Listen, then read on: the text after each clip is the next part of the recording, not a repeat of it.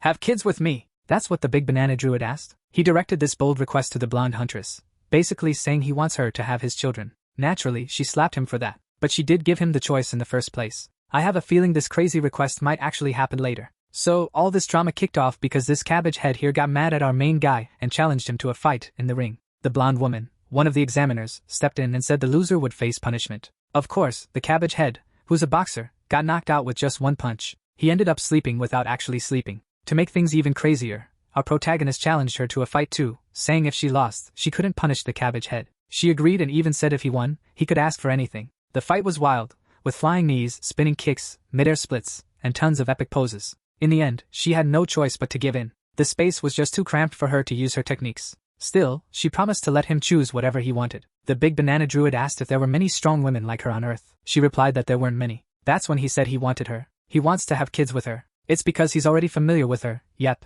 he actually sniffed her. Now let me explain why he talks about breeding and having pups, and why he's always sniffing people. It all kicked off on a regular sunny day, when lightning hit the city. A storm of massive lightning bolts. Everything went nuts real fast, and our protagonist was caught right in the middle. In the chaos, he dashed across the street, and Truck-kun was ready to send him to another world. But out of nowhere, he got sucked into a different dimension. When he came to, he had no clue where he was. But when he looked up at the sky, he spotted some bizarre creatures flying around 2 moons. Then he noticed he was wearing nothing but his birthday suit. Yep, no clothes at all. This place was definitely not Earth. Out of nowhere, he saw wolves battling a bear. All this craziness was messing with his head. In the end, the wolves took down the bear. Together, they were strong and had plenty of food now. Meanwhile, our guy didn't even have clothes. Suddenly, a wolf appeared behind him, locking eyes with him. He freaked out, and bolted. So, kept running, and got exhausted, until his stamina increased by 1. Kept running, and didn't stop. But he tripped and started tumbling. He rolled down the cliff and landed headfirst, completely exposed. He was a mess, but that's when he found some food,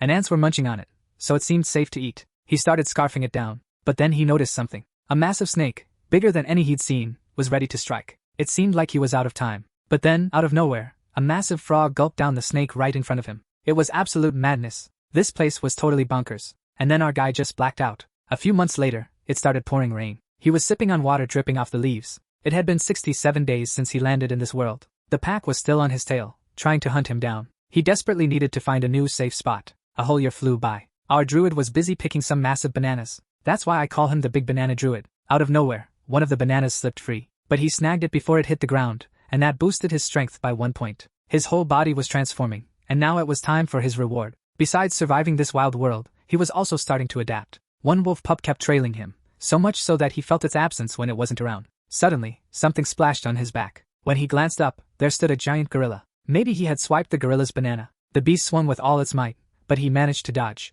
That swing was so powerful it snapped the branch, and the gorilla crashed down right on top of the little wolf. The impact sent the wolf flying far away. That really hurt him. But even then, the little guy wasn't scared. The gorilla, even angrier now, charged again. It landed a hit on the wolf, and that's when our big banana druid snuck up from behind. He struck the gorilla in the eye, but got tossed aside like it was nothing, crashing into a tree. The gorilla, still raging, charged at him. It seemed like everything was doomed in this place. There would always be a ruler, until suddenly, a giant wolf leaped onto the gorilla. The whole pack started biting the gorilla, while slowly, our protagonist began to black out. This was probably the end for him. That pup he saved turned out to be the Wolf King's son, and that was the day he became part of the pack. When he lagged behind, the wolf waited for him. When the wolf fell behind, he carried it in his arms. That's how they grew up and got stronger together. By now, he'd been stuck there for 2 years. By then, he was fully embraced by the pack. After being stuck for 31 years, he scaled a steep mountain effortlessly. He lunged at a massive serpent, tearing it apart with his wolf buddies. Every day, he joined in family territorial battles.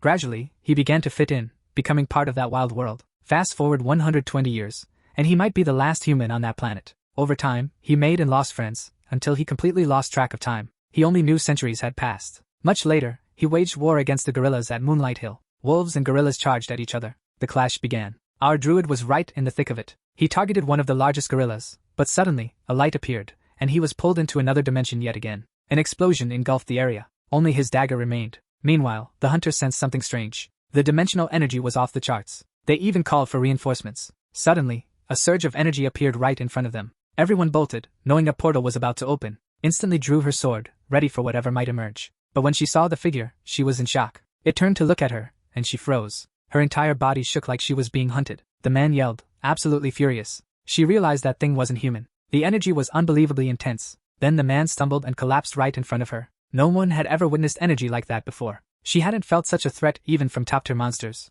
So what on earth is this guy? And now we're here, recounting everything to a psychologist. The man thanked him for sharing, saying his story would be passed on to the awakened Central. Suddenly, the protagonist called out to the bald guy who paused to see what he wanted. It was just to thank him for listening, as he hadn't spoken to anyone in 1,000 years. The doctor wanted to thank him for sharing the tale of a legendary warrior who returned after 1,000 years. But as he left the room, he couldn't shake off how strange it all seemed. Meanwhile, at the awakened Central, the blonde girl is puzzled. The guy doesn't understand why she's worried, and she's baffled because his card shows he's rank F. That means he's just an ordinary guy. So how did someone with a rank F manage to get through the portal? The guy suggests it was just sheer luck. But the test results are already in, and he asks if she wants to take a look. Turns out, he's diagnosed with post-traumatic stress disorder. Basically, he behaves like a wolf. But was what she saw just her imagination? She decides to hand-deliver the letter to him. She needs to see it for herself. He's been monitored for 2 weeks. Suddenly, his meal arrives. He's absolutely famished. So he starts devouring everything. Just then, the blonde shows up and walks into the room, greeting Park Soo-hoo. But he's eating in a strange way, perched on the bed.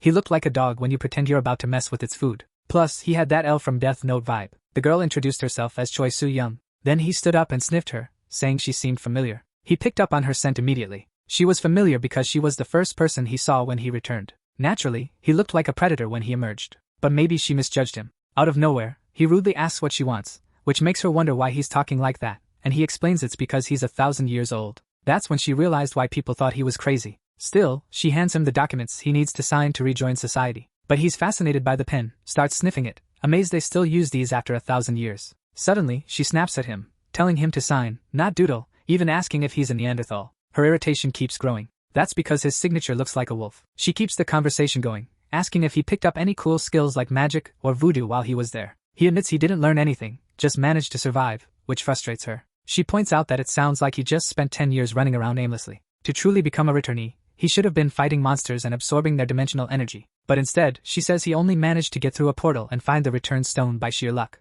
Park corrects her, saying he was actually there for 1,000 years, not 10. Choi, clearly annoyed, insists it was just 10 years, leaving him confused. She tells him to check his records, which show he disappeared in 2015 and reappeared in 2025. Park looks at the file and is stunned to see it's true. Choi hands him back his awakened ID. As she heads out, she mentions that some of his costs will be deducted due to the damage he caused. She advises him to ask about it later and suggests he visit his family once he's feeling better. With a goodbye, Choi leaves. Park can't stop replaying her words in his mind. He's left wondering if any of his family members are still out there. Back then, he had already lost hope in everything, assuming that if he ever returned, his loved ones would have moved on. Now he's back. But he's also grieving the loss of his forest family, who were with him for 1,000 years. But that's just his assumption. On Earth, only 10 years have passed. When he goes through the documents, Park is completely shocked. He finds out his parents really did die that day. But there's a silver lining. His younger brother, Juno, is still alive. In a panic, Park dashes out and heads straight to the doctor. The doctor asks what's going on, and Park says he needs help. His brother is alive, and he wants the doctor's help to find him. The doctor hesitates, suggesting Park might not be ready to reintegrate into society yet, and he needs to check things out first. Park, growing impatient, insists the doctor doesn't get how urgent this is. He's not asking for permission. The doctor then makes a subtle gesture. He says there's one condition. Not long after, Park finds himself in a car. He thanks the doctor, promising not to forget this favor. The doctor assures him they'll keep in touch and instructs the driver to get Park home safely. Park's still not fully recovered, after all. As the car drives off, the girl notes how the doctor covered all of Park's hospital bills, gave him clothes, and even arranged a ride. She wonders why he'd go to such lengths for Park, especially since low-rank returnees usually get ignored by the central office. The doctor admits he's curious about Park's story. Plus, he still needs to replace that doorknob. The girl is taken aback, recalling how it got broken. She remembers Park yanking the door open in a hurry. Later, the doctor sits in his office, reflecting on how this is the second doorknob that's been broken. He muses that it's been ages since he sensed an irregular. Meanwhile, Park is riding in the taxi. A news report mentions that at 3 p.m. that broke loose in an unprotected field in the province. It was due to a miscalculation with a small break portal. Monsters had the area surrounded, and officials figured they'd have it sorted in about 50 minutes. 2 attacks were blocked, but 12 awakened soldiers had Park's back. Park listens intently to the report. He recalls the doctor mentioning how much the world had changed. It had become something entirely different after the doctor joked that if he were awakened, he'd ditch his lousy job and make a fortune hunting in the fields. Park asked what all that meant, and the doctor said he must have really hit his head hard if he didn't know that already. Park told him to quit stalling and just explain. The doctor explained that 10 years ago, gates opened worldwide, marking the Great Disaster. It was Earth's first dimensional convergence, when their world linked with others, and monsters invaded. On that day, 10% of the global population perished. The military couldn't handle the monsters popping up everywhere, so weaker regions turned to mercenaries. Those who vanished during the disaster, along with the awakened, got mercenary licenses and the right to hunt monsters. Park wants to know how he can become a mercenary. The doctor chuckles, saying it's tough for an average guy. First, he needs to awaken. After that, he just has to pass the mercenary test at the awakened central office. Park thinks that sounds pretty complicated. A bit later, Park heads off to another location. The driver lets him know they've arrived. He points to the house ahead, confirming it's the right address. Park steps out and thanks the driver. He then makes his way toward the house. An old woman spots him and asks who he is. He mentions he's looking for Juno. The woman grumbles that he still acts like a kid but talks like an adult. Park is clueless about what she's implying. She insists no one by that name lives there and tells him to leave. Park wonders if he's at the wrong place. He moves closer to the noise. He picks up a piece of paper. He wonders if his brother is in debt. A little later, Park strolls down the street. He's thinking that in the wild, strength is king. But in human society, it's all about money. The scene shifts to a Park is at a building, showing off his awakened card. A woman tells him his application for the mercenary test got rejected because he doesn't meet the requirements. Confused, Park asks why, since he's already an F rank awakened. She explains he's still 4 points shy of the minimum score. Park can't believe it, saying he crossed the portal just 2 weeks ago. She points out that normal people die trying to cross portals, getting torn apart. Then she doubts he actually did it. Regardless, she suggests he either go to awakened school or earn points in field battles, then return once he's a proper awakened. As he leaves, Park thinks the whole system is nonsense. Still, he's intrigued by the goblin field and swan. The scene shifts again. In another taxi, Park asks how far the walls extend. The driver says they encircle the entire city and suggests checking the map app. He asks if Park has it downloaded and explains the city is divided into 12 zones with hundreds of gates in between. Looking around, Park realizes he needs to move quickly. Soon, he spots the location, and the driver mentions they've reached Swan Field Gate 27. Park steps out and stands before the massive entrance. He guesses this gate leads to a hunting area, so he heads toward it. Suddenly, 2 soldiers block his path. They question his intentions. Park explains he's here to hunt. One soldier asks for his mercenary license. Park confesses he doesn't have one. The soldier informs him that civilians aren't allowed here. Just then, both notice something nearby. One soldier shouts to close the exit, but it's too late. A car crashes through the checkpoint. Inside, a monster is devouring a man. The car then crashes into a wall. One soldier calls for the emergency team to handle the monster while others surround the car, ready for battle. The creature crawls out of the wreckage, and the soldiers start shooting, hitting it repeatedly. It looks like the monster is down. The soldiers confirm the situation is under control, stating the monster that breached the gate is dead. Then one of them wonders where Park disappeared to. He thinks Park might have already taken off. He probably bolted after spotting the monster, but Park didn't flinch. Instead, he casually strolled out of the area, mentioning that even in an open field, he could sense everything around him. He also decides it's time to get his own car. As he looks around, he wonders if every city besides Seo is in ruins. It's hard for him to wrap his head around it. A bit later, as night falls, Park remarks that the darkness feels oddly familiar. He moves through the wreckage, declaring it's hunting time. Soon, he drops to the ground, realizing his body still feels a bit sluggish. He examines the nearby buildings, then takes off toward them. He scales them quickly and reaches the roof. From there, Park surveys the area, but he's not just posing. He closes his eyes, focusing, using his senses to pick the best route. He suddenly turns his head and chooses a direction. He then leaps down effortlessly. Those shoes have a crazy grip. As he navigates the deserted streets, he finds a sketchy alley. At the end of it, a group of goblins has a poor dog cornered. The drool dripping from their mouths shows they're starving. Yet Park steps out of the shadows, taking a look around. He spots a dog and jokingly asks if it needs a hand. The dog's eyes say it all. But before he can act, goblins are already charging at him. They rush straight at Park, ready to attack. Park just grins and charges right back at them. In a flash, he spins around and strikes from behind. The first goblin gets hit so hard its head practically collapses into its body. Then things get even weirder. System windows start popping up in front of him, full of errors, and Park's totally clueless about what's going on. It seems like the system can't keep up with his moves. While he's trying to figure it out, the other goblin sees the moment to attack. They think they've got the upper hand, but that confidence quickly fades when Park takes them down, 1 hit each. The last goblin, seeing all its buddies fall, panics and tries to escape by climbing a building. But it makes a dumb move, stopping at the top to look back, only to find Park right there with him. Park tosses him off the roof, and the fall finishes him off. Once Park's back on the ground, another system window pops up. There's a warning about an error with his class abilities. This takes Park back to 100 years ago, when he was fighting for survival, naked in a forest. That's when he first started earning status points. So maybe even now, back on Earth, the system is still active. These errors might explain why he's felt weaker since returning. Suddenly, a new window appears, the achievement shop. Park, intrigued, checks it out. He sees he has 7 points and a few items available for purchase. Nothing too special, but he decides to grab a few things anyway, and the items materialize right in front of him. Just as he's about to eat, he hears a noise. It's the same dog from earlier, now with a puppy by its side. Park approaches them slowly, placing a hand on the dog, and realizes it's dying. The animal seems ready to rest, but Park isn't ready to give up on it. In silence, it seems to ask him to look after the puppy. He can't turn away from that. In the other world, wolves were like family to him. Maybe this is destiny coming full circle. He pulls out a snack and offers it to the dog. So, he heads over to where the goblin bodies are, all 7 of them. He works tirelessly through the night,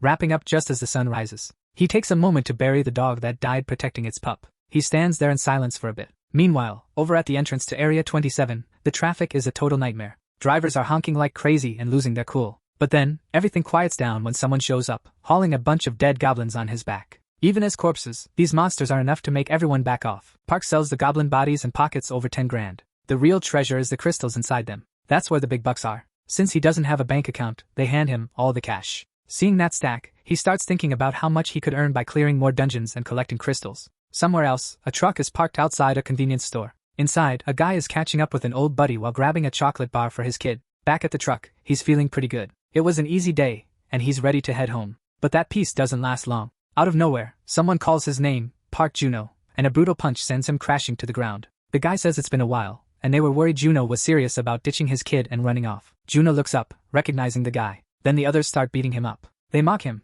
saying he looks better than last time. They wonder how many times they've had to show up here. Juno quickly pulls out some cash, saying it's all he has. After counting, the guy tells him the monthly payment is 8,000 Brazilian real. Plus, the interest is over 6,000 more, so he's still short. With tears in his eyes, Juno pleads for 3 more days. The guy hits him again, asking if he even knows how much interest piles up in 3 days, telling him to stop lying. Suddenly, someone calls out to Juno. Juno freezes, realizing his brother is alive. Park walks up to him. He asks if he's Juno. A flashback shows Juno getting bullied. Park just watched as Juno begged for help. But Park ignored him. He walked away, leaving Juno on his own. Park was never really there for his brother, even when he needed him. Flashback to reports of mysterious explosions happening all over the country. Suddenly, red spheres, like portals, start appearing with these explosions. Juno is in shock as he watches, then bolts to his mom's room. His parents are relieved he's back, but they still have no clue where Park is. Out of nowhere, an explosion hits, and monsters start flooding in. At the same moment, a giant eye locks onto Juno. Moments later, he vanishes.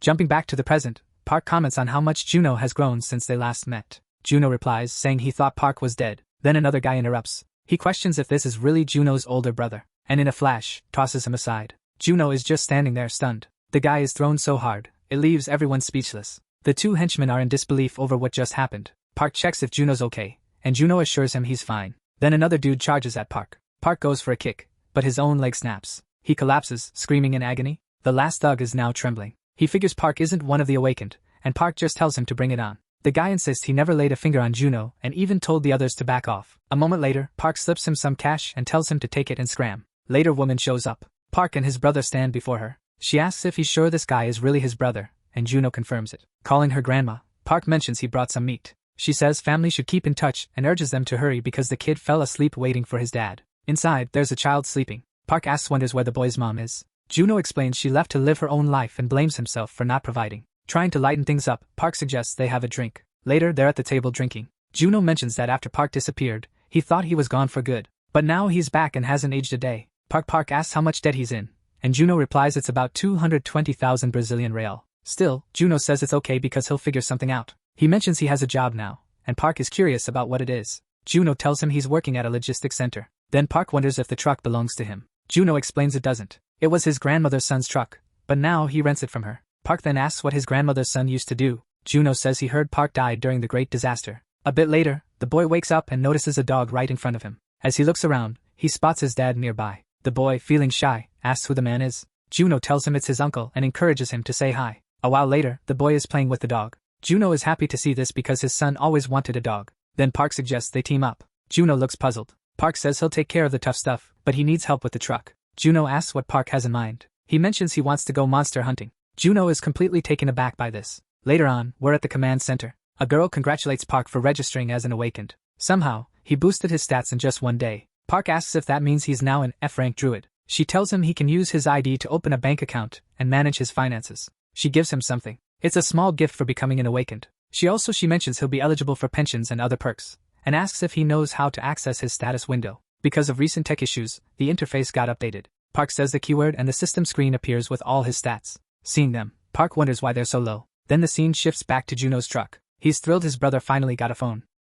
Juno mentions he's on his way and will meet him after delivering the last load. Now that Park is officially recognized as awakened, but he still needs to pass the mercenary test. However, Park insists they should tackle Juno's debt first. Juno points out that Park is still just F rank, so going after monsters now is way too dangerous. Instead of debating, Park just hangs up. Juno looks at the phone, questioning if this is really his brother. Park has changed so much. As Park approaches, he notices the gate looks shut. Meanwhile, is hurrying because they don't want to miss their game. Inside the car, everyone seems tense. One guy tells them to chill out, and questions why they're scared when points out that they can officially become guild raiders if they manage to clear the dungeon. In his mind, he thinks they're pretty useless. They're only in it for the cash, and without connections, they wouldn't have made it this far. Soon is shocked to see Park show up again. The soldier asks if he's by himself, and Park confirms. Park places his card on the scanner. The soldier checks his data and reminds Park knows his rank limits him, so he can't just waltz into any dungeon. Nearby, the guy from earlier is keeping a close eye on him. Park is actually heading in solo. Another soldier wonders if Park will be alright since he doesn't even have proper gear. But the first soldier reassures him,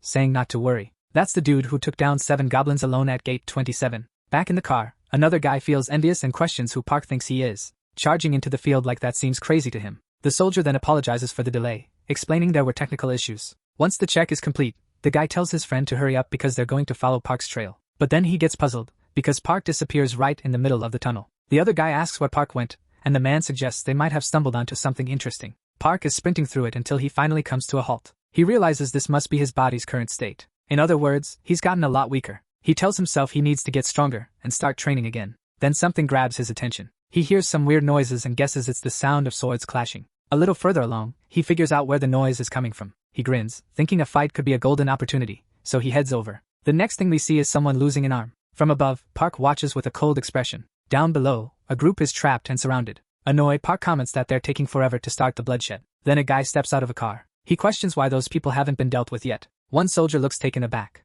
The man loses his patience and orders them to finish it immediately. Another mentions the target has a bounty of 200,000 Brazilian real. Hearing that, Park is shocked by the potential cash he could earn from taking him down. The soldier continues to stare at the man in disbelief. The group gears up to end it. The man confirms the bounty is legit and tells them to capture him if possible, though no one seems confident. They're not sure they can win, even if they give it their all. In a flash, Park shows up and makes his way toward the soldiers. The guy watching him looks puzzled. Another soldier asks Park who he is. Park just keeps walking toward them. When asked again, Park only wants to know if the bounty on his head is really that high. The guy confirms it and insists on knowing Park's identity. Park replies he's just someone in desperate need of cash. The soldiers start speculating about who this kid might be. The man laughs at Park. He tells Park he's not from the central office and should have stayed out of this. Suddenly, Park feels something weird happening. He starts wondering what's going on with his body. The man explains that Park stared into his eyes for over 5 seconds, so now he's paralyzed. He orders his soldiers to attack Park, and they aim their swords at him. But then Park moves again, shocking everyone. Nobody can believe what they're seeing.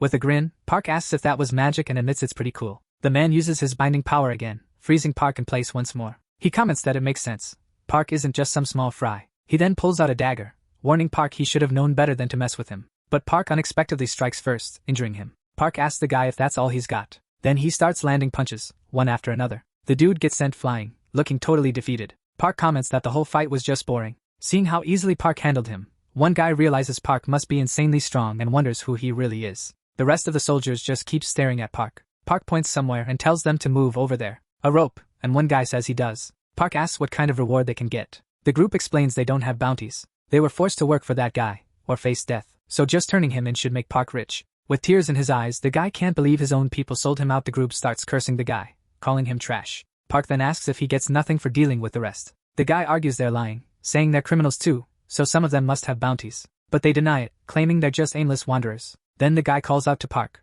questioning what kind of city rules let him act so freely. He declares this place is true freedom. He promises Park a life of luxury if he lets him go. Park silences him with another kick. The guy seems to pass out. Park asks again if all these people really have bounties on them. The man confirms, saying most of them are ex-criminals. Hearing that, the guy realizes he's doomed. Park wonders if there are too many to handle, and the other guy suggests they can leave some behind. Park decides it's nap time for everyone. Later, we see a car cruising down the road. Inside, a man mentions they owe Park for saving them, but Park brushes it off. The other guy insists they would have been done for without Park. This sparks a bunch of questions about his powers and skills. One guy shares that his awakened power is swordsmanship, and he picked up tracking from skill books. Park is blown away when he finds out people can gain magic from books. The guy can't believe Park has no clue what a skill book is. Park figures picking up a couple of combat spells might come in handy later. But then something unexpected happens. Suddenly, a massive light engulfs the area. Park wonders if it's a portal, and the boy looks surprised. He confirms it is. It's a level 1 dungeon, the easiest kind, and that's where they're headed. Park thinks it's a bummer.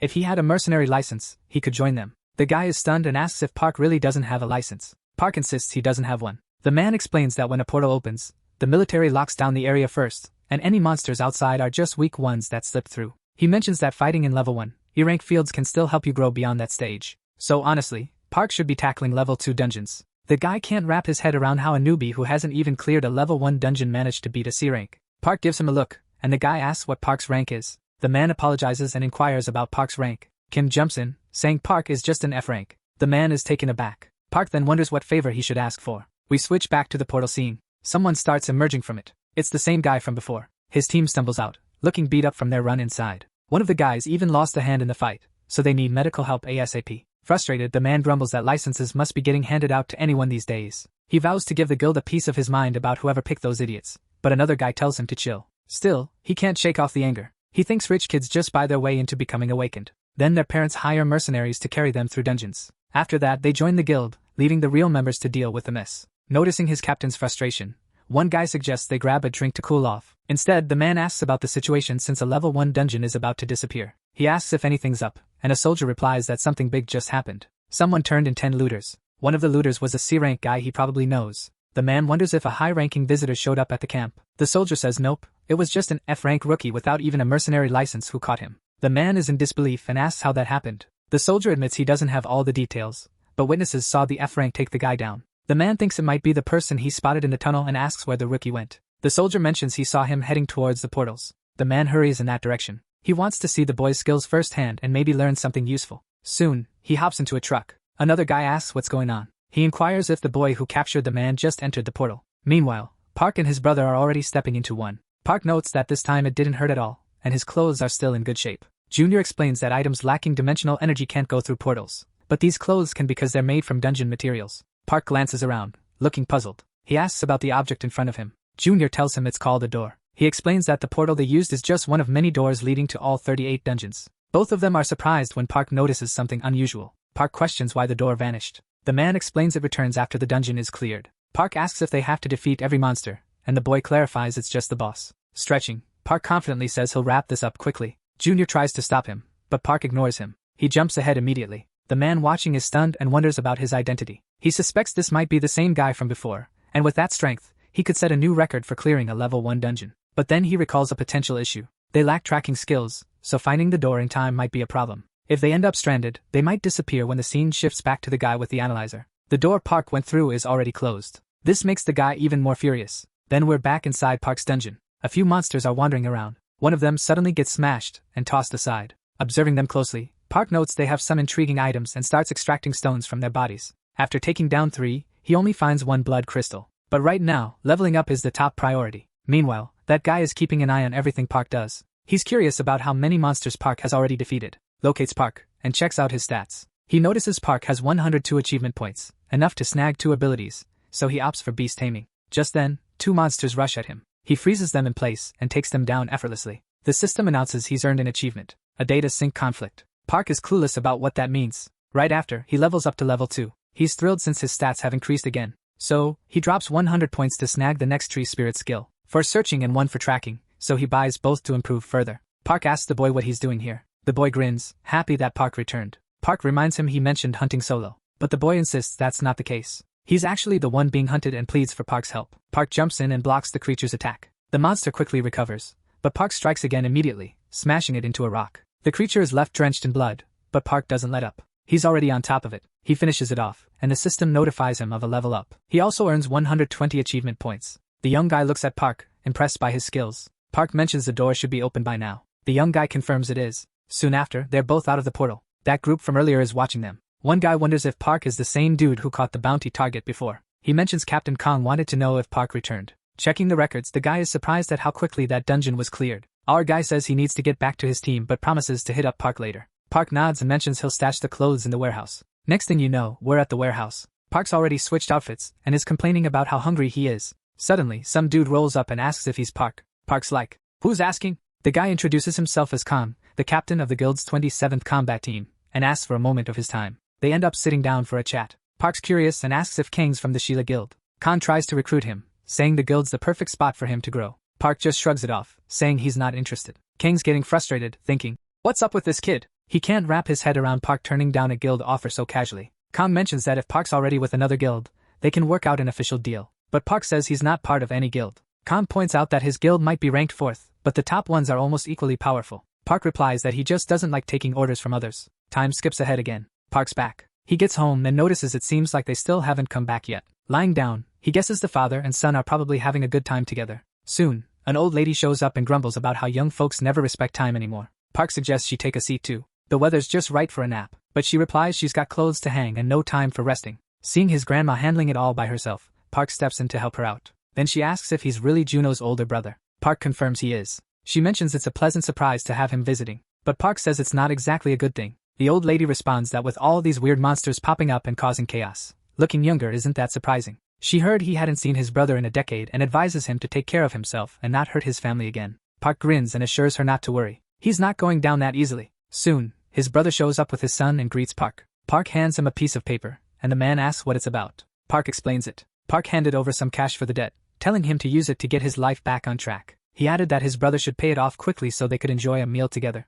Overcome with emotion, the man asked how he could ever repay Park. Park just told him to stop being so emotional and get going. With tears and out to him again, asking if he had enough money for food and drinks on the way. The man replied yes and promised he'd return before anyone noticed. Park stayed on the terrace with his nephew when a system window suddenly appeared. It said the target was following him and needed a name. Park wondered what to call the dog. The kid suggested Baku, and Park thought it wasn't a bad choice. So from then on, the dog was named Baku. After spotted his brother's truck, he assumed he was back and went to meet him. He and the child walked over, but the man emerged covered in blood and collapsed. Seeing that, Park was completely shocked, trying to figure out what just went down. Later on, we switch to a nighttime scene at a building. Inside, there's a group of guys playing cards. One of them asks if the fight is happening this week. Another dude confirms it, mentioning that online, everyone's placing bets on a guy named Miho. They also wonder if there's any update from Horizon, their last trip that cost them big time. Suddenly, there's loud banging on the door. Annoyed, one guy asks what the heck that noise is. The rest get up to check it out. Then, the door bursts open, and this guy covered in blood stands in the doorway. Someone immediately grabs him by the head and drags him away from the entrance.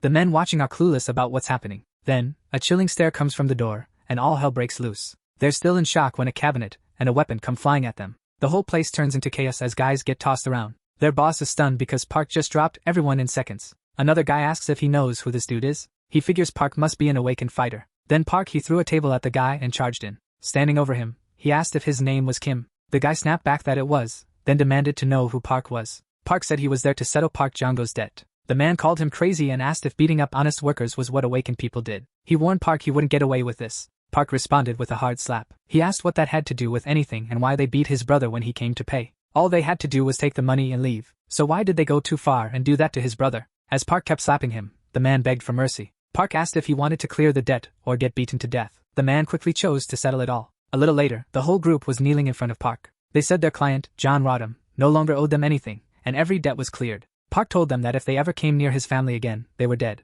He told them to stay out of his way. They all nodded in agreement, still kneeling. But one guy wasn't ready to throw in the towel. Later, someone mentioned Park had already taken off. Frustrated, he wondered if the kid really thought he had no support. The scene switched to a different building, where the guild leader mentioned he discovered fresh talent. He asked his colleague to check out Park's file, but the guy noted Park was just a rank F and had only registered as Awakened that day. The leader said that made Park even more intriguing, so they should dig deeper. They were curious about what kind of person he was. After bypassing the lock, they finally accessed the data, but still couldn't figure out why his profile was hidden. He hadn't joined any guild yet, and there was clearly more to his story. Then they requested to see his abilities. The report classified him as a conjurer type. It also mentioned he had easily taken down a guy with a massive bounty. Then they realized he had been missing for 10 years, which made everything even weirder. They started speculating if he was some kind of secret agent. The one guy just thought Park was strong because of his powers. He never considered Park might be involved in intelligence work. The other guy suggested they stop trying to recruit him, convinced Park was working for another country. He said he saw this coming as soon as all the chaos began. Trying to change the subject, the other guy suggested grabbing some coffee and wondered why a special agent would bother with a level 1 dungeon. The boy questioned why it mattered so much, but the man insisted he keep an eye on Park, even though the boy clearly wasn't interested. Then the scene shifted to a hospital. Juno noticed him coming in and asked why he brought so much food. Park explained he heard that eating a lot helps with recovery, so he brought a bunch. Park asked if he was feeling better, and Juno mentioned the bandages would be off the next day. Then Juno asked if Park's mercenary test was the next day, and Park confirmed it. Juno said it would be awesome if he passed and a guild wanted to recruit him, but Park wasn't having it. He believed he was once the king of the forest, so no way was he going to serve under someone else. Juno still pushed him to check out a top guild. Park confidently replied that he didn't need to, he'd just start his own. Juno was stunned and asked if Park was serious. Later, the scene switched to the adventurers agency, where Shui was strolling through. An older guy stopped her, curious about what she'd been up to lately. He mentioned there had been 2 breaches in her area, and if yesterday's portal had been a breach portal, the whole city would have been toast. Shui wondered if they were really helpless without her. He urged her to help out because the portal department manager had been on his case all day. What he meant was she was wasting her talent, but Shui admitted she was having trouble focusing. He handed her a paper, telling her to stop talking nonsense, and read it. Shui was taken aback. They were assigning her manual work when she thought she'd finally get a break. The guy pointed out that she wasn't the only one, and it wasn't her first rodeo anyway. Frustrated, she just walked away. He yelled after her, reminding her not to fail candidates just because she was ticked off. He mentioned they were low on people and needed everyone they could get, but Shui insisted it was better to turn away fools who couldn't even defend themselves. Then, the scene switched again. A bunch of people were chatting about how desperate they were to pass the test. Nearby, a dude was live streaming on YouTube. Everyone there was aiming to snag a mercenary license. Rolled into the area. The streamer announced he had to cut the broadcast because the test was about to kick off. At that moment, Park showed up and glanced at the kid. The kid asked if it was Park's first time checking out his stream. Park wondered who the kid was even talking to, and the kid told him to back off a bit. Shortly after, the supervisor introduced himself, saying he'd be in charge for the next 3 days. He laid out that 21 supervisors would decide if they were fit to pass. Everyone got a numbered ticket at the entrance, and supervisors were assigned through a random draw. When their number was called, they had to line up in front of the assigned supervisor. Time passed, and more names were called until finally, it was Park's turn. He had number 15. But then, something caught him off guard. His supervisor was the same blonde girl from earlier. Seeing her, he realized it had been ages since they last met, but he recognized her instantly. They were then instructed to head to their waiting rooms and relax until the next announcement. Meanwhile, the streamer went to his room, telling his viewers the test would be tough, though he joked he'd be out by the next day. It turned out the streamer was in Park's room too. When Park glanced over, he noticed the guy. The streamer asked why Park looked so down after being so hyped earlier. Then he realized Park was the same guy from before. He asked if Park knew about the blonde supervisor everyone talked about. According to him, she'd fail people just because she was in a bad mood. Park questions why she's being blamed instead of those who showed up unprepared. The boy, feeling dismissed, asks Park if he even knows how to show respect to his seniors. Park suggests they settle any issues with a fight. The boy challenges Park, asking if he thinks he's an easy opponent. Park confidently replies that he does. Now enraged, the boy demands Park follow him. Meanwhile, Choi arrives on the scene, but the place is completely deserted. Frustrated, she wonders where everyone disappeared to. The scene cuts to a fighting ring. Park and the boy prepare to square off. The boy warns Park that he picked the wrong guy, saying Park should have won 2 matches before facing him. He boasts about being a rising YouTuber named TV Kaboo, but Park cluelessly asks if that's a type of food. This only fuels the boy's anger, and he vows to teach Park a lesson. The crowd in the stands erupts in cheers for the streamer. The boy claims he enjoys teaching disrespectful kids some manners. Park, on the other hand, thinks this is all pretty entertaining. The streamer warns Park not to come begging for hospital money afterward. Then he charges in and throws a punch. But then Choi shows up out of nowhere. She tells everyone to head back to the waiting room immediately. The group scatters in a flash. Staring at Park and the streamer, Choi demands to know if they're trying to fail. She's not interested in their excuses. Someone's got to take the fall, so the loser fails. They need to finish the fight. The streamer thinks this is exactly what he'd expect from the infamous Crazy Witch. Park gets himself ready. The streamer warns him not to chicken out. Park was the one who wanted the showdown. Park apologizes for what he's about to do next. The guy charges forward, and gets knocked out cold with just 1 punch. Choi is shocked. Ever since she met Park, she's had a weird feeling about him. Park asks why she's zoning out. Then he challenges her to step into the ring if she wants a fight too. But there's a catch. If he must be out of his mind. Still, she enters the ring and asks if he's an irregular. Park admits he has no clue what that even means. Choi makes the first move, but Park dodges effortlessly. She keeps up the pressure, attacking relentlessly. Right now, Park's just on defense. Before launching another attack, Choi tells him if she wins, she'll grant his wish. But then, she takes a hard hit from him. She senses something's off. He's definitely holding back. Moments later, she's stunned again. Park admits she's stronger than he thought. Choi is surprised he withstood her attack. She charges at him again, declaring it's over this time. She lands another hit and follows up with a barrage of attacks. Then suddenly, out of nowhere, Park starts fighting back. He even cracks her shield. But still, it's not enough to take her down. Even so, Choi's shocked he managed to break her shield at all. Park charges in again, saying he's enjoying this. Choi says that confirms it. He's definitely an irregular. Still puzzled, Park asks what that means. Then, Choi suddenly gives up. Park asks why, just when it was getting interesting. She explains the ring's too small for her powers, and they should find a bigger place next time. Park wonders if Earth has many strong girls like her. Choi replies, not really. Then, Park tells her he chooses her and asks if she wants to have kids with him. Choi responds with a solid slap. At that point, the streamer wakes up, confused about what just went down. Choi, still fuming, turns around and storms off. The guy can't believe he got knocked out with just 1 hit. He decides he might as well head home since he blew his application fee without even getting to take the actual test. It's embarrassing. Still upset, he asks Park if he's satisfied now. Park mentions that he wasn't actually disqualified. Meanwhile, someone is watching them through a camera, and the scene shifts to an old man at a computer. He's still in shock that Choi lost. Park suggests to the streamer that they should leave together, but the guy is puzzled about why he wasn't kicked out. Park explains that he asked Choi to overlook it. The streamer is curious about why Park got slapped, but Park tells him it's none of his concern. Then the guy seems to piece it together. He figures Park took the slap for him and used it to cool Choi down so he wouldn't be disqualified. Suddenly, Park gets called to the supervisor's office over the intercom. A short while later, Park shows up there. He wants to know why he was summoned. The supervisor mentions the room is under surveillance, and he saw Park's brawl with Choi. He's amazed that a candidate could stand up to a rank be awakened and asks if Park is awakened too. Park admits he has no clue what that means, even though people keep asking him. The supervisor realizes Park needs a crash course on the portals. He explains that pit portals link Earth to 3 other worlds. First up is Aruka, where elves and dwarves live. Aruka is on friendly terms with Earth, and returnees often pick up magic skills or artifact crafting. The second world is Gukshun, where Mimonas and martial artists are in a power struggle. The martial artists are allies, but the Mimonas are foes. The third world is Meter, dominated by orcs and teeming with wild monsters. Some humans came back from these worlds with powers so immense that they surpassed the awakened and were dubbed irregulars. After hearing all this, Park admits it's a lot to take in, but he's sure he didn't come from any of those places. The supervisor is taken aback, wondering if Park might actually be a dungeon returnee. He questions which world Park could have returned from. Park reminds him that he already told the doctor he spent over 1,000 years living with wolves. A bit later, Park wraps up his entire story. The supervisor thanks him and sends him back to the waiting room.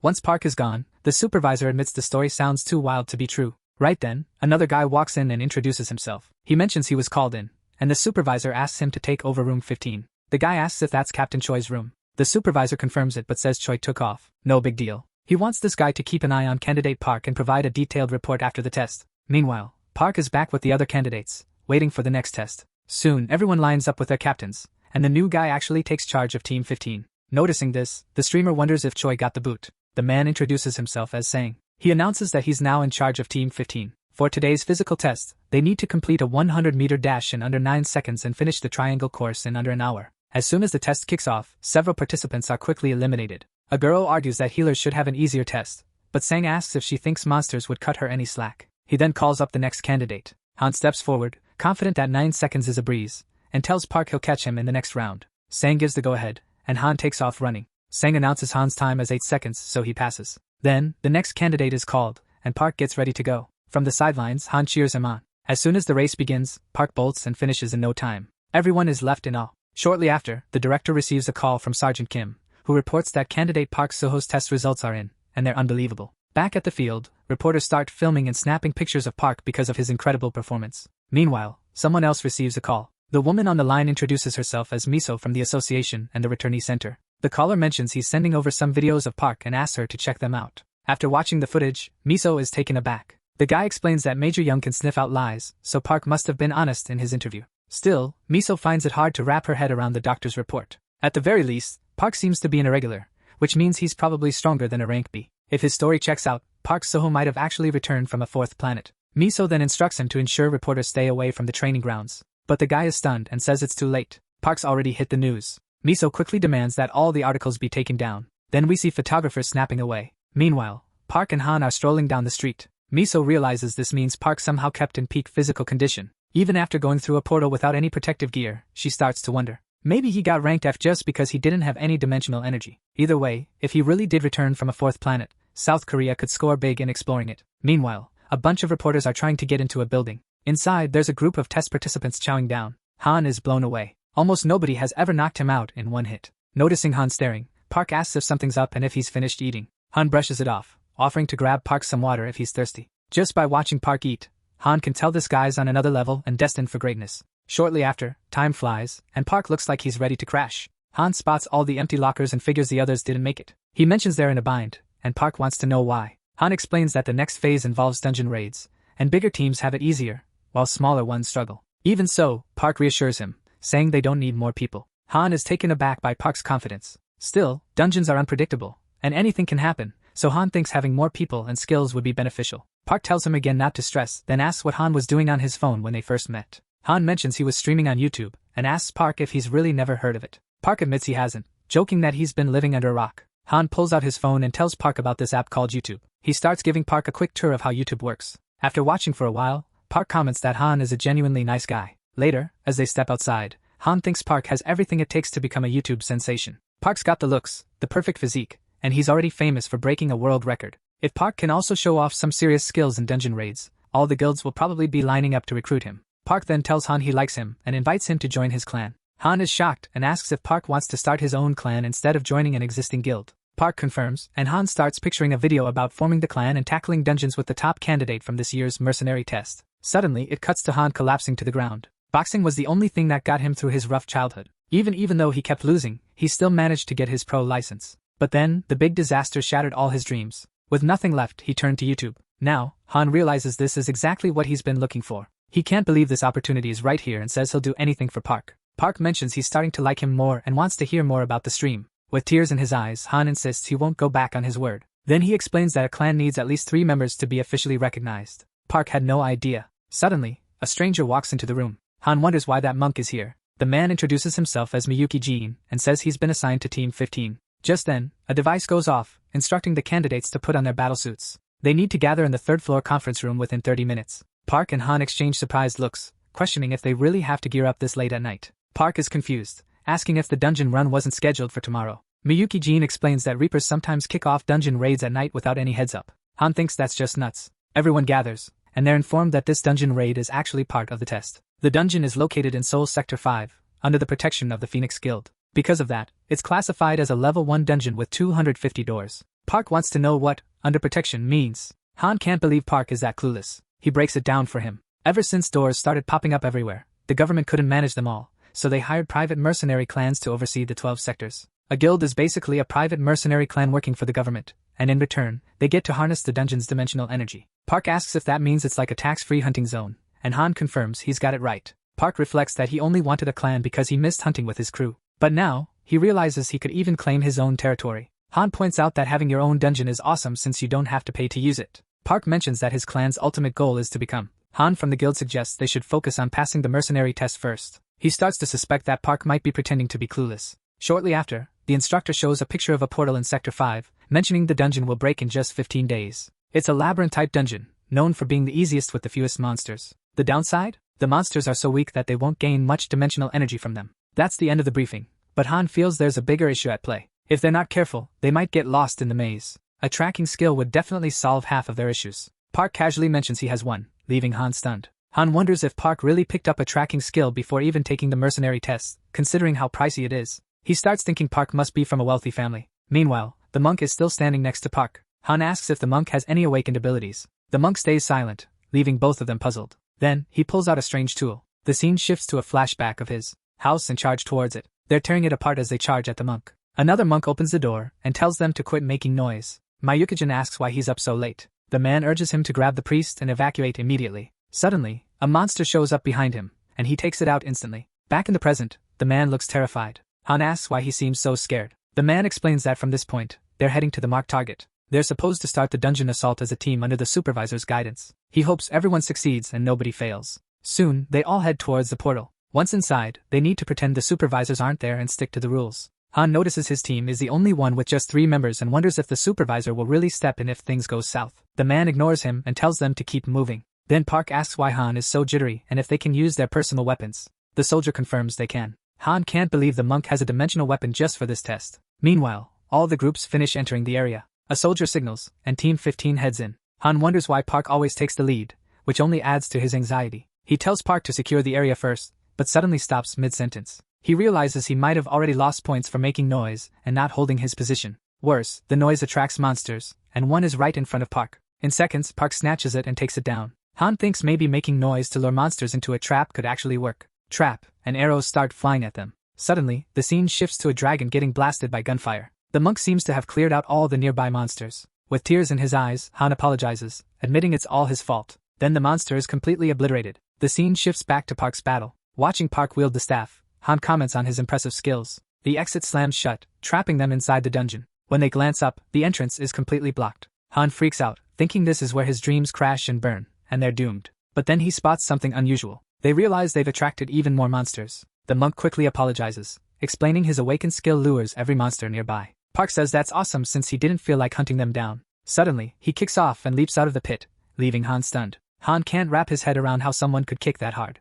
Park mentions he likes the monk and wants him in his clan, but the monk still looks confused. Then a massive wave of monsters charges in. Park just stares them down without a hint of fear. Han activates his tracking skill. He sees every monster and all the nearby traps. He starts running, thinking they're in deep trouble. The monk points his staff at Han. He tells Han to grab on so he can climb out. But when they get up, they're shocked to see Park has already taken out the entire swarm. Han can only think this is absolutely insane. Park tells them to keep up and watch out for the monsters that are just knocked down. The monk is amazed, wondering if Park is dodging the traps on purpose or using some kind of tracking, cutting down monsters while turning them against each other. The protagonist, so he saves him by throwing his staff at the skeleton. Right after that, the system awards Park 42 conquest points. Shortly after, the system informs Park that he acquired 42 conquest points. The scene then shifts to the agency. One soldier reports that a team is already returning from the dungeon, and the other is shocked since the test only started minutes ago. Suddenly, the guy gets a call. He picks up, and it's his boss asking why they're back so soon. The soldier explains the mission's done and suggests watching the video for the full story. He mentions that judging Park's skills in a level 1 dungeon is tricky, but he did set a new record.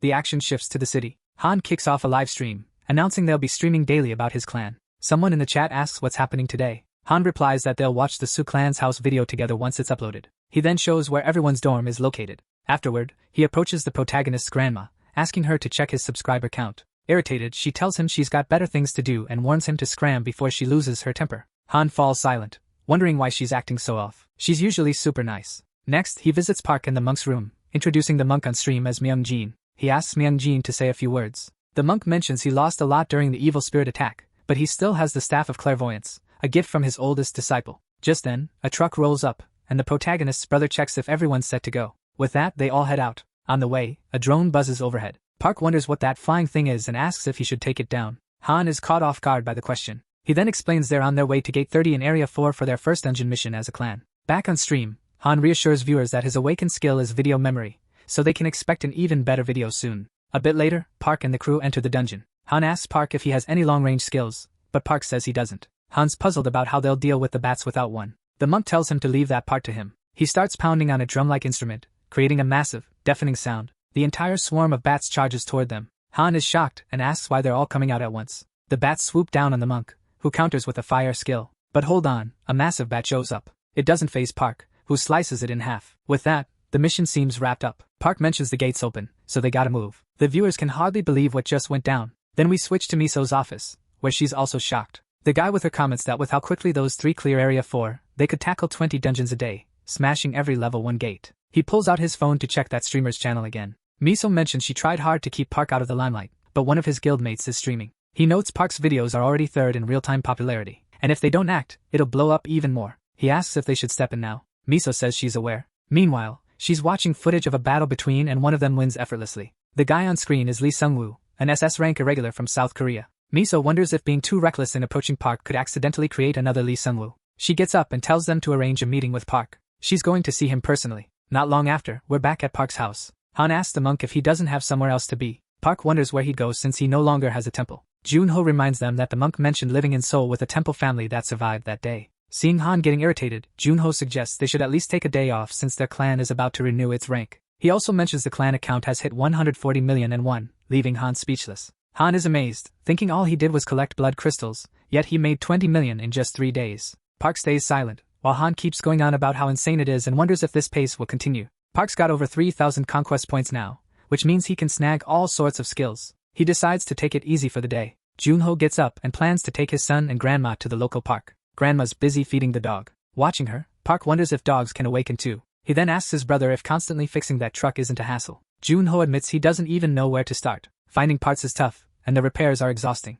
Park wonders why he doesn't just get a new car. That suggestion lights Junho up instantly. Later, they're at a dealership chatting with the manager about which car to choose. The salesman dives into every little detail. Park just checks if his brother likes it, and Junho quickly confirms he does. With that, Park says he'll pay cash and asks if they can drive it home immediately. Soon after, they're cruising in the new ride. Junho is over the moon, saying it's incredible and way better than his old one. Park's loving the passenger seat, saying they should have snagged this ride ages ago. But then Junho spots they're heading to Area 3-4 and wonders why, since it's off limits. Park reminds him of that time he said he couldn't awaken because he was broke. So today, they're gonna change that. Not long after, they pull up to the place, surrounded by wrecked houses. Junho's definitely not feeling it, and even the dog's on edge. Park asks if the dog senses it too, because he's sure he smells a goblin. Junho's got a bad vibe and wants to bail, but Park hops out of the car and tells them to hang tight with the dog.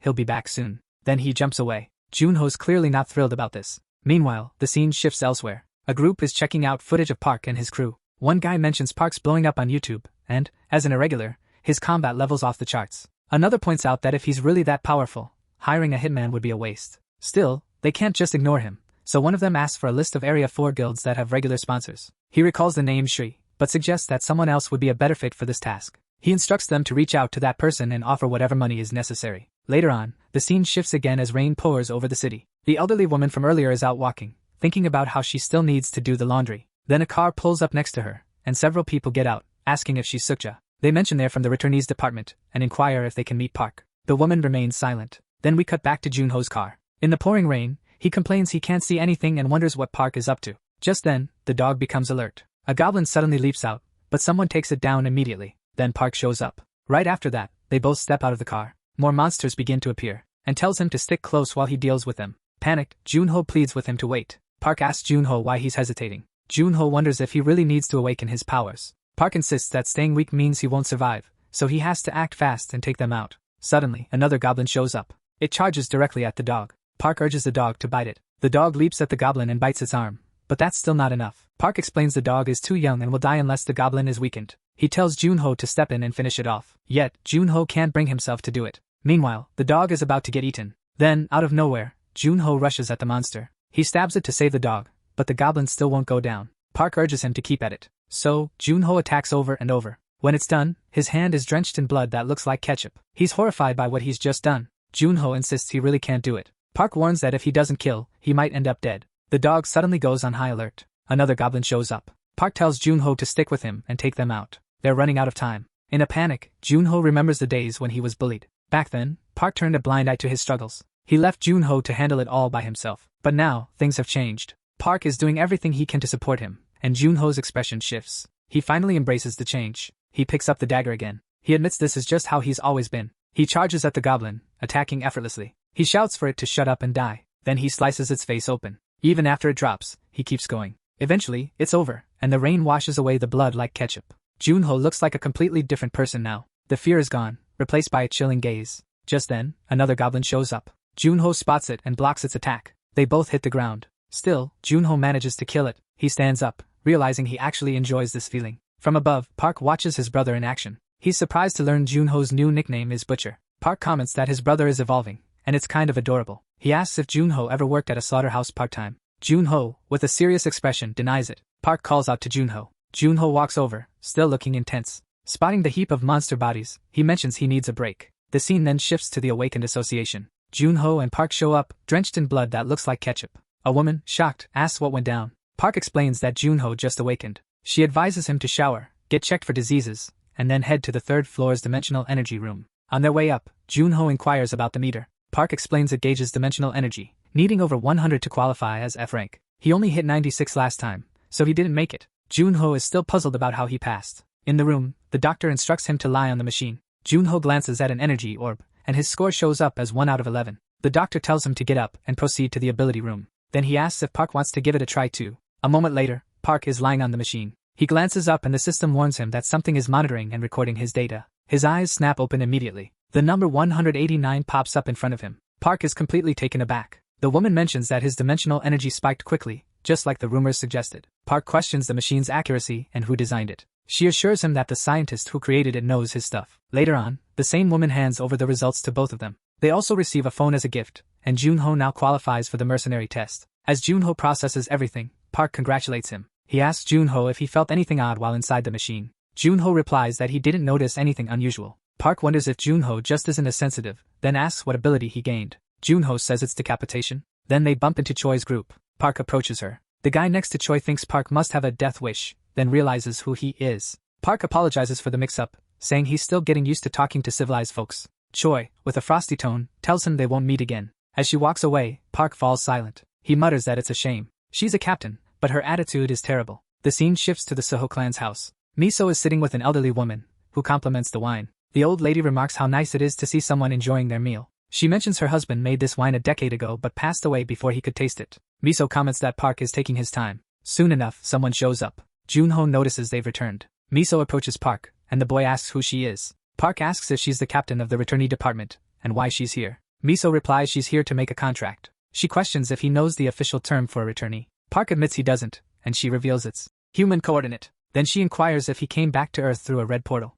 She explains that when that happened, certain conditions were fulfilled. This means the portal can reappear, and a bridge portal might open for travel both ways. Park suddenly realizes this could be his chance to find his friends. Miso mentions that the Awakened Department suspects this planet might be the new fourth planet. If that's the case, South Korea would be the only country with a portal to it. Park wants to know when this portal is supposed to appear. Miso tells him it'll take at least 99 days. So, Park wonders what she wants from him in the meantime. She asks him to lay low until the portal shows up. Confused, he questions her reasoning. Miso explains she doesn't want him turning into another Lee dungeon situation. Park is clueless about who that is, so he asks. She tells him Lee is now the top-ranked person globally, and originally hailed from Korea. Back during the Great Disaster, the government detained returnees for protection. But at that time, they knew next to nothing about irregulars. So Seokwoo, who came back as a rank D awakened, managed to escape easily. She adds that all 9,000 gates exist because of him. Then she asks if Park is aware of the dimensional industry. If one opened while he was gone, Korea could suffer major losses. Park wants to know what he gets in return. Miso says he can request anything he wants.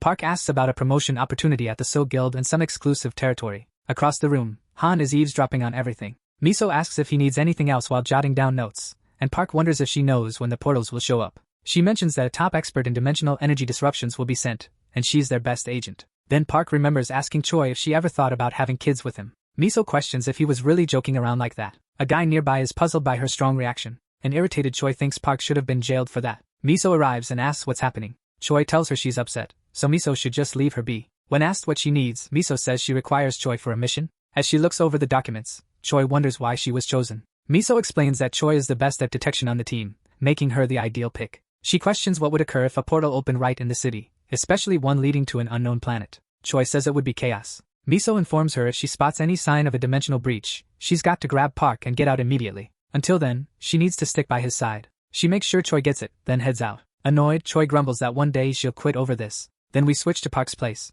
Cherno's curious about why Park's in such high spirits. Ham explains they aced the test to elevate their clan, and now they can tackle level 2 dungeons. Park thinks that's awesome news. Cherno points out that to enter level 2 dungeons, they need to be rank P, but they're still short on people, so maybe sticking to level 1 dungeons is smarter for now. Ham agrees, but mentions that with Park in the mix, even level 2 dungeons should be a breeze. Park suggests they should first make money from level 1 dungeons, then level up with skill books. After that, they'll set up attack teams and bring in more members if needed. Soon, the monk introduces himself. Everyone says hi and checks if he's eaten. The monk confirms he has and mentions they're leaving today. Then we cut to a line of cars. The group makes their way toward the portal. One of the guys glances over and spots something interesting. He notices Park's crew hanging out. So, he strolls over and greets Park, mentioning it's been a while. He asks about the old friends Park used to hang with, but then his expression shifts suddenly. Park looks puzzled. The guy mentions Park's friends are doing alright, and Park wonders why he's with the day group. Just then, the guy's team calls him over to get moving, so he says he's gotta bounce. The monk asks who that was, and Park explains they used to clear dungeons together.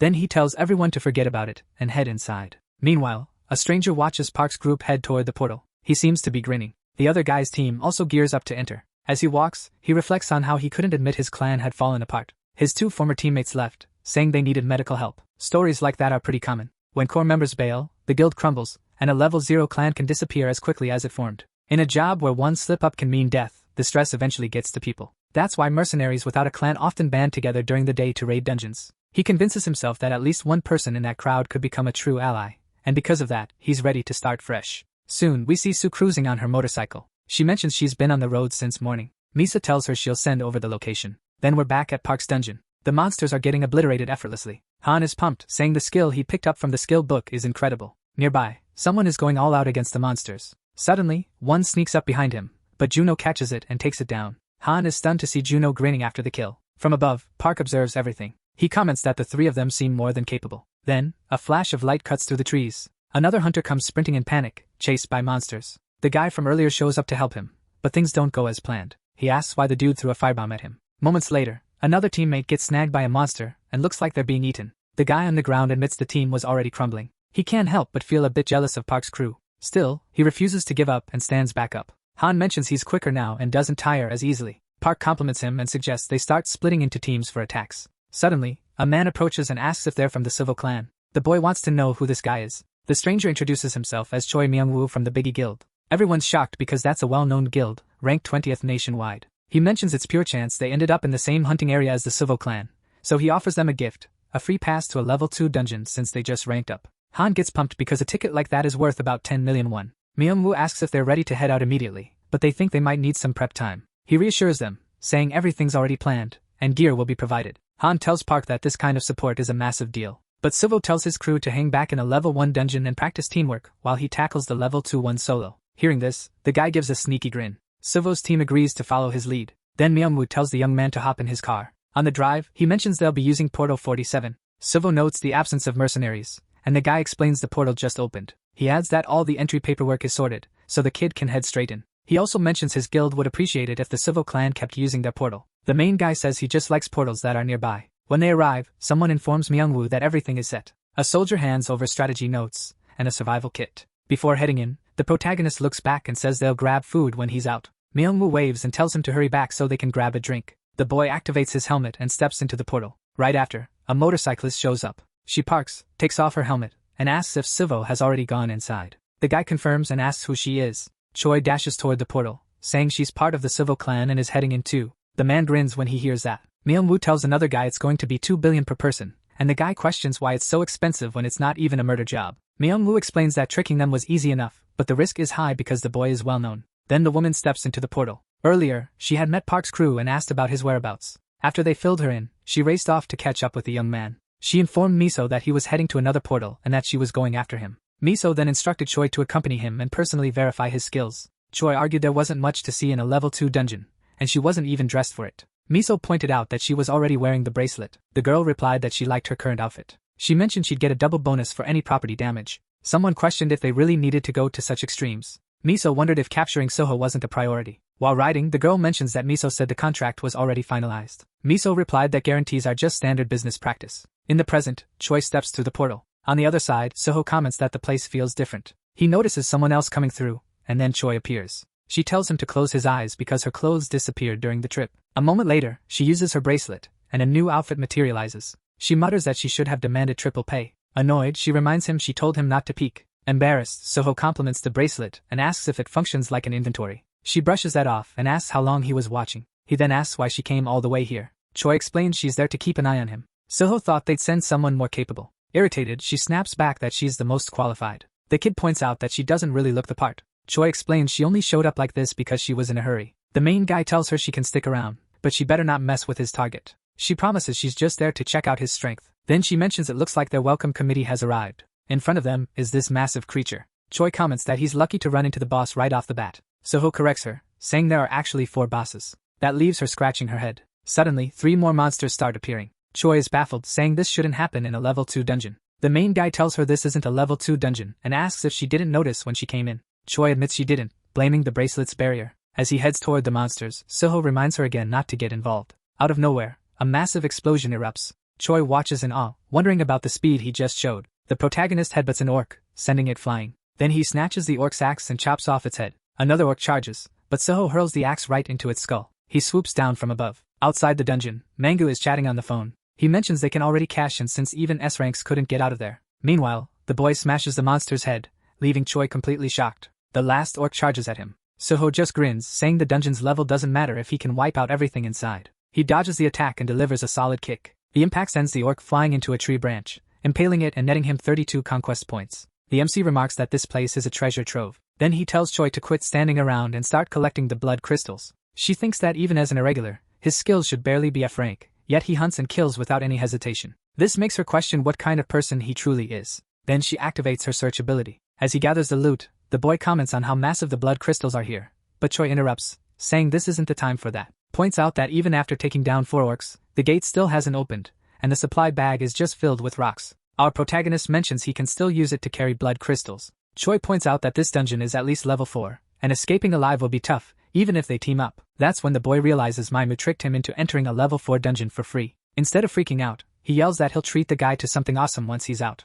Choi thinks the boy is a total fool. Just then, a 5th orc charges at her. She suddenly remembers she left her sword on the motorcycle. Tells her to chill. He's strong, even if he used to be stronger. Uses her clairvoyance, and sees a bunch of creatures closing in. Choi Soho mentioned the monk mansion was gone, but the enemies just kept coming. They catching him off guard. He warned Choi not to touch them. They were all his. Choi raised her shield. Soho was busy chopping off orc heads left and right. Then Choi stepped in. Choi whipped out her sword from her inventory and took down one of the beasts. But she still wished she had her actual sword with her. Soho appeared and told her to back off his targets before diving back into the action, slicing away. Suddenly, one of the orcs clobbered him with a club. Soho got back on his feet and asked if that was the boss. The orc's response? It charged straight at him. Soho sidestepped and plunged his knife into it. Choi wondered if that was the end, but the orc was still standing. Meanwhile, Miso was asking if Choi had gone after Soho, but their phone signals were in different spots and hadn't budged for an hour. She was convinced they were together, and assumed they had paused to rest and sort out their gear before moving on. And Choi's was on the motorcycle.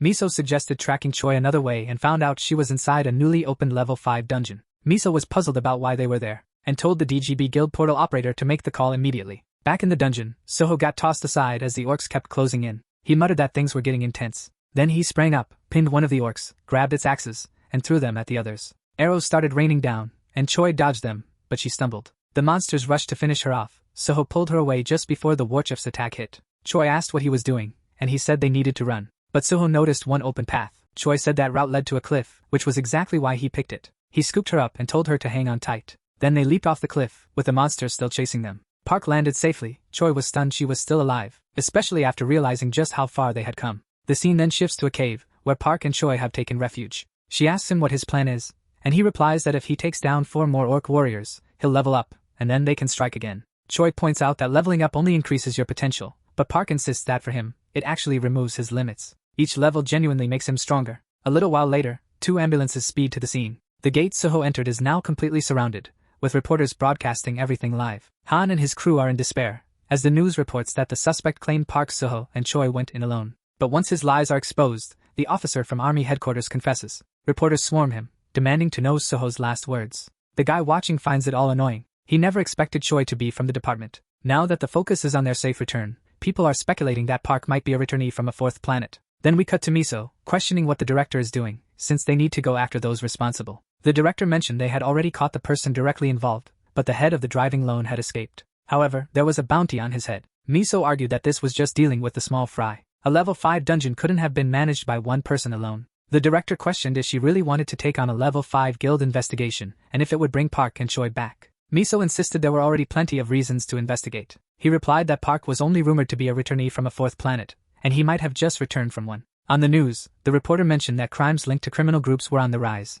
and more people were calling for stricter punishment for guild-run dungeon management. The director explained they were using the press release to put pressure on the guild, and if they acted now, things could get better. With tears in her eyes, Miso confessed she was the one who sent Choi there. The director asked if she thought he was unaffected by it, but admitted there was nothing he could do at the moment. Still, that didn't ease the pain. Miso continued to blame herself. The story then shifted back to the dungeon. An orc stumbled upon a bizarre creature and froze in place. It reached out to grab it, but the little creature dodged and darted forward. The orc kept swinging wildly but couldn't land a hit. Suddenly, someone dropped from above and took out the orc instantly. The system chimed in with 32 conquest points. Park was happy. He just needed 3 more points to level up. Meanwhile, Choi used her clairvoyance and spotted another orc about 100 meters away. In a heartbeat, Park leaped over and appeared behind it. But the monster noticed him. Choi tried to warn him it was a trap, but it was too late. Park had already fallen in and hit the ground, looking pretty beat up. The orc gave some sort of signal, and a bunch more monsters charged out. They surrounded Choi as she rushed to Park, urging him to get up. He came to and realized they were surrounded by monsters. He was shocked that he actually got caught in a trap,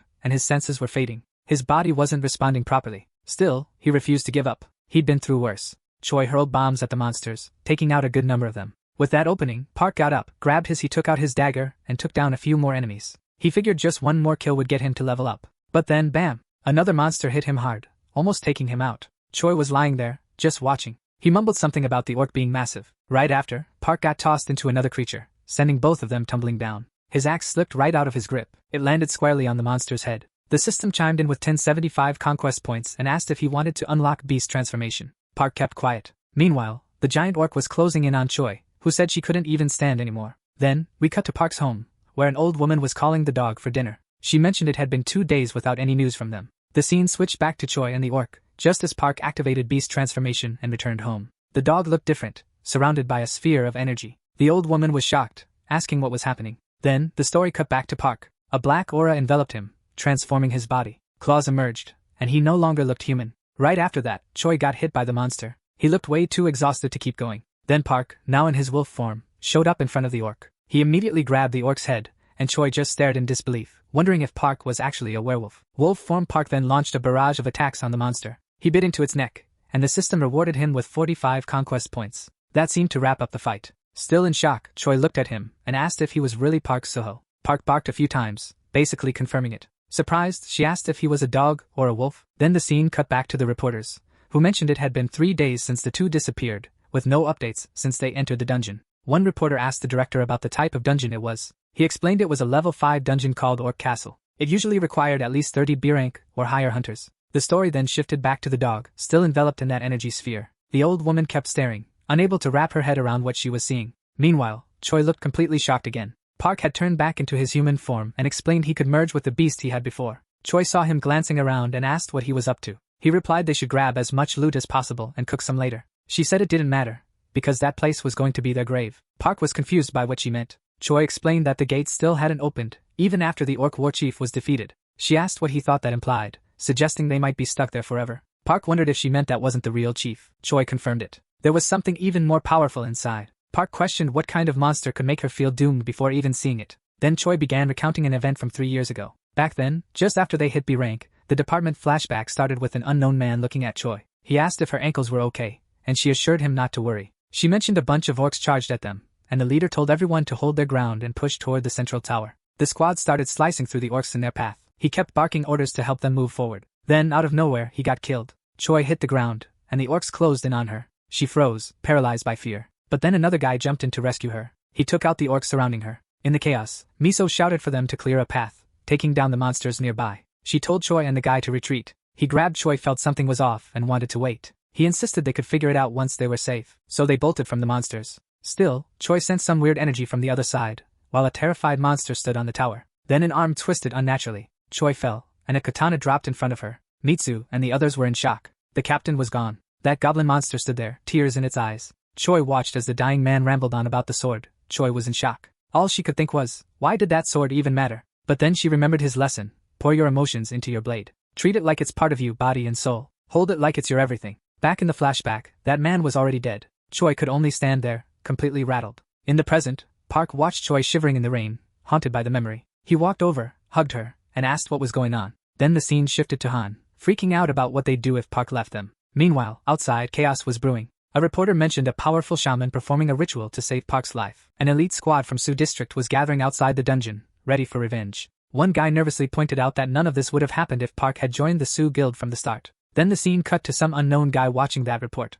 Out of nowhere, a girl hugged him from behind. She asked what he was watching, and he replied that no matter how much time passed, that country's silly sentiment never seemed to change. The scene jumps to a cave where Park is chilling and eating with the girl. He mentions how the food is surprisingly tasty. Watching her eat, Park comments that she seems to be really into it. She wonders if eating 12 hamburgers is actually a lot. Then she admits she's finally full. Park, on the other hand, is like, why stop now? As he's on his 22nd. The girl thanks him for everything he's done. Suddenly, a light starts glowing nearby. Park asks if she used that sword to take down the Orc Lord. Choi replies no, explaining she would have passed out instantly and woke up in a hospital next to Miso. Miso had taken her master's sword, and 2 Renka mercenaries died just to barely defeat that beast. Park questions if there really was an Orc Lord and where it could be. Choi suggests it might be at Orc Castle, but there's nothing like that within a kilometer. Then, the spirit from before appears at the cave entrance. Choi explains that war chiefs usually hang out in 4 small towers, with the Orc Lord in the middle. The tiny spirit then moves next to Park, like it's discovered something interesting. Park announced she found Orc Castle and insisted they head out immediately.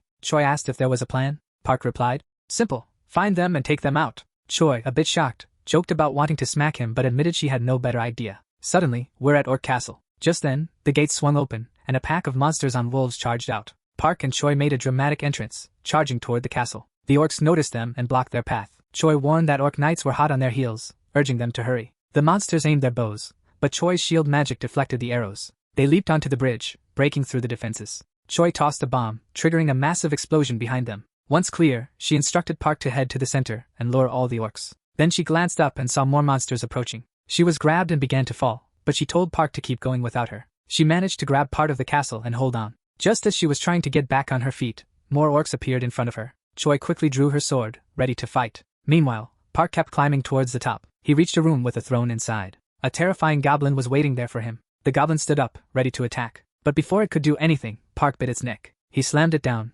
taking out the boss effortlessly. Suddenly, the castle started to collapse. At the same time, Choi was falling, thinking she was done for. But Park appeared just in time, grabbed her hand, and saved her. Park said it was already dead, and they needed to find the exit portal. They dashed away from the monsters. Still in shock, Choi asked if he really took down the Lord that fast. Park confirmed and told her to scan for the door. She used her ability and was stunned. The dungeon door was open. She still couldn't wrap her head around how quickly Park had defeated the Lord. Then the scene shifted to a truck where analysts were checking data. One of them was shocked. He said the CT-27 dungeon was opening. Even Park's group was in shock. A reporter announced that the countdown for the CT-27 dungeon breach had begun. The crowd went wild with excitement. Meanwhile, Park and Choi were still sprinting away from the monsters. Park asked if she had found the exit. Choi confirmed it was nearby, urging them to hurry. But then Park caught a weird scent and abruptly changed his path. Choi questioned why, given their time crunch. Park said he needed a drink. Then he stumbled upon some wolves and instructed them to follow him, which they did. Choi was shocked and asked if he was really taking the wolves with him. Park confirmed, saying they were family now. Soon they encountered that orc group again. Choi groaned, realizing they were surrounded. But Park mentioned his friend had told him about another small exit. Choi used her ability once more and directed him to go right. They warned that there was only a minute left before the countdown reached 23 seconds. At that moment, an arrow flew straight at Choi. It struck her instantly. She fell to the ground. The orcs charged toward her. Park hesitated for a moment, but then Choi warned him not to come back. Still, he ignored her and charged forward. He took down one of the orcs in his way. Meanwhile, outside the dungeon, a reporter mentioned the door had been shut for 8 seconds. Everyone was anxiously hoping Park and Choi would make it out. Inside, Park was fighting like crazy to get out. As he picked up Choi, she mentioned they only had 4 seconds left. Park told her to hang on tight, and then he made a massive leap. Outside, the countdown hit 0. Suddenly, the dungeon looked like it was completely falling apart. The reporter outside said it gave everyone hope, but Park and Choi still hadn't shown up. Then everyone was stunned when a pack of wolves after that. Park showed up with Choi. People started shouting that someone had flown out. They rushed over to see who it was. Then they realized it was Park, and Choi was alive too. In the midst of the chaos, the reporter called it a miracle. The 2 people trapped in the dungeon had come back alive after 4 days. Watching the footage, Miso commented that right after they made their escape, they were rushed to the hospital. Soon enough, news about the incident was everywhere. The director was stunned, saying the reporters were really going all out with those headlines. Miso mentioned that someone had tipped them off, so it made sense. The guy reminded everyone they were there to fix the issue, not point fingers, so they should keep the meeting rolling. Miso continued, noting that news about Park spread like wildfire, and scouts from all over were already on their way. One of them was Victor, a KGB agent from Russia. Another was Gorenstein from Israel, and then there was Nakamura, the vice chief of Tokyo's Awakened Federation. Annoyed, the director asked if that fool Nakamura had shown up again. Miso confirmed it, saying he had taken Sungwoo with him, but she believed America was even more of a threat. The director insisted they needed to secure Park first, and asked if they had any protection beyond the current contract. Then the doctor assured them that Park wouldn't leave Korea as long as his family stayed put. The director, surprised, asked if Park really valued his family more than anything else. The doctor mentioned that Park had lived with wolves for over 1,000 years, so he probably missed them a lot. But after returning to Earth, it was the wolves he found himself longing for.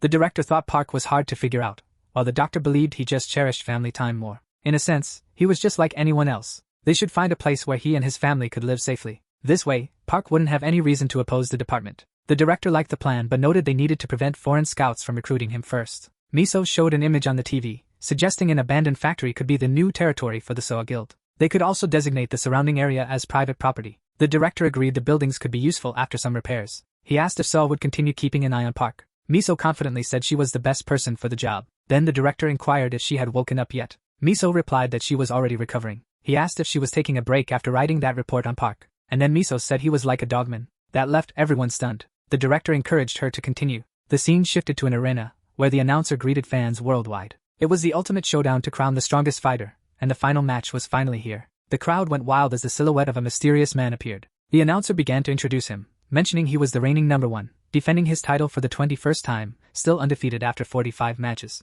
He was hailed as the strongest being in history, and humanity's beacon of hope in these dark times. His name? Okita Hiro. His sword radiated a dark aura. Then Hiro leaped down into the arena. The announcer moved on to the next fighter, the S-rank human weapon and rising star of this generation, Michael, undefeated in all 13 of his matches. He also jumped into the arena and charged straight at Hiro, declaring Hiro's era was over. He threw a punch, but Hiro dodged it. Michael kept up the attack, but Hiro countered and landed several clean hits. Michael whipped out a blade from his hand, but Hiro dodged it and hit him again. Despite that, Michael managed to trap Hiro in chains. Thrilled, he finally caught the kid, and launched another attack. Hiro, staying cool, told him he was already done for. Suddenly, blood gushed from Michael's mouth, and the entire crowd froze at the sight. In a matter of seconds, Michael hit the ground. The announcer, shocked, questioned what just went down, pointing out Michael's epic winning streak and how he got taken down so easily. Medics rushed over to help him, but he remained motionless. As the announcer kept rambling, the referee made the decision. Michael was out, so Hiro kept his title for the 22nd time. After leaving the arena, someone asked if he had used a new technique. Hiro confirmed he did.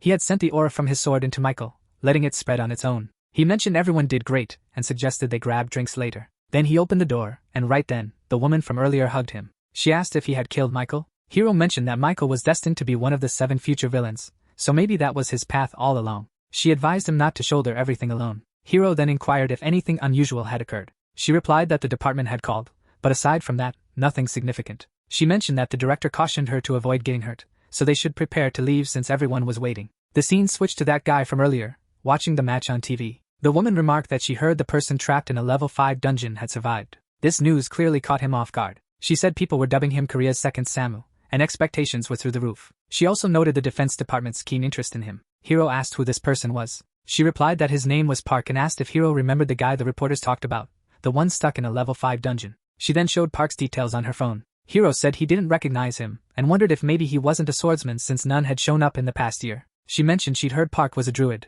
and if he really returned from a 4th planet, Earth might link up with it. Even as an F rank, that was mind-blowing. Hiro just chuckled, thinking it was impossible. This was his 25th time looping back. He'd relived the same events for about 500 years, so he knew all the future famous awakened ones and the general outline of major events. But Park wasn't on that list. In all those loops, nobody named Park Soo had ever become significant, especially not as a returnee from a 4th planet. The story barely shifted no matter what Hiro did, and even 5 years later, no new planet ever showed up. The woman asked if they should try to recruit Park. Hiro admitted he wasn't sure yet. She noted that Park was the talk of Korea, but Hiro suggested they hold off, since the apocalypse was about to kick off. The survivor cities, the last bastions after the catastrophe, would crumble one by one due to dungeon breaks all over the continent, with massive monster hordes pouring out. Soon, monsters would dominate as chaos spread across the continent. People desperately tried to escape the devastation. In the midst of this long war, everything else faded into the background. The awakened ones of Asia and the homeless pinned their last hopes on the heroes who emerged. That's why Hiro decided to set up his base in Japan.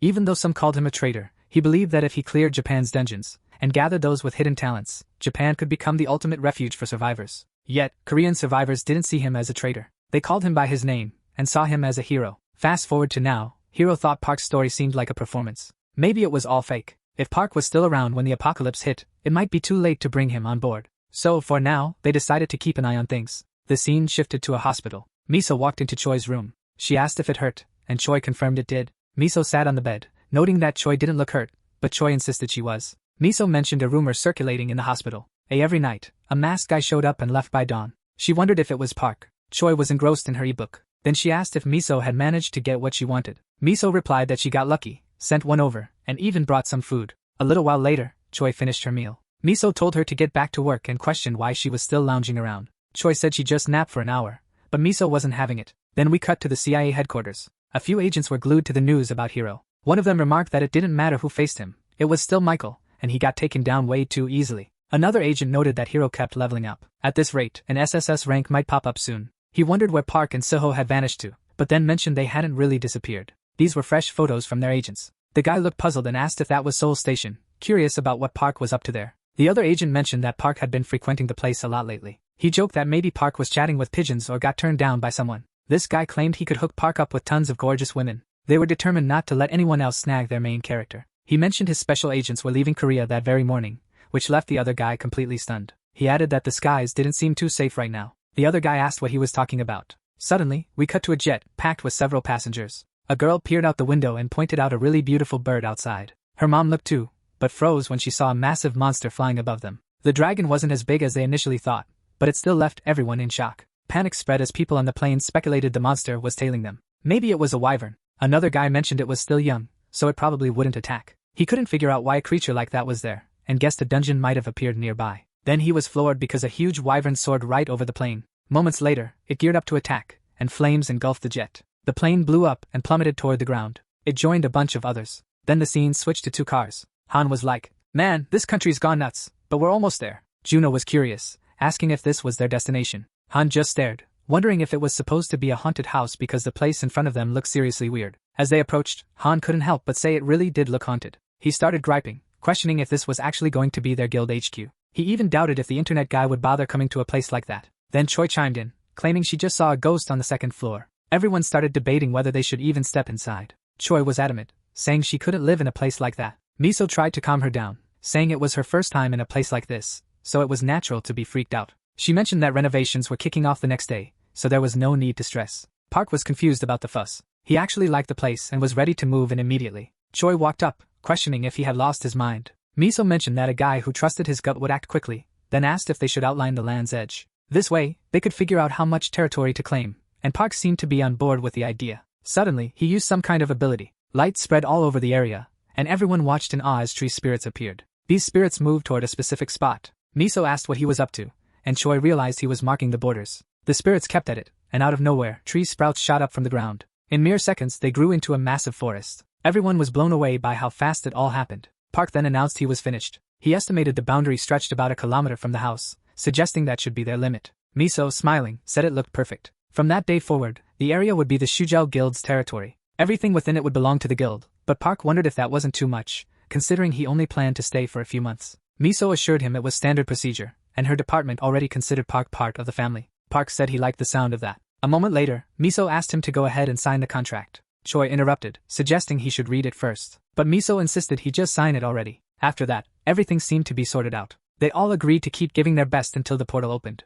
Park assured them he'd stick to his word. Miso told him to have faith in the government. They hopped into the car, and Choi demanded the renovation team be sent over, or she was out. Then the car took off. Annoyed, Miso muttered that the girl was becoming more of a hassle every day. Another guy questioned if so few people could really handle such a large area. Miso said if they couldn't, she'd use that as an excuse to send her own crew there. So she ordered a list of attack units above level 5 and told them to gear up. The scene then cut to a ship out at sea. A group of bandits approached, claiming they'd hit the jackpot. They started shooting at the ship. The people on board freaked out and called for help. Then the bandits began boarding the ship. One guy shouted to start the engine and hide in the engine room. But it didn't work, and everyone was suddenly in shock. In a flash, the guys on deck were tossed into the air. A massive tentacle emerged next, and this giant beast tried to swallow the ship whole. The ship started going under. The captain ended up in the water, and a monster appeared right in front of him, swallowing him whole. Then it became obvious the water was full of weird, shark-like creatures, reporting that it had arrived at the boat's coordinates. After scanning a 16-kilometer radius, they found no sign of the ship. Underwater, the giant tentacle moved on,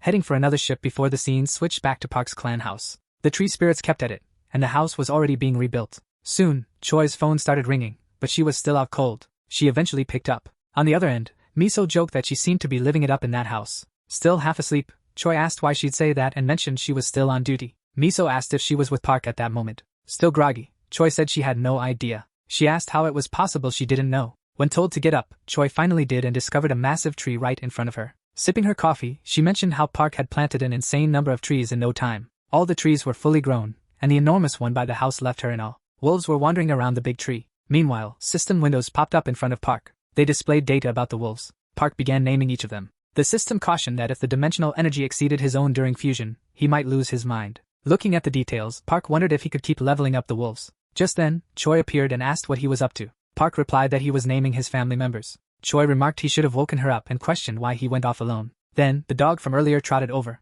Choi was shocked at how quickly it had grown. Park explained that everyone had gone out that morning, probably heading to the dungeons. Choi was impressed by their dedication. Even in that sweltering heat, Park suggested they take a walk to cool off. He transformed and invited her to hop on. She climbed on and teased him about wanting to show off. Park just told her to hold on tight and zoomed off at high speed. Choi was stunned and yelled at him to slow down. Meanwhile, the wolves chased after Park. The scene then shifted to another location. A man asked if there was truly nothing to report. Headquarters wanted updates, but nobody had left the house in 2 months. He also inquired if anyone had crossed the boundary. The other man pointed to the cameras and mentioned that the military would act immediately if that happened. Since the portal's opening was unpredictable, 2 units would remain nearby. Just then, a car arrived. The man identified it as a vehicle from the Suva clan. Shortly after, the truck departed the area and headed elsewhere. Inside, Juno complained about the heat and griped that the reporter still wouldn't drop the story. Han was browsing YouTube for info on Park, and Juno asked what he was watching. Han shrugged it off, but you could tell he was deep in thought. He was puzzled about why so many countries were sending donations to Park. The largest contributions were coming from influential foreign scouts. Then they saw Park and Choi, with wolves running alongside them. Choi waved, and Han called her sister-in-law, which really got on her nerves. Han pointed out that since Choi lived at Park's place and helped him out, she was basically his sister-in-law. He noted that Park didn't seem keen on giving them a lift. Watching them, Han remarked on Park's impressive speed. That prompted Juno to step on the gas, saying they weren't about to lose to someone on foot. It quickly turned into a race to see who was faster. Then Choi glanced back and noticed something. She asked Park if he sensed it too. A flashback to the hospital came next. Park said it was like the animal kingdom, a savage world full of hostile creatures with dimensional energy over 700. Choi was blown away by how huge that number was. Park laid it out. The world was all about territory and survival, with battles that only ended in death. To lead a group, you had to be at least rank U. Even after becoming king, he faced challengers for centuries. We jump back to the present. Choi figured if a portal connected to that planet, both sides could cross without restrictions. If Park was being honest, This place could turn into a battlefield against hostile beings, maybe even beasts above rank S. Then we see Choi chatting with the director. She asked if he really thought Park's planet would be friendly, and he wondered why she seemed so concerned.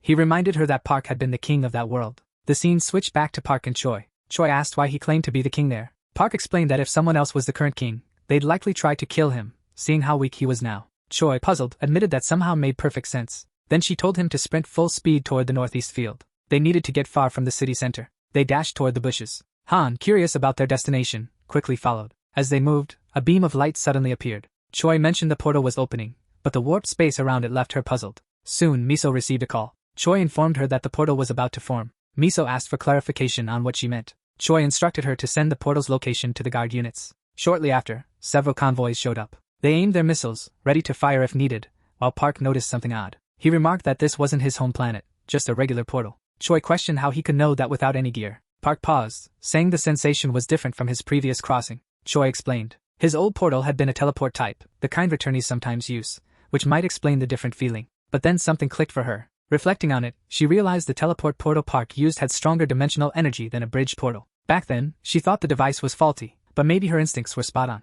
Her instincts screamed danger. It looked like a dungeon portal, but she wasn't even sure if it was legit. The soldiers on site guessed it might be a dimensional break. More cars soon rolled up to the scene. Someone mentioned that the department's detection team had arrived. Just then, helicopters buzzed overhead. The man was floored. A portal had really opened, and he suspected it was a dimensional break. Suddenly, another beam of light hit the area. A second portal appeared, and Choi confirmed it was a dungeon portal. She realized Park's instincts were sharper than hers. Even though she had the top detection skills in the country, Park was on another level. Park's brother's car appeared not long after. Han and the professor approached, with Han suggesting it might even link to a new planet. 2 more cars arrived, and soldiers stepped out. They introduced themselves as the 11th detection team. They immediately began setting up their measuring gear. Juno was curious about the machines. The girl explained they were for measuring the dungeon's rank. They're wondering how long until it breaks. As they check the data, the number 4282 pops up. One guy mentions it's just a level 4 dungeon. Park thinks that's good enough. Miso seems let down, and questions if it's really just level 4. A bit later, the girl changes outfits and says that since Park insists this isn't the same portal, she needs to go inside and check it out.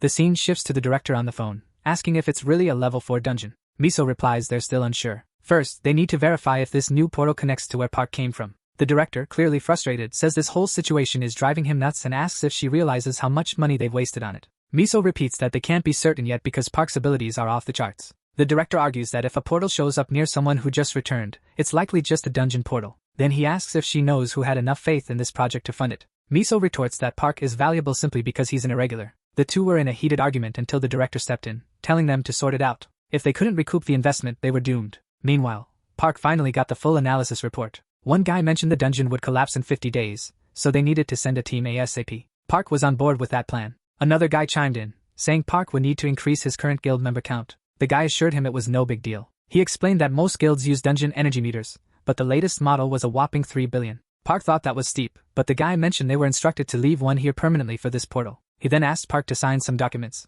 As this unfolded, Park wondered why they were being so generous. The guy just grinned and said that even if Park wasn't a returnee from a new planet, the department wouldn't treat him poorly. He pointed out that other countries were trying to recruit Park, so the department wanted him to feel like family. Speaking as the nation's treasurer, he was there to deliver that message. Park just looked puzzled. He claimed no foreign country had reached out to him. Then Han approached and asked if he could have a word with Park. Han revealed that there was a fierce competition overseas for Park, and since Park wasn't much of an internet guy, Han had been getting a ton of donations. Park wanted to know the amount. Han mentioned it was around 5 million. Park rested a hand on Han's shoulder, advising him that no matter how much he loved money, he shouldn't let it control him. He added that having someone to talk to in life was more valuable than any amount of money. Han took a seat and said he'd keep that in mind. However, he pointed out that those countries still wanted Park to consider their offers. Han mentioned he had to show Park 3 of them, and Park asked what he had done about it. Han said those countries hadn't sent assassins only because he hadn't shown Park the offers. Park instructed him to say he showed them and got no response, then asked Han to find Juno and change clothes before they headed back.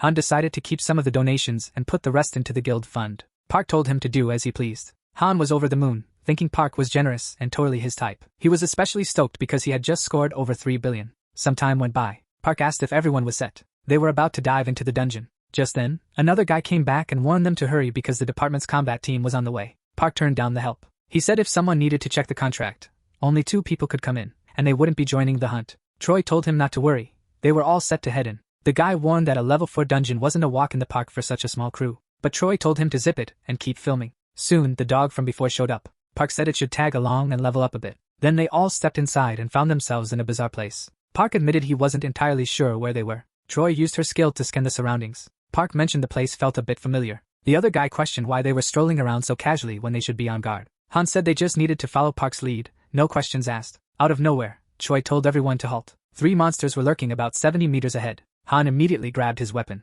One guy doubted it was enough, but Han insisted it would do the job. Juno unsheathed his sword, looking ready for battle. The guy asked why Juno was acting so intense, but Park quickly knocked him out cold and told Han to wake him up later. The guy wanted to know what was going on, and Choi explained Juno had a condition. When he held his sword, he lost it. Han kept trying to wake Juno up. There was movement in the bushes, and Park warned everyone to step back. A monster leaped out, charging at them. Everyone got into defensive stances, but Park dashed straight at the monsters instead. The other guy was recording everything. Several monsters rushed Park, but he took them down effortlessly. The system informed him he earned 48 conquest points. The group remained on guard for any more monsters nearby. Park was amazed at how quickly he reacted and questioned if this was even real. Then he reminded Juno not to forget the loot. Then they both started pulling stones from the pile. The other guy muttered that Juno seemed normal outside the dungeon, but once he got a knife, he turned into a total psycho. Choi told him to quit talking and keep moving. Park said he'd handle the next batch of monsters, so everyone needed to stay sharp. After they collected the stones, the other guy wondered if sending C-rank soldiers and interns with a rookie and a psycho was really a smart move. Park called the dog over and instructed it to run into the forest to lure more monsters back.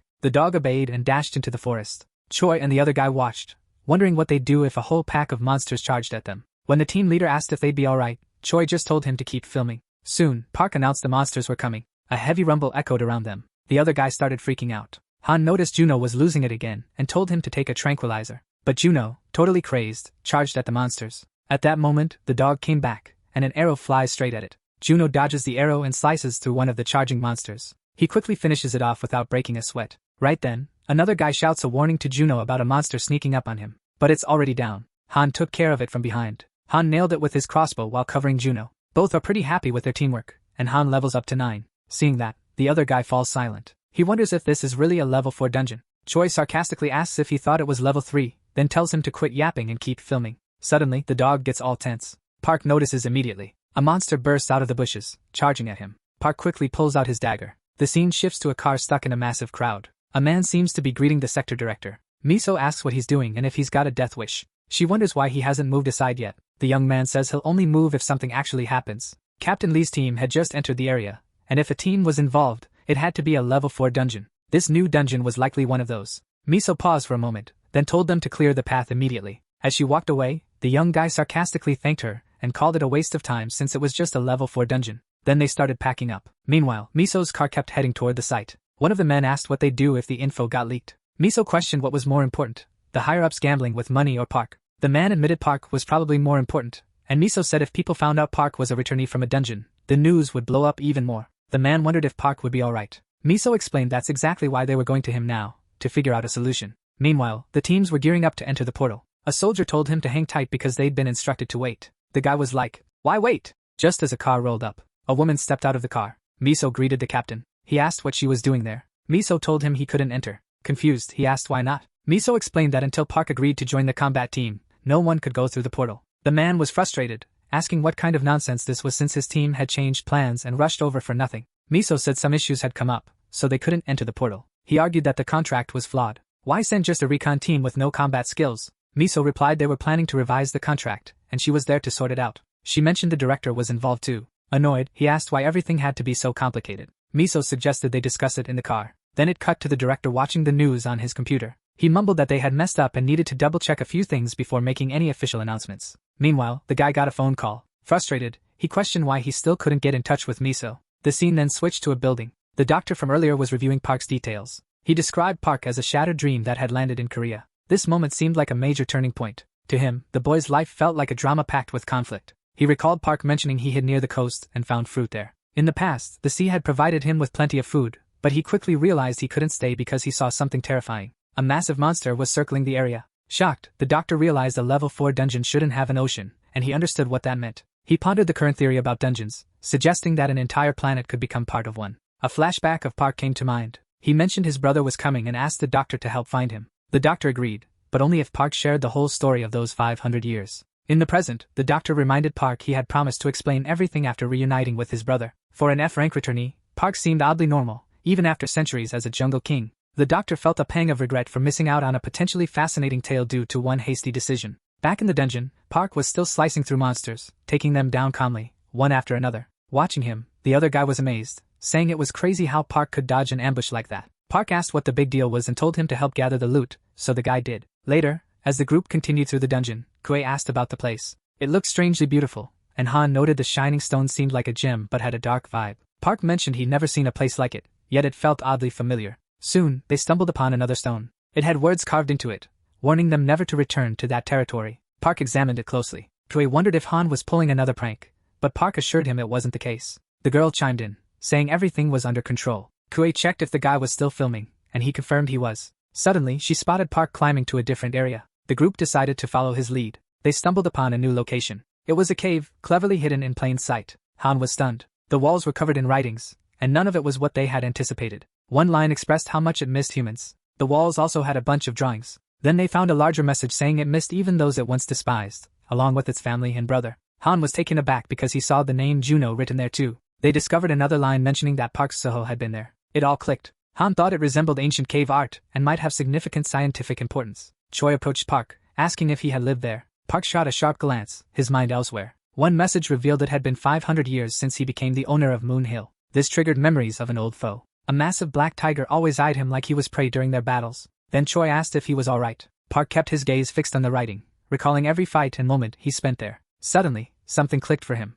Han continued exploring the cave and stumbled upon some unfinished blades. He pondered how they crafted them, given how shiny the stone was. Out of nowhere, Park took off running, and Han asked where he was headed. Choi dashed after him as he raced to another spot. Moments later, he reached the top, shocked, wondering what had happened to this place. Choi caught up and asked what was wrong, and if this was where he used to live. Park confirmed it, but said something felt off. There should have been a snowy mountain over there, and a grove of fruit trees on the other side. The sea should have been visible too. Surprised, Choi asked if there really used to be a sea. Park explained this place was called Maelstrom 12, and it was off limits. Choi wondered if a sea could actually exist inside a level 4 dungeon. She asked Park if he was the one who wrote those messages, and he admitted he did. He wrote them to remind himself of the civilized world. When he first arrived, he hid in that cave to avoid other animals. Even after moving, he would return occasionally to keep writing on the walls. Choi asked if the lizard men had always been there. Park said no. Then she inquired about his animal companions. He explained it was leopard territory, and they weren't weak enough to leave just because of some lizard men. Choi then asked if he could see that mist.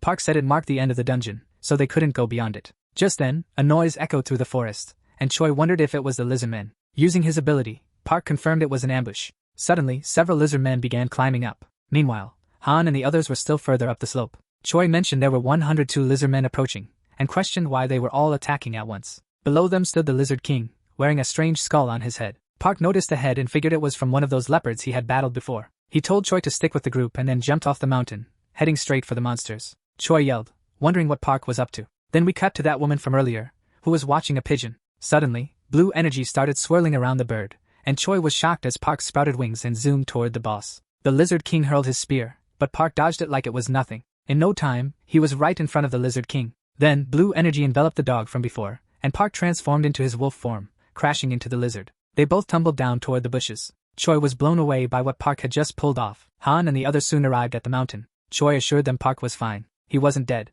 Meanwhile, the lizard men kept scaling the mountain. Choi warned that more were just 30 meters away, so everyone had to get ready. Another guy picked up a stone and said he was set. Han raised his crossbow and dared the lizards to try climbing. Even without a weapon, Juno grabbed a rock. The lizards were closing in fast. Han shot an arrow at them. Meanwhile, Park was locked in a tough battle with the boss. It seemed like he was about to finish it off. He tore the skull right off the monster's head. He demanded to know where the leopards were hiding, but the creature seemed already dead. Up on the mountain, Park's crew kept battling the lizard men. One guy asked if long-range weapons used more dimensional energy than short-range ones. Han explained there wasn't a set limit, it depended on the user's level. Choi soon warned that even more lizards were on their way. Juno grabbed 2 weapons. Han mentioned that Juno had lost it again, so they couldn't let him charge in. Then the other guy noticed something strange. Park and the monster were suddenly airborne, leaving everyone in shock. At that moment, the lizard men were nearly at the top. Park seemed to have finally taken down the lizard boss. In a panic, the other guy shouted for everyone to take cover. The boss's body crashed into the mountain. Then the system announced Park's level up. He had unlocked a wind skill. After the explosion, a bunch of monsters got tossed into the air. But then, the mountain started crumbling.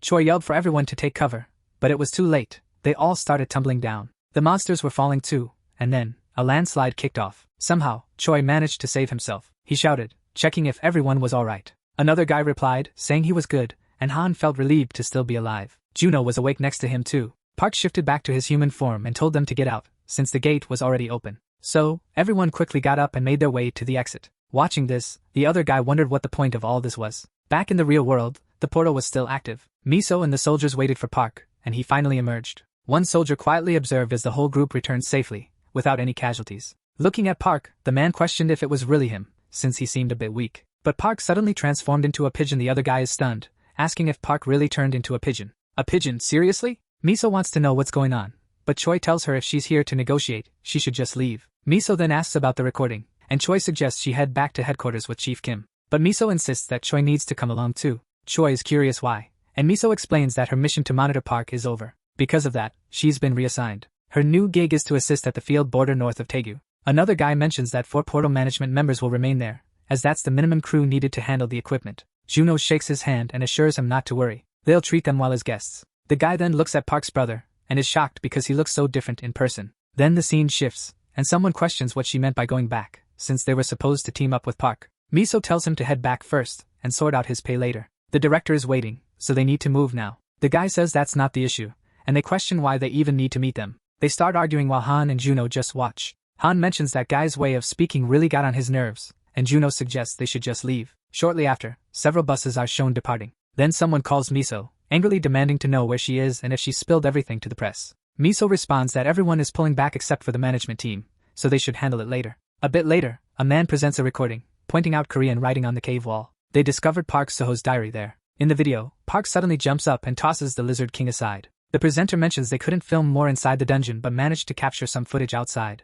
Then someone notices Park's new form and asks if that was a pigeon. The presenter confirms, saying they think he merged with some animal. Then the recording cuts off. A white-haired man comments on how terrifying it was to see the boy handle the Lizard King like that. The director inquires if a Lizard King from a level 4 dungeon is typically around rank B, but the presenter corrects him, saying it was actually a rank A, and Park took it down with ease. The director wonders if that means Park Soho is above rank S, but Troy points out his dimensional energy is only rank E. Still, his regular combat power is rank S+, and when he fuses with certain animals, he might hit rank SSS. Plus, unlike other awakened folks, Park Soho has no skill level cap. Then the white-haired guy asks if all regulars are like that, but Troy admits he has no clue. The director then inquires about Park's status before his return. Another guy mentions that if everyone who disappeared during the cataclysm came back like Park Soho, their country would become insanely powerful. But the presenter points out that entering a portal without gear means going in empty-handed, so finding someone else like him is nearly impossible. The director notes that even so, initial tests already indicate Park Soho returned from a level 4 dungeon, but Troy says director reluctantly admits that, honestly, this isn't a new planet. The big question right now is what's the deal with Park Soho's mysterious power hidden in that dungeon. So, why does Park keep blocking scouts even after signing a contract? The guy with white hair suggests maybe Park just doesn't want to spill the beans about his power source. But Troy jumps in, insisting Park Soho isn't that kind of guy. Miso wonders if they should try negotiating a bit more. The director questions what more Park could possibly want since they've already offered him so much. Miso points out that's exactly the issue. Troy storms off, clearly frustrated, pondering what they meant by calling Park's strength a secret. Another guy tells Miso that if she can fill Squad 37 with 80 people rank C or higher, he'll make sure Park Soho joins. He mentions that would also take care of the minister's investment concerns. The director comments that keeping all the dungeon loot for themselves sounds pretty sweet. The man adds they'd rake in 3 times the usual profit, plus a 780 bonus. Then the director asks Miso what they should offer Park Soho to gain full access to the dungeon. Miso questions if they don't already have plenty of that. Meanwhile, somewhere else, it looks like we're at a farm. A kid asks monk Myong-jin if he's going to pick the tomatoes. The monk replies that he's not just after the tomatoes, but the peppers and potatoes too.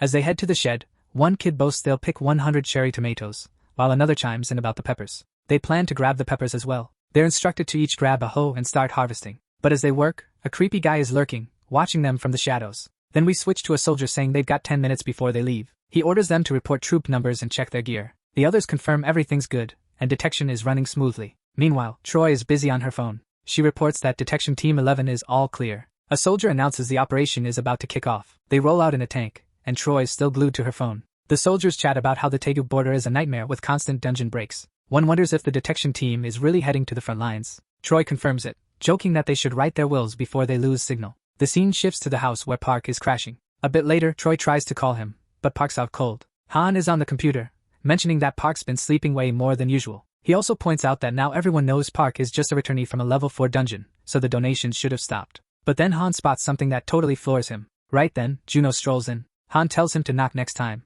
Juno apologizes and jokes, asking if Han was up to something shady. He then asks if that monk guy called. Han says nope. Juno mentions he couldn't reach him either, and wonders if something's up. Han jokes that maybe the monk found enlightenment, but he's probably just having fun with the kids somewhere. Spotting what Juno's holding, Han asks about it. Juno explains that his grandma thought he was seeing things due to a vitamin deficiency, so she got him some supplements. Han asks if Juno thinks Park's been sleeping too much, and Juno says he was just about to wake him. But in Park's room, he's already awake and just staring at the massive tree outside. He's hoping the portal would reunite him with his old friends, but he only returns to a small piece of that world. Instead of his friends, he encounters these weird red lizards and has no idea where his red wolf family is. His mind drifts to his worst enemy, Kuro, who might be hanging out with that giant gorilla from before, and he wonders where they could be now or if they took off to dodge those lizards. But then he shakes it off, questioning if it even matters. If it's meant to be, they'll cross paths again someday. Not long after, Juno pops in and checks if he's awake, suggesting they grab some food. Park replies that he is, and he slept so long he didn't even realize he was starving. They head out while Choi keeps trying to reach him. A bit later, Park is having dinner with the group and asks where the blonde girl went. They look at him, totally shocked. Park wonders if her name isn't Blondie, confused by their reaction. Han, completely taken aback, tells him her name is Choi. Han wonders if Park and Choi were ever really close, and Park asks if Han is talking about that house. Then Juno chimes in, suggesting they might send her out to the field. Park is clueless about what they're discussing. Juno explains she called because Park didn't pick up, and they also need to bring in new members for the guild. Park questions if it's really necessary. Juno insists it is. They need folks to manage the portal meter, and portals can pop up anytime in his area. Park then turns to Han, asking if he knows where they can find some recruits. Han says he might have a lead if he reaches out to an old boxing buddy. Park asks if that monk has returned yet. Juno replies no, he hasn't called, and never mentioned where the old orphans are staying in Seoul. Frustrated, Han says the monk still isn't picking up his phone, and then the scene shifts back to the battlefield. Choi is still waiting for instructions. Glancing at her phone, she notices she's in the red zone with the necrophiles and wonders if that was part of the plan. Then she stops overthinking it and turns off her phone. Park checks his phone and sees 2 missed calls from her. He tries to call her back, but her number is already unreachable. Meanwhile, tanks are on the move toward a new location, surrounded by swarms of zombies. Park keeps dialing, but Choi's phone just sits there, covered in blood. Park finally realizes she's not answering. Shortly after, a car arrives at Park's house. Misa tells Juno they've arrived and asks if she can see the main guy. The other guy spots Park. Park is sitting in a chair, focused on something. He asks if this is about the inspection. Misa confirms it is. Park points out it's not even a new planner, and questions why they're so fixated on checking him. Misa explains they want to uncover the secret of his dungeon power. Park insists he's told them many times, just train hard for 1,000 years. He wonders why they still doubt him. The man tells him to stop, they were just messing around. Since they were from the same country, they should be helping each other during a national crisis. Park asked what he meant by that. The guy explained that level 6 dungeons were popping up more frequently, and the time before a dungeon break was getting shorter. Plus, the number of infected in the field had skyrocketed, which made things even worse during a massive food and worker shortage. That's why they desperately needed strong folks like Park. Park wanted to know what these infected people were. The man explained that after the Great Shift, some unknown virus started spreading among the people living in the field. They called the infected necrophiles. He added that the areas marked in red were zones full of necrophiles, and if those zones expanded, land travel would be cut off. That would make dealing with dungeon breaks in the field way tougher. They thought the virus came through a portal, but it spread so quickly that their current manpower couldn't handle it. Park asked if, in return for letting him freely inspect and hunt in dungeons, they'd offer him 2 rewards. The man said the first reward was upgrading his guild to level 5. That meant he could dive into any dungeon level 5 or below, which he thought was a pretty sweet deal. The second reward was some land up north, close to where Park was already operating, and they wondered if Park could handle it. Park mentioned that if they were talking about the field, it was already deserted. Then he asked if they wanted him to secure Eastern Seoul. The guy explained that most of it was just empty land, except for a few towns. After the disaster, folks in the field couldn't handle it anymore and started heading to safer spots. But the bigger, safer cities were already packed. Park asked if he should stick around there and welcome them. The guy said that when people gather, they start rebuilding. Trade picks up around dungeons, and farmland gets cleared again. If Park's guild could show they could manage the area well, they'd probably rake in some serious cash. He also mentioned that modular mobile homes and dungeon trade zones should be handy during dungeon breaks. Park took it all in. Then he said it wasn't a bad offer and asked about what's going on in North Korea these days. He mentioned their command system took a massive blow when the disaster hit. The other guy explained that coups followed, and once the system crumbled, many fled to the mainland. The survivors left behind were just wandering around, trying to survive, and with no one managing the dungeons, breaks were happening everywhere. He wondered if it was just a matter of time before they crossed into South Korea. Park then thought he might not have been wrong. After that, he accepted the offer and agreed they should sign the contract. Happy with the decision, Misa said Park made the right call. Park asked if the rule about staying in the country for 30 days was still in place. The girl confirmed it had been removed. Park mentioned he had 2 personal requests. First, he wanted to meet the scientist who created the dimensional energy measuring device. Second, he needed help finding Monk, a guild member who suddenly stopped answering his phone. Misu assured him both requests were easy and they'd take care of them. Park stood up, ready to start the mission. Soon the scene shifted to a building where 3 people sat near a chair, waiting. A man thought about the Asura Guild, the mercenary group backed by Korea's top company. They only opened recruitment twice a year, and most people didn't make it past the first stage. It was the dream guild for mercenaries, so getting in was tough. But if you did, the support was massive. That's why he applied, hoping to gain something even if he got rejected again. Then something unexpected happened. He actually passed 10 would make it through the interview round, so he couldn't lose confidence now. This might be his only shot. Just and what he saw blew his mind. Later, a woman announced they could leave the room. The others started filing out. One guy mentioned that this batch of applicants was weak, so the candidates were pretty average. A woman remarked that some would at least make decent porters since they protect supplies with their lives. Another guy said he had found a swordsman named Zhang. Shang's been at it for 3 years but is still stuck at rank E. Someone mentioned that if Shang's ability was fencing, he might be worth training, so they'd give him a shot. Then, they called for the next group to come in. The guy summoned numbers 46 to 50 into the room. The interview kicked off again. One of them noticed only 4 people came in and wondered where Zhang went.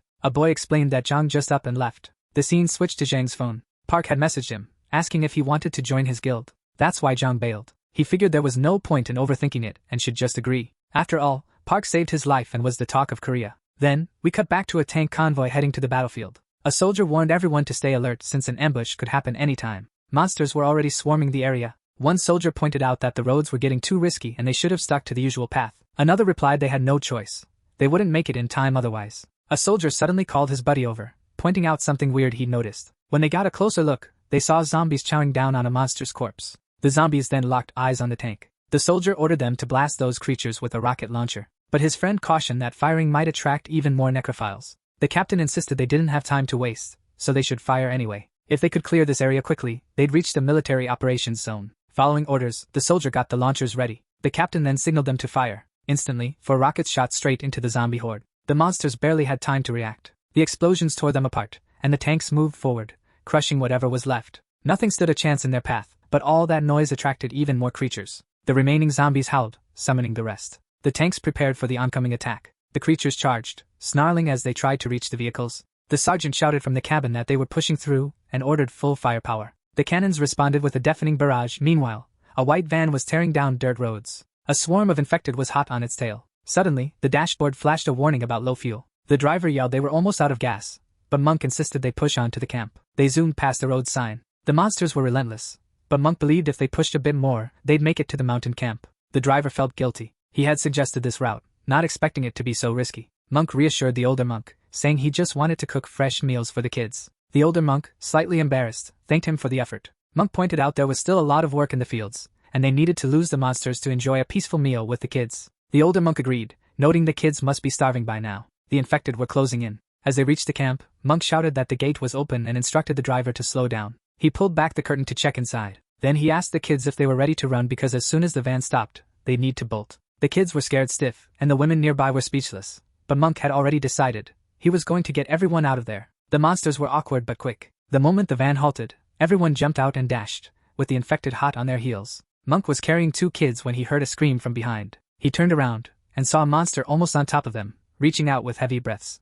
Without a second thought, Monk set the kids down, and told them to run and not look back. Then he turned to face the monster, grabbed his staff, and crushed its head with one solid hit, knocking its jaw loose. He charged into the zombie horde with surprising speed. After breaking through the first wave, he stopped for a moment. More infected were closing in, and there were already too many. The dragons would be there in 6 minutes. Then he noticed something odd. Tiny, firefly-like lights began to appear around him, glowing as he stood surrounded by zombies. In the next instant, columns of wind shot up and he lifted the monsters into the air like they were weightless. Everyone watched as the infected spun around like leaves in the wind. Monk just stood there, frozen. He was surrounded by that strange light. Suddenly, someone appeared behind him. It was Park, casually standing on a rooftop, looking down with his hands in his pockets, commenting on how handy that power was. The survivors and the bald guy turned at the sound of his voice and instantly recognized him. Monk shouted that his benefactor had arrived. The main guy just told him to step back before he got caught in the tornado too. When he activated the skill again, the monsters spun even faster. The fireflies started glowing as well, making the scene look almost beautiful.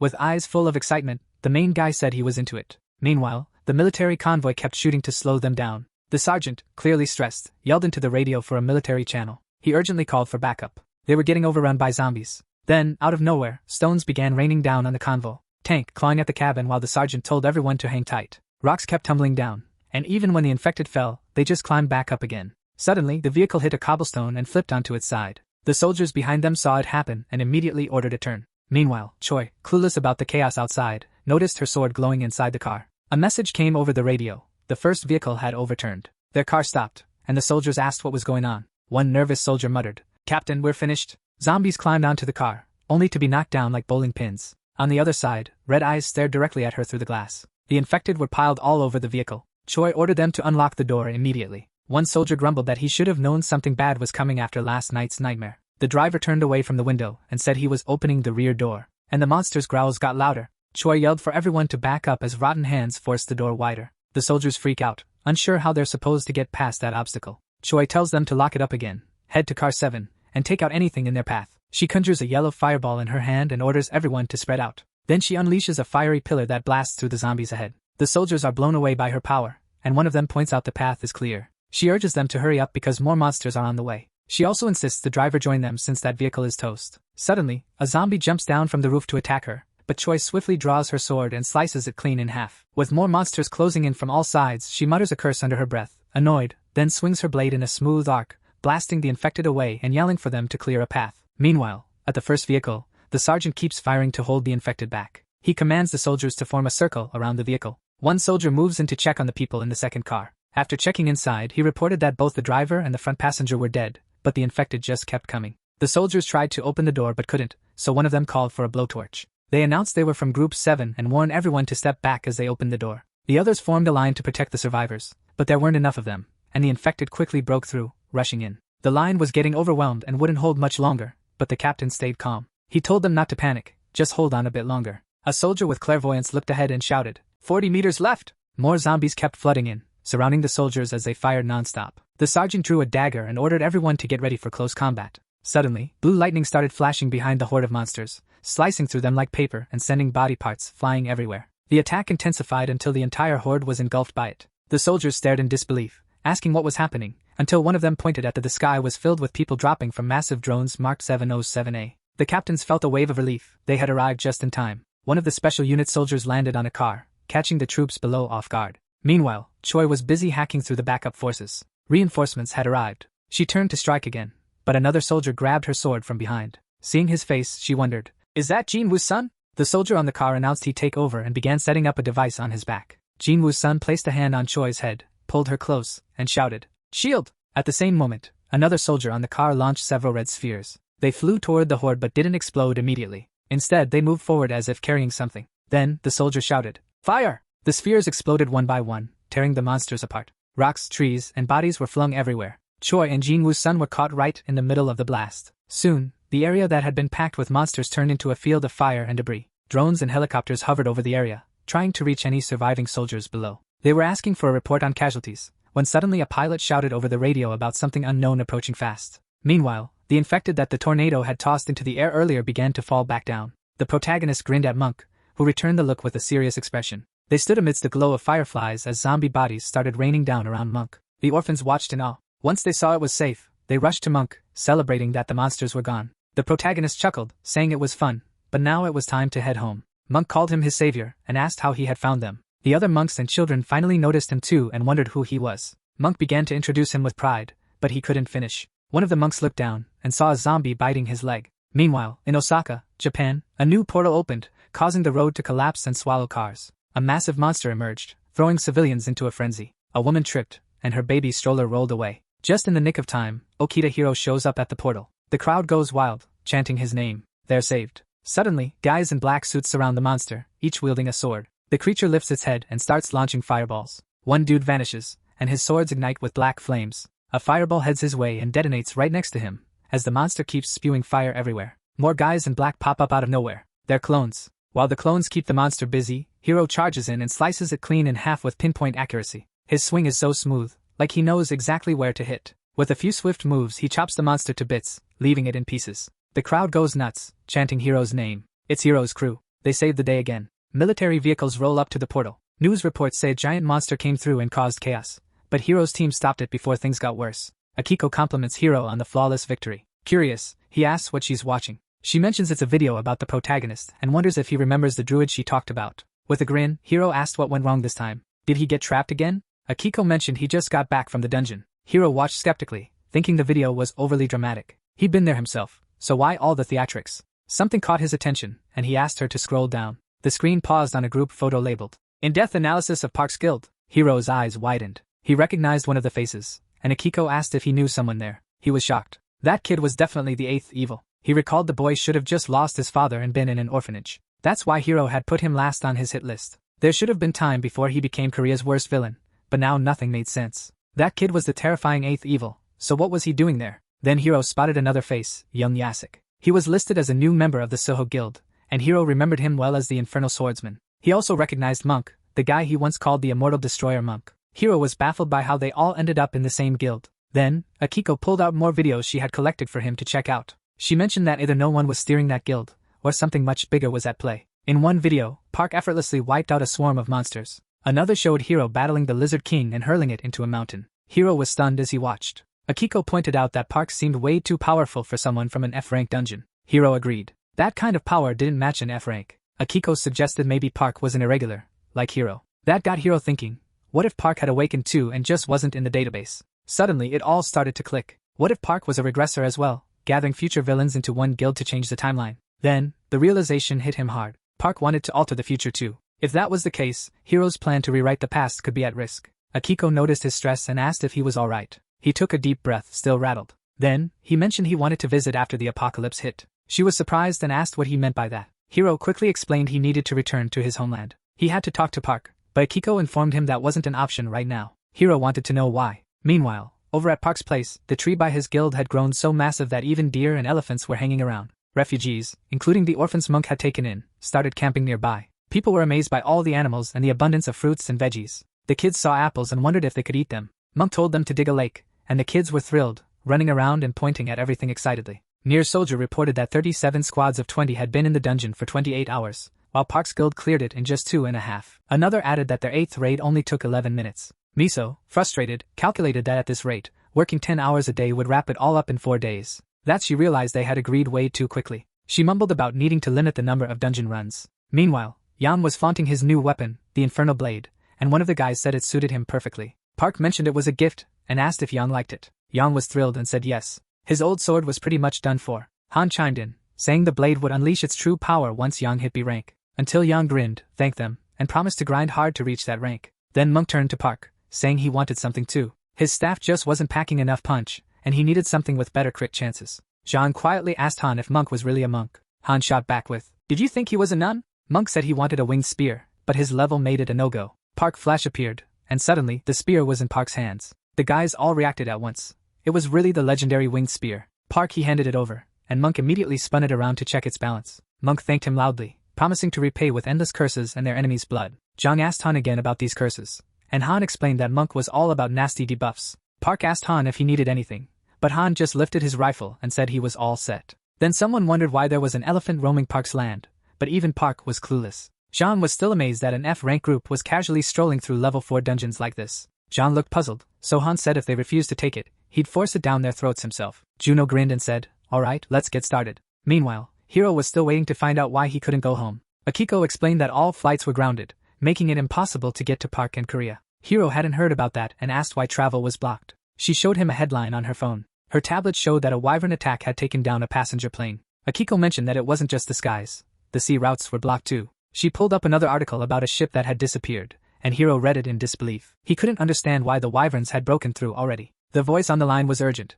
saying they had to act immediately. A level 7 dungeon had opened up. Hiro was in disbelief. Akiko was equally shocked. According to his calculations, that dungeon wasn't supposed to appear for another 5 months. Staring at his phone, Hiro realized the timeline had shifted. He checked it against his records. The wyverns weren't expected for 3 more months. The army should have had another month to prepare for them. If that level 7 dungeon wasn't closed quickly, everything would fall apart. He figured it had to be Park. Park had also returned from the future, and everyone around him seemed extraordinary. But one question lingered. There was only one time stone. Had Park gone back 20 years too, or did he come from a different point in time? How did he know things Hiro hadn't figured out yet? Hiro realized he couldn't ignore this anymore. He needed to find him quickly, and if Park had a different agenda, Hiro might have to take him down for the sake of humanity. He turned to Akiko and said decisively, "First, we're heading to the level 7 dungeon." She nodded and promised to keep gathering intel on Park. Inside the dungeon, Park instructed Monk to gather the team. Monk approached a bull, started whacking it, and murmured a prayer. Han rushed over, shouting for him to hit it harder. The area echoed with shouts and the sound of Monk's staff. Jang felt a bit embarrassed. Did these guys really not see how bizarre this looked? Looking through his rifle sight, Han warned that the enemies were closing in. The team fell silent, eyes fixed ahead. Han announced, 40 meters. Juno unsheathed his blades with a quiet chuckle. Jang readied his sword as Han said, 30 meters. Then the enemies came into view, a swarm of lizard men armed with spears. Han yelled that numbers 1 and 25 were charging right at them. Park lifted a hand and summoned spirits. They charged toward the monsters. With his other hand, he summoned a tornado. The lizard men were tossed into the air, spinning wildly in the water. Han noticed one slipping through and immediately took a shot. His aim was spot on, and the creature fell. He celebrated his 13 points, but then, the vibe shifted quickly as even more enemies appeared. Han shouted that there were just too many of them. Then Monk unleashed Dragon Rupture, sending a massive blue dragon to launch another wave of monsters skyward. But, not all of them stayed airborne. As bodies began to fall, Juno charged in, slicing through them. Han glanced at Jang and asked why he was just standing there like a statue. That was Jang's issue. He was frozen until Han snapped him out of it. More lizard men flooded in, glaring at the group. Han kept shooting, yelling for them to just die already. Juno slashed through the monsters with his daggers, chopping off arms with precision. Then one got too close to Han, thrusting a spear at his head. Jang jumped in, sliced the spear in half, and in one smooth motion, took the monster's head off. Han grinned, thanking him for saving his life. But when he turned around, he saw Jang already taking down another enemy behind him. Another one charged right in, and Jang took it out with a single swing. Han thought the Infernal Blade was really doing its thing, and watching Jang, he realized the guy was on a whole different level. Right then, Jang had a flashback. When he tried to join the Scylla Guild, he never thought a big guild would send an E-rank swordsman into a level 4 dungeon. But Park's guild was different. Then, a massive lizard man appeared, and Jang noticed the mask on its face. It was the Lizard Man King. Juno came up from behind and sliced its arm clean off. Jang put every ounce of strength into his blade and charged forward, unleashing a wild flurry that ripped the monster apart. The group went silent as blood dripped from the king's body, but no one was more stunned than Jang. He could hardly believe he took down the Lizard Man King in one strike. Han then complained dramatically, asking if he really had to kill it that fast. Sighing, he mentioned they had to leave all those blood crystals behind once more. At first, Jang was puzzled about why Han seemed upset. Then Han awkwardly smiled, admitting he got a bit carried away. Suddenly, a portal opened next to them, and a voice announced they had 5 minutes before it closed. Park instructed everyone to get moving, and the group started heading out. Han glanced back in frustration, lamenting the loss of 400 million worth of crystals. Juno told him to let it go, suggesting they could return later. Still craving, Han mentioned he wanted fish cakes and invited Juno along. As they chatted, nobody noticed Monk lagging behind. He was sweating and limping noticeably. Meanwhile, another team was busy clearing the dungeon. At headquarters, a soldier requested an update from Group 2. They reported covering 30% of Sector 3, noting that if Park found anything significant, he would have marked it. They had also finished examining the cave drawings and were moving to the next sector. Then another soldier radioed in, reporting 6 targets, 70 meters from base, at 4 o'clock. The white-haired guy heard the news and told 2 soldiers to quietly take them out and grab the crystals. After that, he reached out to base to find out where the Lizard Man King was hanging out. The operator replied that the recon team had spotted it in Sector 12. The guy sighed, put down his coffee, and grumbled about how slow this dungeon was. He was wondering when they'd finally hit the jackpot. Suddenly, a weird noise interrupted him, making him turn around. Another soldier rushed in, reporting that 8 lizard men were closing in on the base from 70 meters away. Staying cool, the man asked if the monsters had noticed them. He glanced over and noticed a red light flashing in the bushes. Holding the remote, he warned that if they got any closer, they'd be blown to bits. Then something slimy dripped onto his face. Saw the Lizard Man King above him, grinning from the rooftop. Meanwhile, the team kept taking down lizard men and extracting blood crystals from their bodies. They heard a noise in the distance and quickly radioed in to find out what was going on. The answer was immediate. The base was under attack. They needed to defend it, but HQ got hit by an explosion before they could even move. The captain cursed and dashed toward the blast, with the rest of the team following closely. Suddenly, more lizard men charged at them. The captain spun his axe, ready for battle. He sliced through them effortlessly, clearing a path to the wrecked base. He shouted for everyone to run. They had a little time left, but not much. Over the landing zone, helicopters and drones from Unit 707A observed the chaos below. Another wave of infected rushed the soldiers. One guy noticed the zombies retreating, while another yelled that the wounded needed immediate air evacuation. The troops fired at anything moving, trying to keep the infected from escaping. Jinwa's son told Choi they intercepted an SOS during an air mission and arrived just in time. Choi mentioned they were about to rendezvous with the SDS group, but the young man pointed out that the CDC was fully operational, dealing with 5 level 2 dungeons simultaneously. Out of nowhere, everyone glanced up to see a fireball zooming straight toward the helicopter. It slammed into the helicopter, causing a massive explosion in midair, leaving the soldiers below in shock as debris rained down. Suddenly, a gigantic creature emerged from the forest, launching fireballs in every direction. A soldier stood in front of a dark screen, informing Miso that this was the last footage sent by a soldier capable of real-time data transmission. Miso asked if they had gathered any insights from it, but the answer was negative. They mentioned they'd only get more information once the area was completely cleared. Growing impatient, she demanded to know why the teams had changed their routes and ended up in that location. The soldiers began explaining that the instructors thought it was an error, but Miso cut them off, demanding to know who had authorized anyone to enter the zombie red zone. She vowed that if that fool returned alive, she'd handle him personally. She tried calling, but only received a message saying the phone was turned off. With a frustrated sigh, she wondered what was wrong with Choi and why these things always happened to her. Meanwhile, the phone she was trying to reach lay shattered, lying in a pool of blood. The dungeon base was a total disaster, with wrecked gear and blood everywhere. One soldier, missing an arm, stumbled out of the makeshift HQ, trying hard not to scream. It easily caught him and slammed him down with one paw, but the young soldier was ready for this. With a dark smile, he hit the red button on his remote. The Lizard Man King sensed the trap and turned, but it was too late. Its entire body erupted in flames, burning away in front of everyone. Just then, the captain with Kakashi-like hair and his team arrived at the wrecked HQ and froze when they saw the king's head on the ground. A soldier reported a portal had opened 120 meters away and would close in 10 minutes. A soldier informed her the first group had returned, but 2 were dead and 2 more were badly injured. Miso was shocked. How could a level 4 dungeon cause such heavy losses?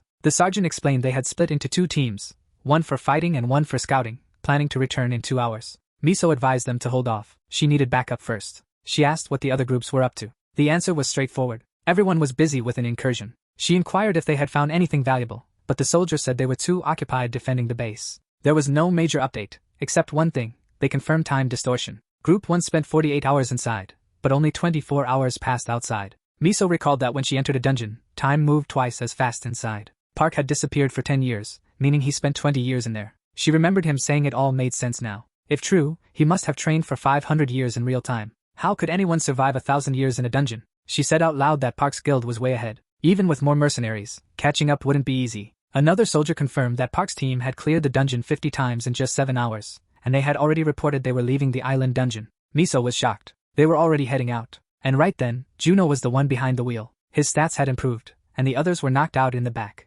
Everyone had leveled up too. Park glanced at Jang and asked if he was feeling worn out. A bit awkwardly, Jang admitted it all still felt like a dream. Park raised an eyebrow and asked what he meant by that. Jang confessed that for the past 14 years, he'd just been scraping by. He had never set foot in a level 3 or 4 dungeon, and now, in a single day, he'd entered a level 4 dungeon 50 times. The lizard men there were as tough as bosses from level 1 or 2 dungeons. For 3 years he had struggled just to reach E rank, but with Park's guild, he shot up to D rank in just hours. He said that if he joined the Scylla guild, he probably wouldn't have even finished training. Right on time, he blushed and asked if this was really happening. Park joked that Jang could punch him for proof, but Jang just laughed, saying he'd rather keep dreaming. Soon enough, the car pulled up to the awakened department. Juno yelled for everyone to wake up. Park told them to wrap it up quickly because they were going for lobster afterward. Lightning danced in the air, and weird eyes seemed to form within the sparks. Park heard voices through the device and realized that the stronger he got, the clearer they became. He recalled Miso mentioning the device was made by an English scientist, and she'd let him know when she could set up a meeting. Park had already made up his mind.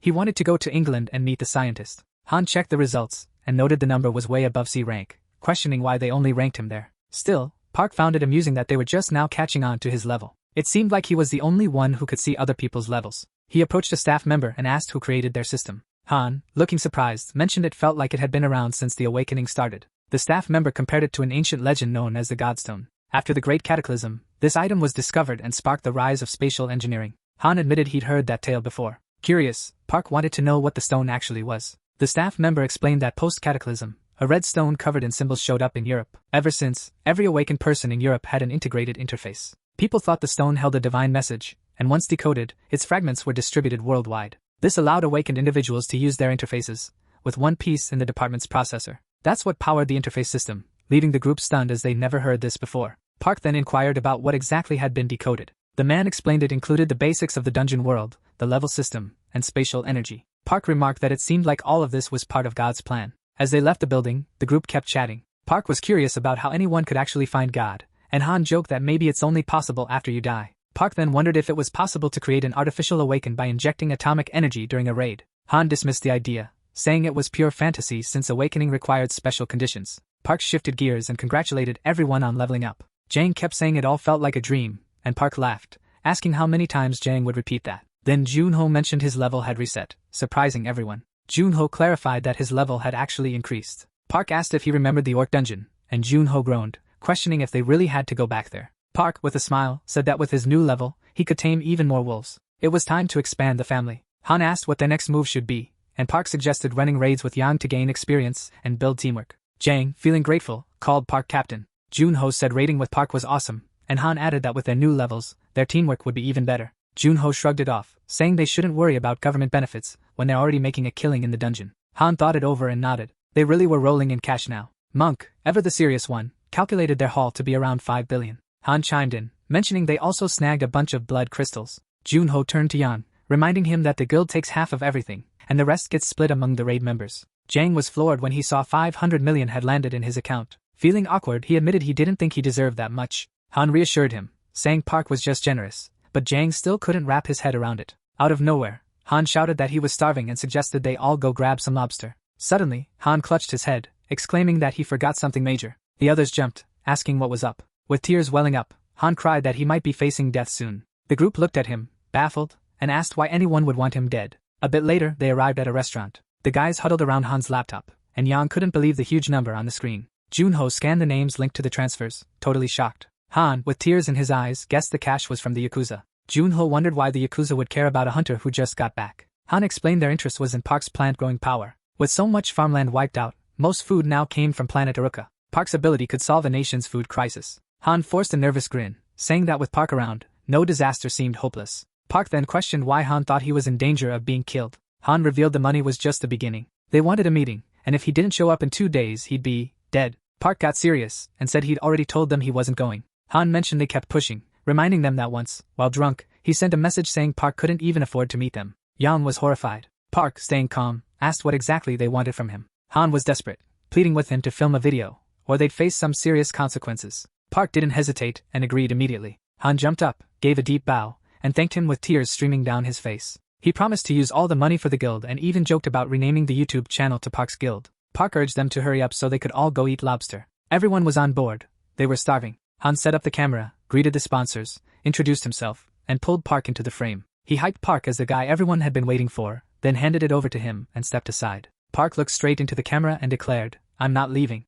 Then, he turned around and said that was enough. Time for lobster. Han was stunned. "That was it?" he asked. The others didn't see the issue either. Jang thought Park was clear enough, and Monk just said he was hungry, and urged them to move on. Then Han got a message. It said if Park wouldn't come to them, they'd come to him and asked if that was okay. Everyone was shocked. Han mentioned they wanted to come and have a serious chat with Park. Park just shrugged and said to let them know it was cool. As he walked away, he added that if they really wanted to come, no one could stop them. At the cafe, Jianho asked which country the messages were from. Han guessed it was the same place Hero had visited. None of them noticed the guy at the next table keeping a close eye on them. Night settled over the city. In a car, a young guy told his boss over the phone that he was already on his way. After hanging up, he frowned, muttering about how the old man was driving him nuts. He then told the driver he was exhausted and that they were heading to the club. But his phone rang again. Annoyed, he picked up. This time, it was a guy calling from a cafe. The caller informed the director that he had found Park. Surprised, the director asked where. The man explained that after dinner with the guild, Park was heading to a dungeon, the same one where an incident had recently occurred.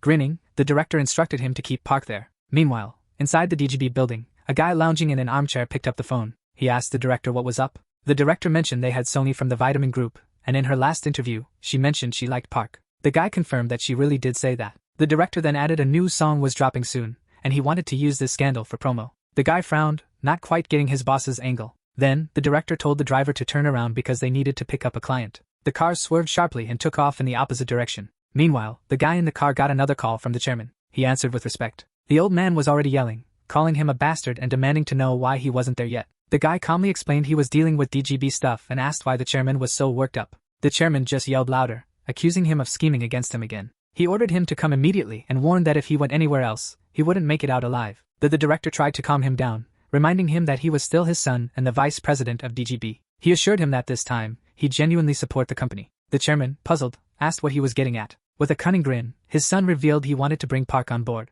The old man lost it again, questioning if he really thought it would be that simple. He admitted he'd already dispatched a manager to handle it. Tired of the yelling, the son ended the call, frustrated that his father didn't have faith in him. Staring at his phone, he grumbled about being treated like this by his own family. Then Sony called, addressing him as brother. Hearing her voice made him smile, and he asked how she was doing. She inquired if it was true he intended to introduce her to Park Soho. He confirmed it and told her to get ready because he was on his way to pick her up. After hanging up, he replayed the conversation with his father and got irritated at the manager. How dare that old fox interfere? In his view, young people should deal with young people. No way Park Soho could resist a Vita Group idol. If this plan worked, he'd finally have the upper hand over his dad. Power would be his at last. Meanwhile, in this deserted dungeon, a loud buzzing echoed around. It was coming from a helicopter above, with monsters peeking out from the buildings below. The helicopter dropped glowing spheres that scattered around. Each sphere emitted an infrared glow. A screen inside the helicopter lit up, and the pilot reported goblins all over the place. It felt like finding a needle in a haystack. He couldn't figure out why top-tier soldiers with the best gear were sent after just one guy. Suddenly, a figure showed up on the ultraviolet display.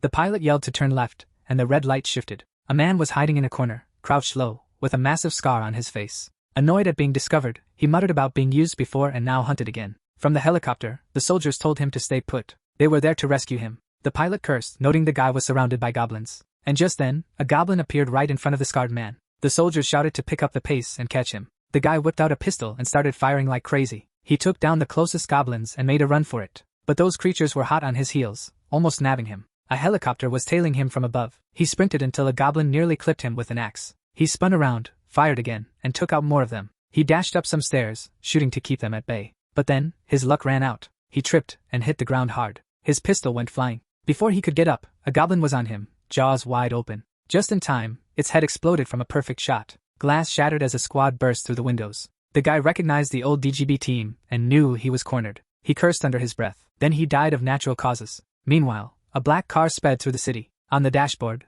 a Group X image popped up. The man answered and heard that they had captured the target. He congratulated them and instructed to take the guy to the warehouse. At the same time, the director was giving the manager a hard time. He asked what had happened. Frustrated, the guy said he just told the manager to keep Park there until he showed up. The manager recalled Park calmly saying he'd go in alone. He tried to stop Park, but Park just glanced back, grabbed a DGB business card, and disappeared into the portal in a flash. The manager admitted, feeling guilty, that Park vanished so quickly he didn't even have time to react. The director turned away, saying he didn't want to hear excuses. The manager apologized once more. When asked how long the dungeon usually took, the manager mentioned it took 4 days in pairs. The man winced. Solo, it would take at least 8 days. The director was stunned. Did Park really enter that level 5 dungeon alone? Then the car window rolled down, and a girl asked when she'd see Park. Without turning around, the director called her Spark and said Park was already inside the dungeon, standing atop a pile of dead goblins. Inside, Park assessed his abilities. He had all his druid points now, but he still needed more experience. Then he sensed something moving beneath the corpses. With a grin, he asked if anyone was still alive and activated his tracking ability. A wounded goblin emerged from the pile. Somehow,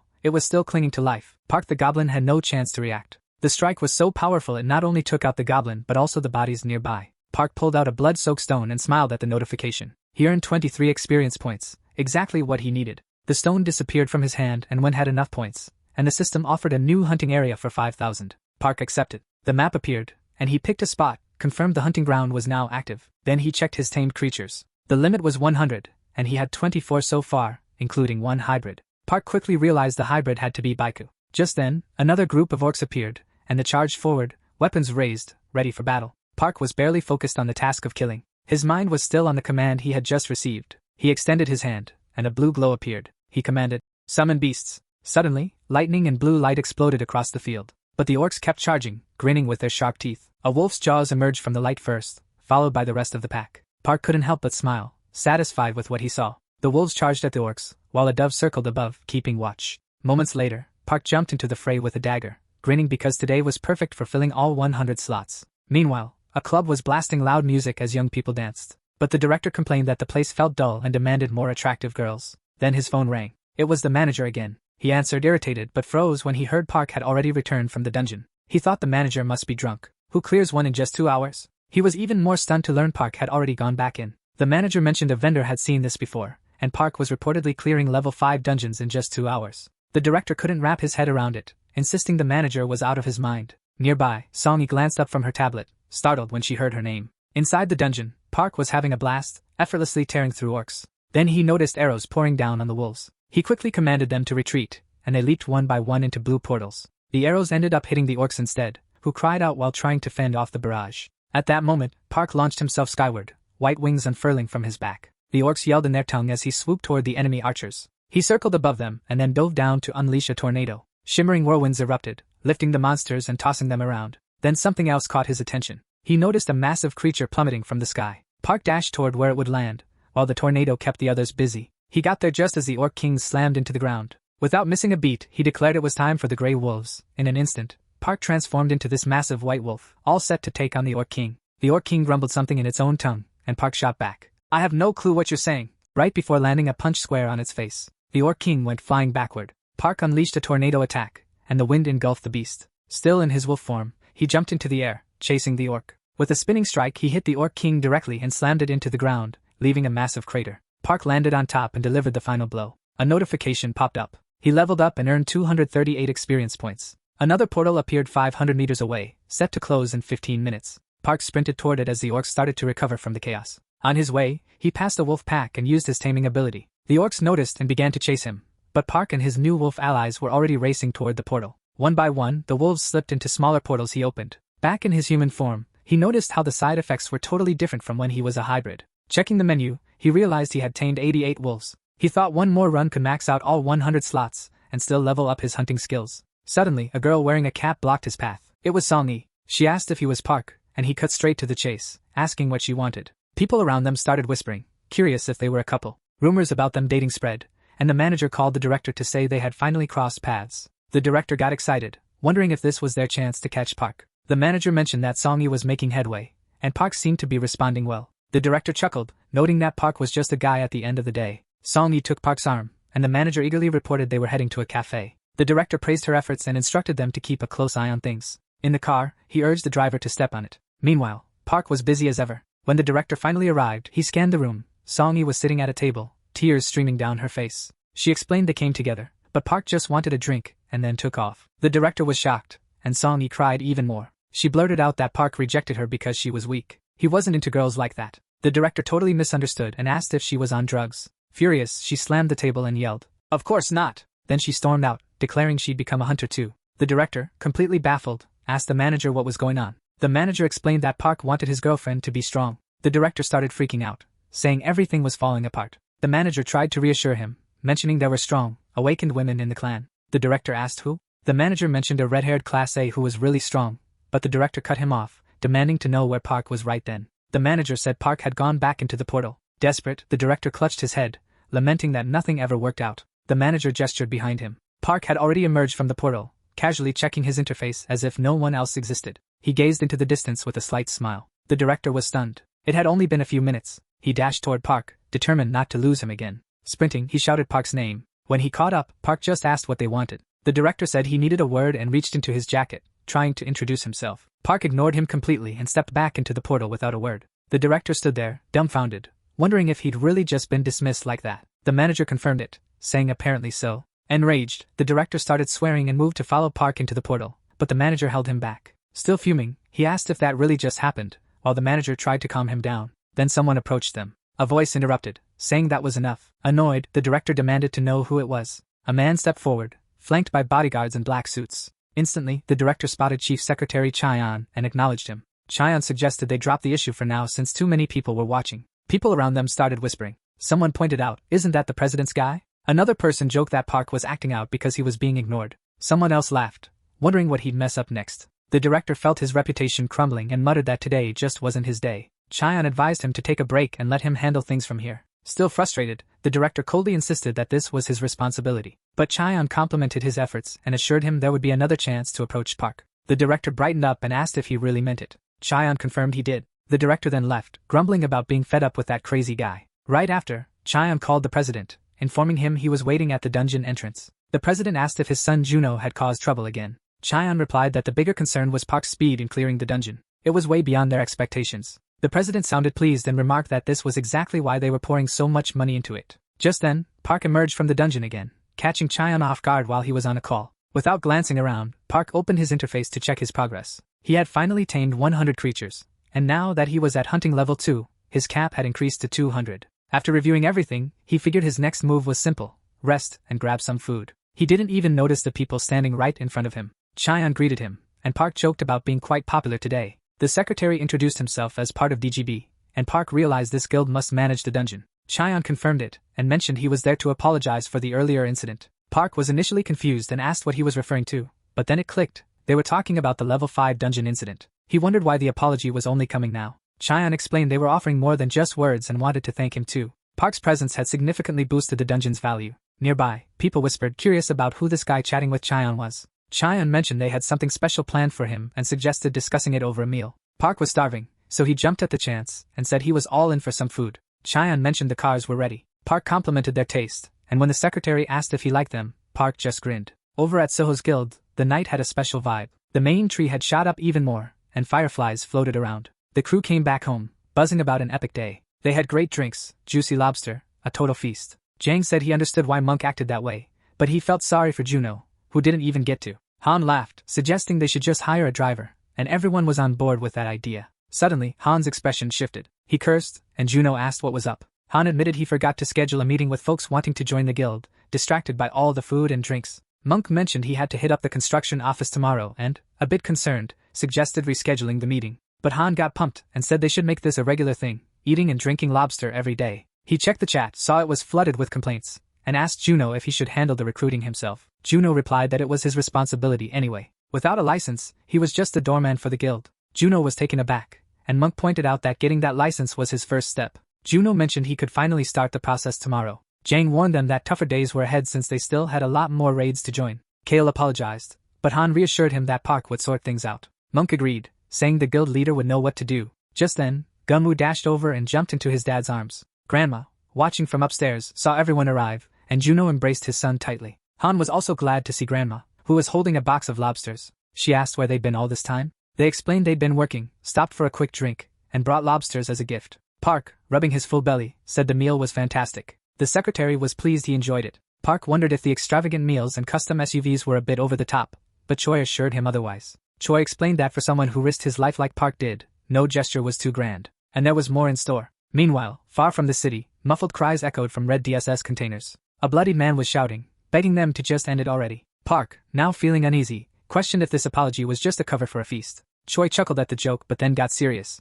Park wanted to know what they really wanted from him. Choi revealed they were seeking an official partnership with Park's guild. He explained that the city had 12 sectors, but DGB couldn't control one because they lacked a level 6 combat team. Despite their wealth, they couldn't assemble one. Park noted that must sting their pride. The secretary agreed, especially for the CEO. Park bluntly said he wasn't interested in representing a guild, but Choi quickly clarified. They didn't want him to join an existing one. They aimed to create a 13th sector with Park's guild. Choi pointed out that current sectors revolved around level 6 guilds, but the guilds are swamped, man. Everyone's freaking out, and if a new 13th sector popped up where they felt safe, they'd all want to move there. Land prices would skyrocket, and they thought Park's guild could be the symbol of that hope. He asked if the guild was struggling. Of course it was. They needed money, people, and experience. If Park kept tackling dungeons, DGB would handle everything else, from management to government backing. Park mentioned they actually had the funds and experience. What they really needed was power. Even so, Choi still saw potential in them and asked if Park and his crew were up for the challenge. Park thought about his buddies and wasn't sure. Then Choi pushed further. Why do big guilds always get company backing instead of government support? He said DGB wouldn't find a better partner. Park realized that would give them full control over the dungeons. Honestly, it sounded awesome, but he said he'd mull it over. Building a new sector doesn't happen overnight. Even that response caught Choi off guard, and he thanked him.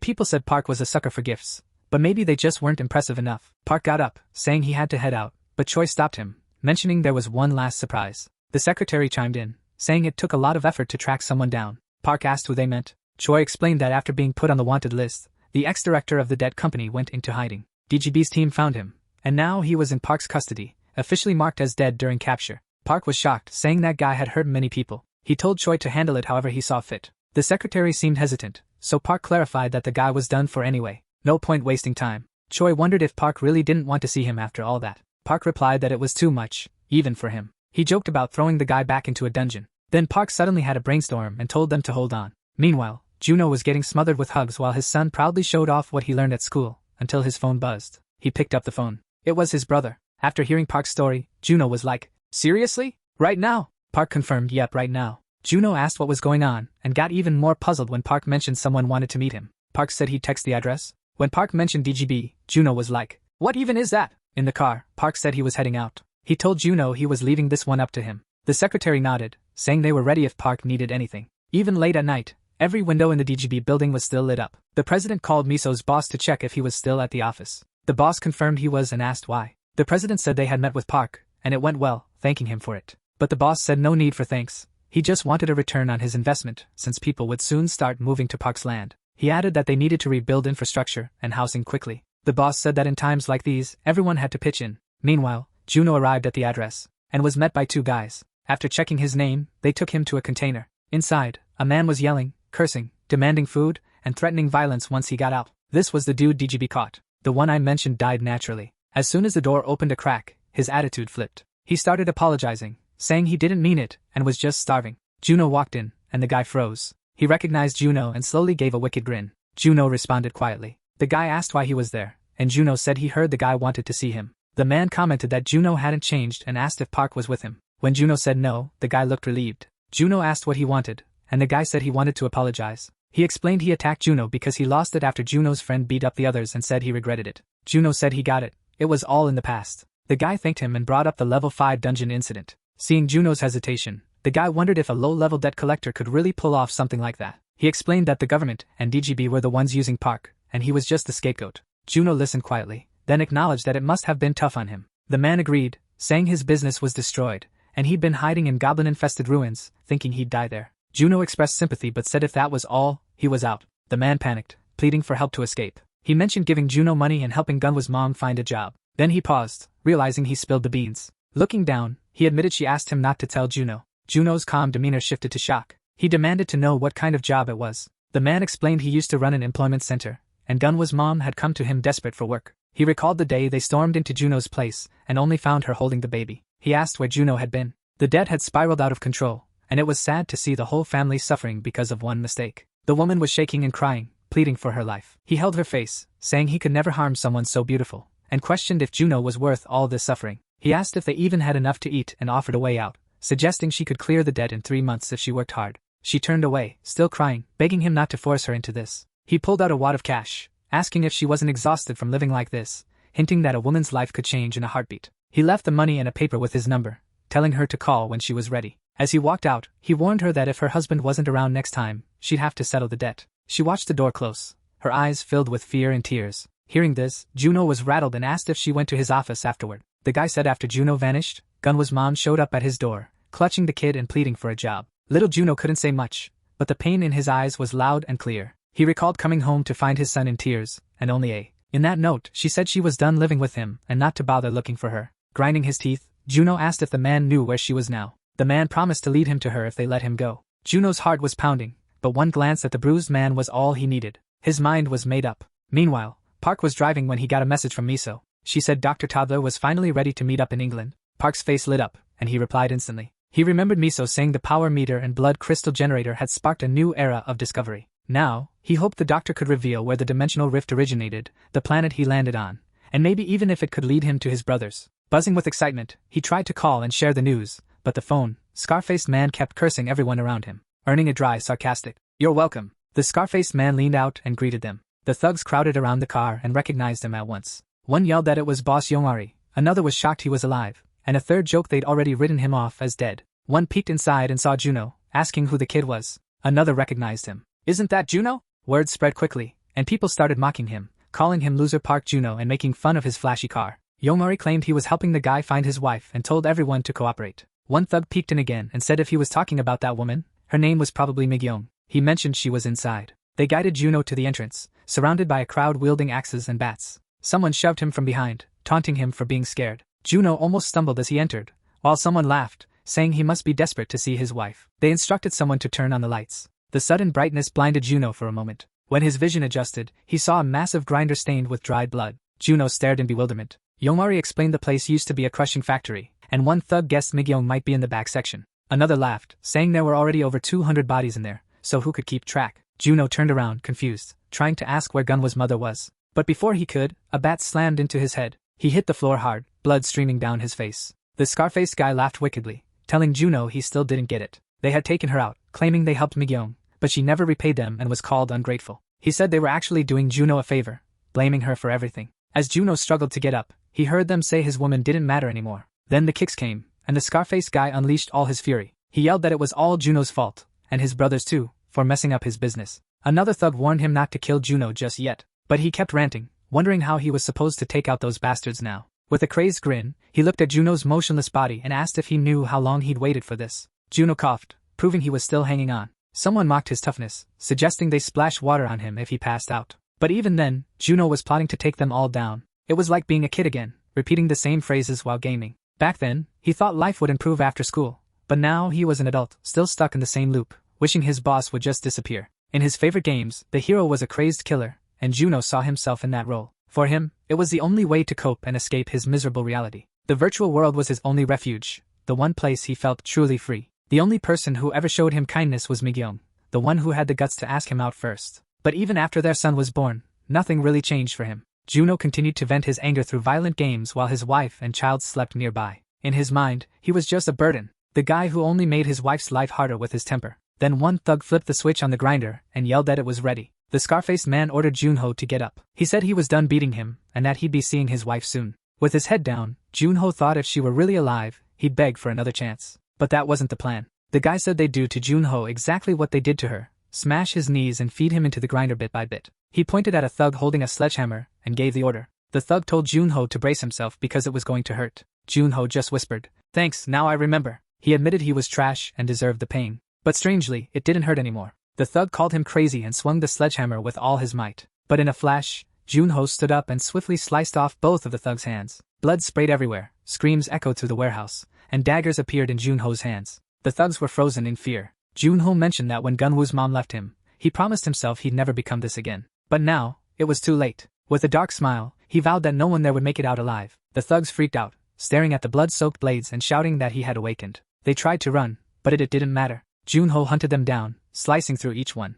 Another Yongari could only watch in disbelief. With every strike, Junho's grin grew wider. The more he killed, the more twisted his smile became. The few who survived ran out of the building screaming, and a severed head flew out after them. Junho stepped out right behind it, his daggers still dripping. The thugs begged to escape, but he was already on to the next one before they could react. Above them, where the snipers should have been, Park watched with a faint smile. A man in black next to him asked if his brother was alright. Park confirmed and instructed him to ensure Junho wouldn't face any legal issues for this. The man replied that most of those gangsters were already marked as negative social value, so the government wouldn't care. Junho had no idea Park was there. He just kept killing as if nothing else mattered. Still smiling, Park said his brother had truly awakened and could handle things on his own now. Junho's smile wasn't just about anger anymore. It was the expression of someone who had moved beyond his regrets and transformed. By then, the long night had ended. The next day, the news reported that despite numerous dungeon breakouts across the city, things were finally starting to improve, thanks to the special military forces. People still worried that the guilds couldn't keep up with the increasing number of portals, but for now, the city was filled with victory cheers from the soldiers. The cameras focused on the elite 707 unit, and among them was Choi, walking with her team alongside a red-haired girl. Watching the broadcast, Miso muttered that Choi was a fool for not calling her. Then the news shifted to a scandal involving Songy's latest song. A photo showed Songy chatting with Park, and the anchor asked if viewers recognized the man. Choi happened to walk by and stopped to take a look. The red-haired girl beside her saw the picture and lost it, cursing Park out. Just then, the captain of another squad emerged from a portal, muttering curses under his breath. A soldier reported that 12 teams had scoured the area, bringing back more supplies, but not the treasure they were after. Miso stood there, lost in her own thoughts, as memories flooded back. She recalled Park saying they just needed to train for 1,000 years. Then she remembered the white-mustached guy in a meeting, claiming Park was just keeping his secret under wraps. That was when Choi lost it, shouting that Park wasn't like that at all. Piecing it all together, Miso realized she needed to stop focusing solely on herself and pay more attention to what Park was actually up to. Just then, her phone buzzed. It was Park calling. She answered and immediately asked if there was any news about finding his brother. But Park brushed it off, saying everything was fine, and then asked, "What happens if an awakened gets bitten by a zombie?" Miso's expression shifted instantly, and she asked if someone had been bitten. Meanwhile, Monk lay in his room, groaning, with his bitten leg throbbing and blood oozing from the wound as a red web spread beneath the skin. Still keeping it cool, Park assured her no one was bitten. He was just curious. Monk is writhing in agony, holding his leg, but it's not helping at all. Trying to keep her cool, Miso mentions that there have only been 38 known cases of awakened folks getting bitten by zombies. She continues, saying that by day 48, 2 had died from leukemia, 26 lost all their hair, and in 7 cases, there was just pain around the bite. Then, the worst news, 3 F-rank awakened turned into zombies. She explains that the usual symptoms are fever, phantom pain, and red veins. The lower your rank, the higher your risk of turning. Park asks what someone should do after a bite. Is quarantine necessary? Miso responds that infected individuals are kept under constant surveillance in special facilities while scientists work on a vaccine. Park wraps up the call, still skeptical. To him, it sounds like they're using people as guinea pigs. Out on the street, Park notices a guy selling stuff on the ground. The dude's wearing a hood and scribbling strange symbols on bits of paper. Park approaches and greets him. The man says it's been a while and asks if Park still needs medicine for his brother. Park shook his head. Not this time. His friend had been bitten by a zombie. He asked the guy if he had anything that could help. The seller rummaged through a bunch of jars before picking one out. He handed it over, claiming it worked on any bite. The ointment was called Anti-Frame. Use it morning and night. After a week, it should start working. Park asked about the price. The man grinned, offering a discount for a loyal customer. Normally $4 million, but he'd let it go for $2. Park didn't hesitate and ordered 10 jars. Happily agreed. Before Park left, he added a tip. If the infected started convulsing, a hard slap might stop it. Park walked off with the jars in his bag. Then 2 cops showed up, yelling that selling there was illegal. The vendor quickly packed up and dashed down the street. All they saw was a big black bird flying away, leaving them puzzled. Meanwhile, Monk was tossing in bed. Outside, Han, Jang, and Gunwoo were freaking out because Park still wasn't back. Gunwoo peeked in, looking worried, and asked if Monk was turning into a zombie. Han sighed and confirmed it. Han then took out his phone and showed it to them. Jang asked what it was, and Gunwoo explained it was the ultimate weapon. If he pressed it, Monk would die. Before anyone could react, the kid pressed the button. A blinding flashlight turned on. Han just stared, and Jang was frozen in place. Gunwoo frowned, mumbling that he expected 100 spears to shoot out of the phone. In one last dramatic attempt, he threw his hands out like a wizard and shouted for Monk to turn back to normal instead of becoming a zombie. Just then, Grandma shouted from downstairs that the soup was getting cold. As if on cue, Monk suddenly sat up in bed, holding his head. Gunwoo pointed and yelled that Monk was awake. Jang, shocked, asked if he had really turned into a monster. Han suggested Monk probably just woke up because he wanted food. Then a voice from behind asked what they were up to. They turned to see Park at the door, holding a green jar. The guys rushed over, stunned by Monk's condition. Those red veins had already reached his eyes. Park didn't hesitate and smacked him on the head. Then, the scene switched to a reporter. She was covering the city where a level 7 dungeon had just been cleared. The entire world was tuned in. It had been 10 days and 11 hours since Hero's 10-man squad entered. A massive crowd was outside, praying they'd return alive. Suddenly, a figure emerged from the portal, and the crowd went wild, cheering that they were back. People shouted Hero's name. The reporter announced that Hero's fire team had returned, and the mission was a success. Applause and celebration erupted from the crowd. But then, Hero's teammates started collapsing one by one. Medics rushed in to assist. Hero himself fell to his knees, and the reporter speculated if the battle had drained them that much. Then he collapsed too, and she revealed in shock that 7 team members hadn't survived. Hero was taken to the country's top hospital. Akiko stayed by his side until he woke up. When he opened his eyes and saw her, he softly said her name. Akiko was shocked to see him awake. He clutched his head and asked for some water. After taking a sip, he exhaled deeply. Akiko felt guilty, but Hero reassured her it wasn't on her. In his mind, though, he didn't think it was his fault either. Akiko mentioned they found out Park had met with Daigo, which seemed super sketchy. Hero was floored. I mean, Daigo was the deputy director of the supernatural department, the guy in charge of national security. Getting noticed by someone like that was a bigger deal than any praise from the Awakened Federation. Park was on their radar now, and Hero thought Park was a real piece of work. He felt he should be the one leading humanity, not Park. From that moment, he knew he couldn't ignore him. He had just lost 7 people in that dungeon, but even that barely fazed him anymore. He'd witnessed too many deaths and too many reincarnations. Even Akiko had died countless times. At that moment, he directed all his anger at Park. He couldn't let a lunatic mess up the plan. To Hero, Park's actions were clearly hiding something sinister. So, he decided that, for the sake of humanity, Park had to be stopped. Hero told Akiko to find any boat heading to Busan, or if needed, to build one herself. He was determined to get there no matter what. The next morning at Park's guild, Juno woke up with a splitting headache. His grandma gave him an earful for drinking too much and told him to come have breakfast. He grabbed his ID card from the table and grinned, feeling like he was finally a legit mercenary. Meanwhile, Han was already in his room, busy on his laptop. He noticed views had dipped a bit after people found out Park was just an awakened, but the channel still had 1 million subscribers and over 10 million views, way more than he ever imagined. He realized that success was all about connections, and gaining a powerful person's trust was an art. Suddenly, Juno barged in, nearly giving Han a heart attack. With a big grin, Juno teased Han, asking if he was the only one who got to have fun. Han shot back, asking if Juno had ever heard of knocking. Juno apologized and mentioned that Grandma was calling them for breakfast. Then he asked about Jang. Han explained that Jang was training again and wouldn't come down until he was done. Jang was out in the training field surrounded by tree stumps. With his eyes shut, he tuned into the sound of the wind. Then he opened them and began slicing through the trees with final strike brought down the last tree. But he still felt it wasn't enough. As the trees reset, he vowed to never hesitate in battle again. So he kept practicing the moves, promising himself he wouldn't let it happen again. Meanwhile, the others went hunting with a pack of wolves. One kid shouted that whoever caught the deer first would win, and another joked the loser had to pick apples. Park stood by the temple with an older monk and 2 boys in gray robes. He mentioned the temple was finally complete and asked if there was any chance it might fall apart. The monk chuckled, assuring him everything was built right. Park told them to speak up if any issues arose. The monk thanked him sincerely, saying they couldn't imagine how to repay someone who gave them shelter. Nearby, a deer dashed by with wolves on its tail, while Gunwoo led the chase, urging everyone to pick up the pace. The temple kids joined in, cheering the wolves on with excitement. Park grinned, saying he'd never seen Gunwoo this happy before. Gunwoo had always been so lonely. Many moms wouldn't let their kids hang out with him, and Gunwoo overheard everything. A temple woman invited Park to lunch, but he declined. Instead, he asked about Monk's recovery. She mentioned Monk had dealt with delusions before, but now he was training again and eating well. Monk stood in front of a mirror, examining the scar around his red eye. Now, he looked like Saitama with a Sharingan. His mind drifted back to the past. He recalled being teased as a bald monkey.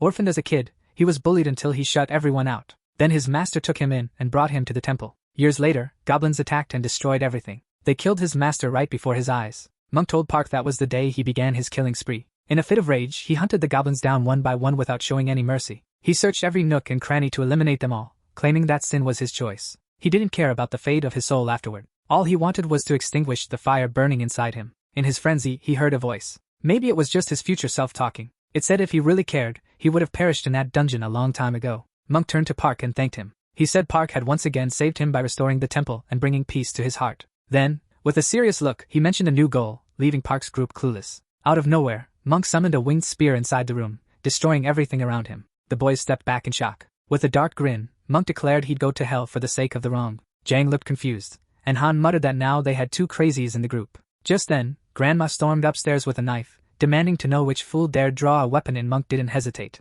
He leaped out the window, smashing through everything in his path. Just a few minutes ago, he was in his room, staring at himself in the mirror. When they called him for lunch, he headbutted the mirror. Then he grinned like a lunatic, thinking, I'm ridiculously good looking. The full moon cast a silver glow over the sea. A small boat zipped across the water. Hiro and Akiko were standing at the back. Once they hit land, Akiko mentioned they'd switch to a car. Hiro kept quiet, focused on the fact that he was just tagging along with the druid. Meanwhile, back at Park's guild, they were wondering if Monk had come back. Someone mentioned the old lady gave him an earful, and another said he had it coming after breaking the window. Then Juno walked in, saying the secretary called. The city plan was ready. They'd grab the map tomorrow and dive into the building details. Park told Juno to keep an eye on things and make sure no one pulled any stunts while he had breakfast. Jang asked where Park was headed. Park said he was off to England to see Dr. Toddler, but Han said that wasn't happening right now. Park asked why, and Han explained that all flights and sea routes were shut down. Shocked, Park asked what was going on. Jang mentioned there were multiple dungeon breaks. Wyverns were swarming the skies, and the sea was teeming with another type of monster.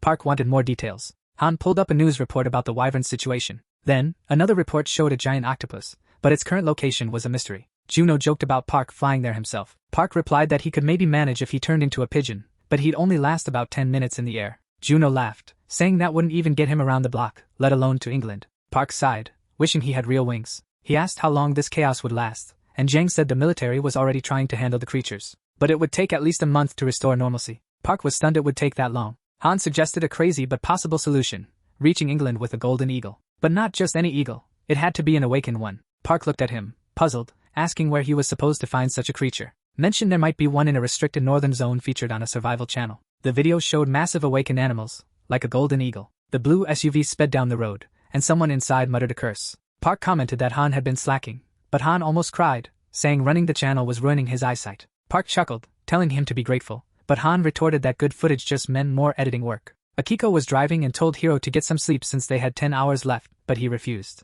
She warned that if people found out what they were up to, it would cause a massive scandal. Hiro knew it could even spark ethnic conflict. When she asked why they weren't using official channels, Hiro explained there wasn't enough time. Doing it themselves was quicker. The GPS announced the zombie zone was 1,200 meters ahead. Akiko said they'd have to drive through it. Meanwhile, Park and Han had already stopped and gotten out. A gigantic beast stood in front of them. In front of them, a massive boar snorted steam from its nose. Its sharp teeth formed a menacing grin. The huge boar glared at Han, clearly pissed, while Park mentally asked how he felt. Han confessed he was scared out of his mind. The beast looked insanely strong and seemed to despise humans. Park loved that response and said Han had to tame it. Suddenly, the boar charged, and Han bolted for his life. He scrambled, slammed into the trunk so hard it started to tip, and Han yelled for help. On the second, his eyes shut, begging for help until something brushed against his face. When he opened his eyes, he found himself staring at a giant rabbit with red eyes. Panicking, between the boar and Park, confused why neither was attacking. He asked if they weren't planning to eat him, and Park said it didn't seem like it. Han lowered his head and exhaled shakily.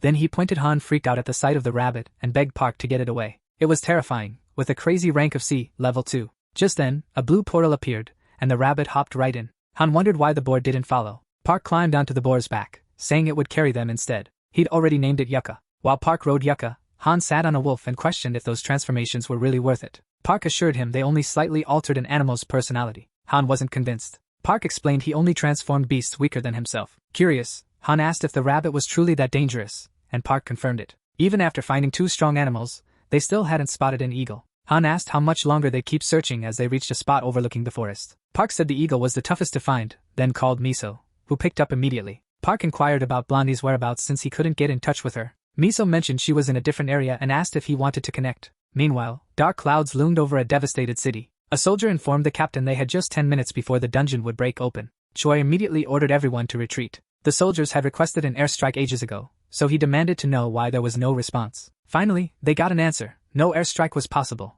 and the artillery was down too. One soldier cursed, questioning why they were only hearing this now. They were told the third battle group would arrive in 10 minutes. Choi, frustrated, asked if they were seriously expected to hold off the spiders alone until then. The response ignored his question, repeating that retreat was the top priority. Losing patience, Choi ordered everyone to grab their gear and move out. Another soldier shouted they should leave before the witch changed her mind, and the girl mocked herself, saying that's why nobody loves her. On the other side, Park greeted her cheerfully, mentioning it had been a while. Blondie froze at the sound of his voice. After a moment, Park mentioned he needed to track down the Golden Eagle and asked if her team could lend a hand. She gritted her teeth at his request. Suddenly, she yelled at him to get lost, calling him a disgusting creep, and hung up. Park just stared at the phone, baffled. He turned to Han and seriously asked how asking for help with an eagle could sound pervy. But Han was already focused ahead. Pointing forward, he asked what was going on. Black smoke was rising from outside the city. Holding up his phone, Han said in disbelief that they were starfish. Park looked confused and repeated, "Star what?" Han showed him the report. A starfish dungeon had burst open. Those creatures spit fire and explode when they die.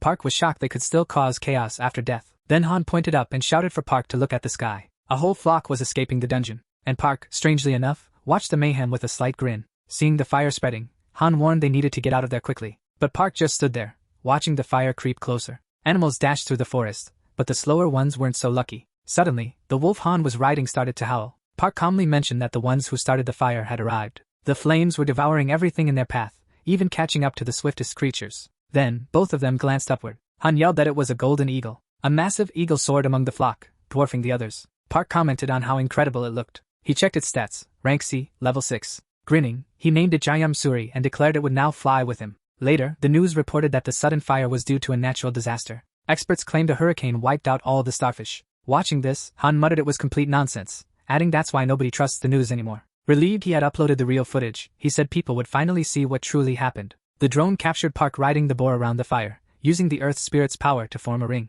Then he unleashed Tornado, turning the flames back on the starfish. The video, titled Park's Tornado Skill, went viral instantly. Some folks thought it had to be fake, while others wondered if Park was some kind of god. Han was blown away. In just seconds, the video hit over 400,000 views. Another clip showed up after the fire was out. Drones buzzed above as Han rushed to Park, who had collapsed. Han thought about cutting that part since showing weakness might be risky. But then he had a light bulb moment. He could upload it as a separate video. Just then, someone called his name, and Han turned around. With coffee in hand, he stepped out onto the balcony and looked down. Juno and Jang were below. Han asked if they were heading into a dungeon, and they mentioned a level 2 one had opened nearby. Juno said they still had 3 spots open. Han chuckled, asking if they really couldn't handle a level 2 dungeon on their own. Juno boasted that he had more skills than the rest of them combined, and Jang chimed in that Monk was already waiting in the car. Han figured they had gathered a wide range of skills. With a small team, they had to cover all the roles. Before heading out, he asked for a minute to upload one more video to the channel. His fingers flew over the keyboard. The video started with a message, "Park, I invite you to Dr. Toddler."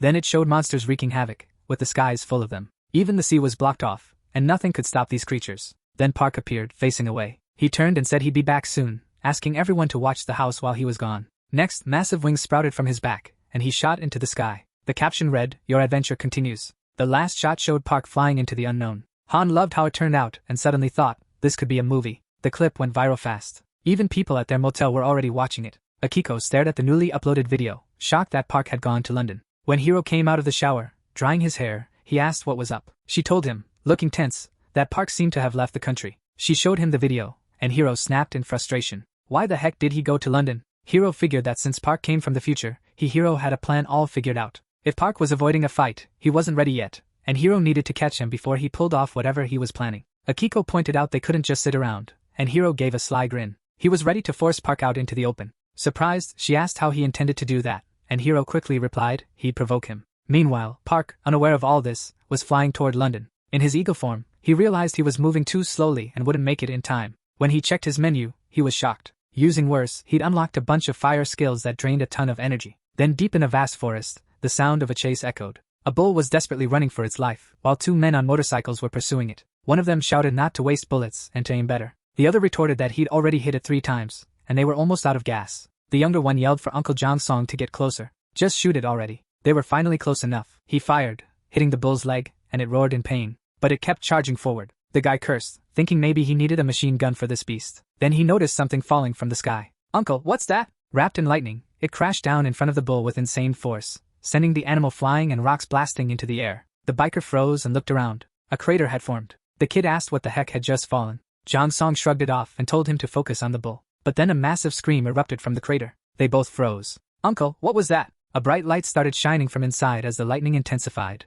and the screaming grew louder. Staring into the crater, John Song asked what it was. The kid wondered if it was a person, or some alien mimicking a human voice. Then a human hand shot out, crackling with electricity. John Song drew a knife, and they both stood ready. Then Park. He climbed out, clutching his head and groaning about how he almost bit the dust. The kid mumbled, "Yeah, seems human enough." Park shot back, saying of course he was human. Trying to get his bearings, he introduced himself as Park and asked who they were. The boy said his name was Chul Yong and introduced the other guy as his uncle. Then he asked how Park survived such a crazy fall. Park called it a fall straight from hell. Stretching his neck, he asked where he was. Chul mentioned the area, pointed out a nearby river, and confirmed they were still in Park's homeland. He also noted Park's southern accent and asked why he dropped out of the sky. Park chuckled and said he was flying first, then took a nosedive. Processing that, Chul guessed that surviving without a scratch meant Park was one of those strong awakened folks. Park paused, then admitted, "Yeah, strong as hell." Still gripping the knife, the uncle asked if Park was alone or had a crew with him. Park replied he did have some companions, but he was traveling solo. The uncle assured him they weren't trying to hold him back. They were only after the bull incident,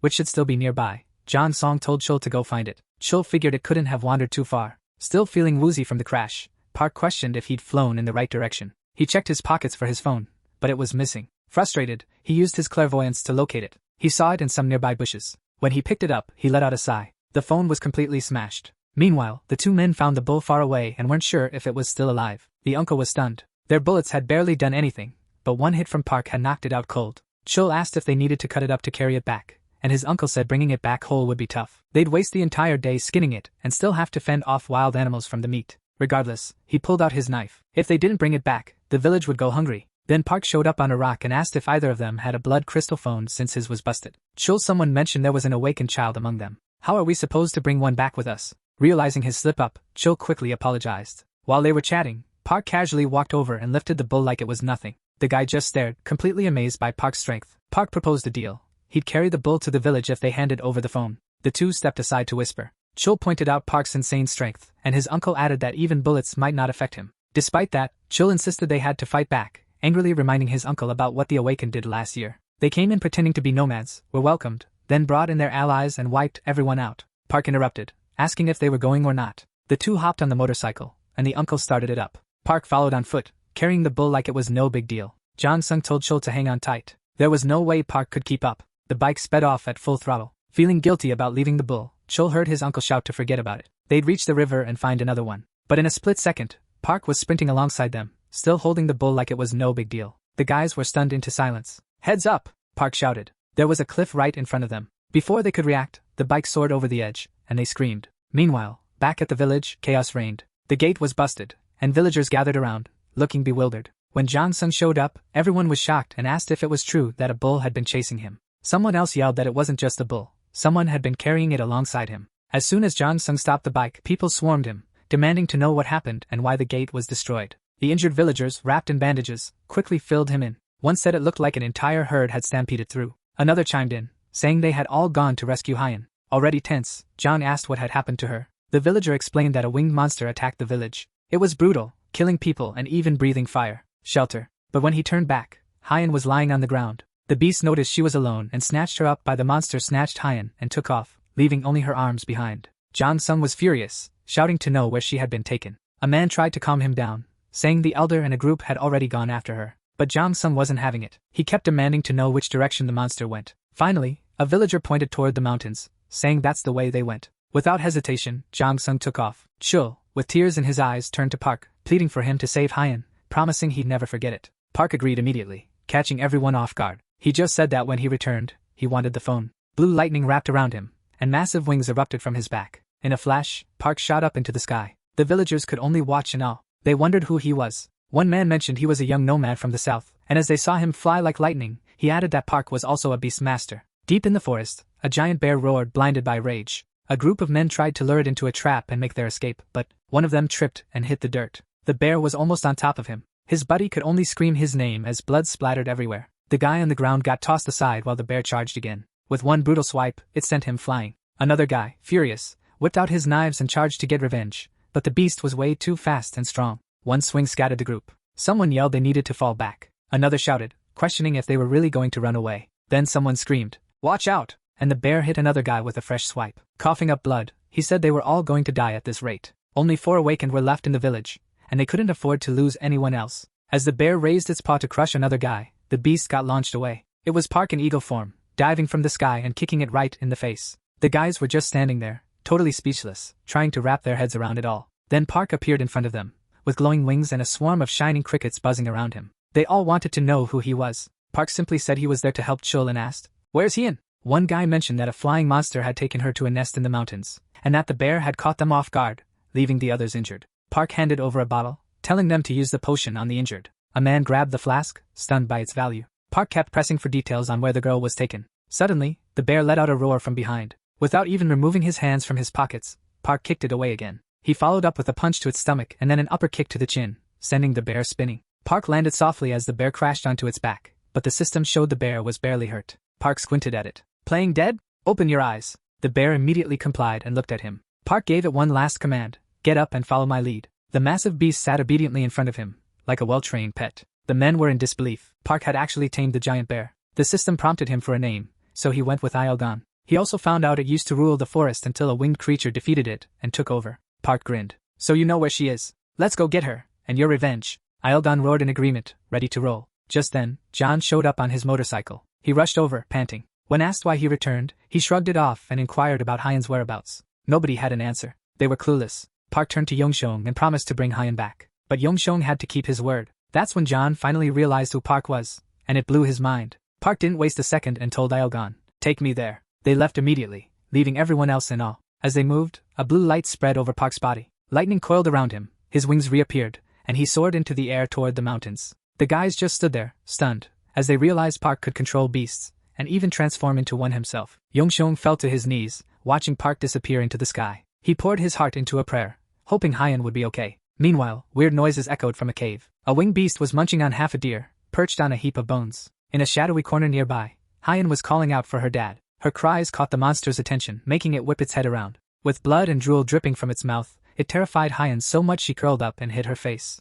Just as it was about to reach her, Yahello showed up behind her, ready to throw down. The beast turned and charged, but Yahello was already on guard. Then, a massive eagle swooped in behind him. It was Park. As the monster went for Yahello's armor, Park's body lit up blue, partially merging with the bear, one eye glowing red. He quickly realized what it was, a young wyvern, still nursing an injury. The creature tried to chomp on Park's claw, but he smacked it with his other paw. He grabbed the neck, tossed it far, and followed up with a fireball. The wyvern smashed through the cave wall and hit the ground hard. He turned to Hyan, assuring her he'd save her, but he told her to stay quiet and not move an inch. Then, another wyvern crawled back into the cave. Park wondered if he could tame it now that his spatial energy had increased. The interface mentioned a wyvern could be tamed if its integrity dropped below 10. He had a shot. But suddenly, a strong urge to kill it surged through him, and his body went all out, attacking on its own. The wyvern crashed through another wall and fell, its integrity dropping to 16. Park realized Yahello's rage was influencing him. The bear's hostility was spiraling out of control. Again, the urge to kill came back, and his body geared up for the final blow.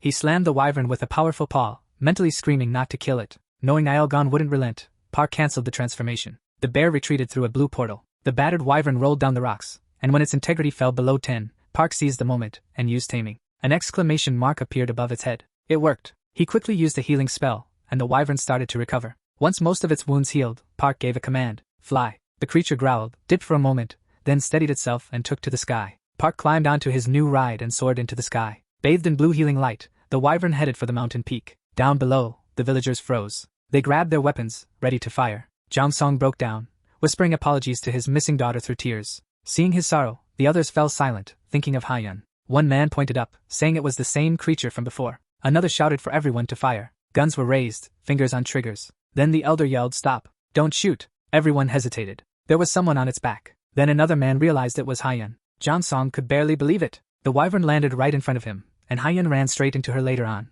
The whole village gathered around the fire, chatting, eating, and calling Park their dragon knight. As more meat sizzled, someone joked that the baby needed extra food, while another confessed they still feared the winged creature. Park watched the kids playing with the wyvern, reflecting on how calm it had become since being tamed. He discovered he could now glimpse the past of any beast he had tamed. The wyvern's history was tragic. Her group was nearly wiped out by the Sky Alliance, but she survived because she was young and always flew at the back. After crossing the border, she faced starvation, got injured, attacked the village, and eventually hid in Ilgan's den. The elder thanked Park, saying the village could finally relax and celebrate. Park had provided food, healed the injured, and even repaired damaged homes. He explained that they had been poor even before the government collapsed after the disaster, but they still found happiness. Despite their unity, they couldn't fend off the monsters and had to flee. Their city became uninhabitable, so they moved further into the continent. Eventually, many other nomads followed suit. Now, hardly anyone remained. Hunting was impossible, and the land was barren. Wild beasts and raiders kept attacking relentlessly. The chief mentioned they left the city with 400 people. 2 years later, only 60 survived. That very day, they planned to leave again because staying was no longer an option. Unfortunately, the answer was no. The lands were vast and crawling with monsters and bandits. Still, the elder had heard tales of places shielded by magic barriers where ordinary folks could find refuge. The catch was getting in. Without connections and speaking a different language, they stood no chance. Surviving the journey alone would be a miracle. This reminded Park of something Miso had mentioned. Soon, all of Asia would become a massive battlefield, and refugees would flood their lands. The nomads had heard this from guards too. If they couldn't defend themselves, they'd have to ally with someone who could, but it wouldn't come cheap. The chief stood up, saying everyone was too drunk to leave and should just crash there for the night. He mentioned there was a room upstairs ready for Park. Cole chimed in, saying it might be a bit messy, but still comfy enough. Park just grinned and turned down the offer, saying he really needed to head out. The elder was concerned about the late hour, but Park assured him it was all good. The elder nodded, acknowledging they'd kept their hero around long enough. Park awkwardly brushed it off, saying it wasn't a big deal. Then the elder asked Cole to grab the blood crystal phone, and the kid dashed off to fetch it. The villagers gathered around to bid Park farewell, with the wyvern behind him all set to go. Once Park got the phone, he mentioned how the navigation and satellites were spot on and super handy. The leader told him not to bother with thanks, reminding Park he had saved the entire village. Then suddenly, Park's hand started glowing, and a ball of electricity formed in his palm. The villagers watched in awe, thinking he was about to bust out some magic again. But instead, a cascade of blood crystals spilled from his hand. The villagers were completely blown away by the sheer number and value of them. As he got ready to leave, the villagers couldn't believe their eyes. As he left, Park hoped the crystals would benefit them too. The entire village thanked him and wished him a safe journey. He waved back, promising they'd meet again. The wyvern spread its wings and took flight. Park shouted they were heading to England. John Song held Haeun's hand as they watched him fade into the distance. Then the scene shifted to a breaking news report. The anchor announced that the Sky Alliance had taken down a wyvern horde, but that morning the Air Force spotted another wyvern. This one, however, was different. It was being ridden by an awakened. The story blew up online, with people praising an unknown dragon knight. The broadcast then cut to a collapsed bridge.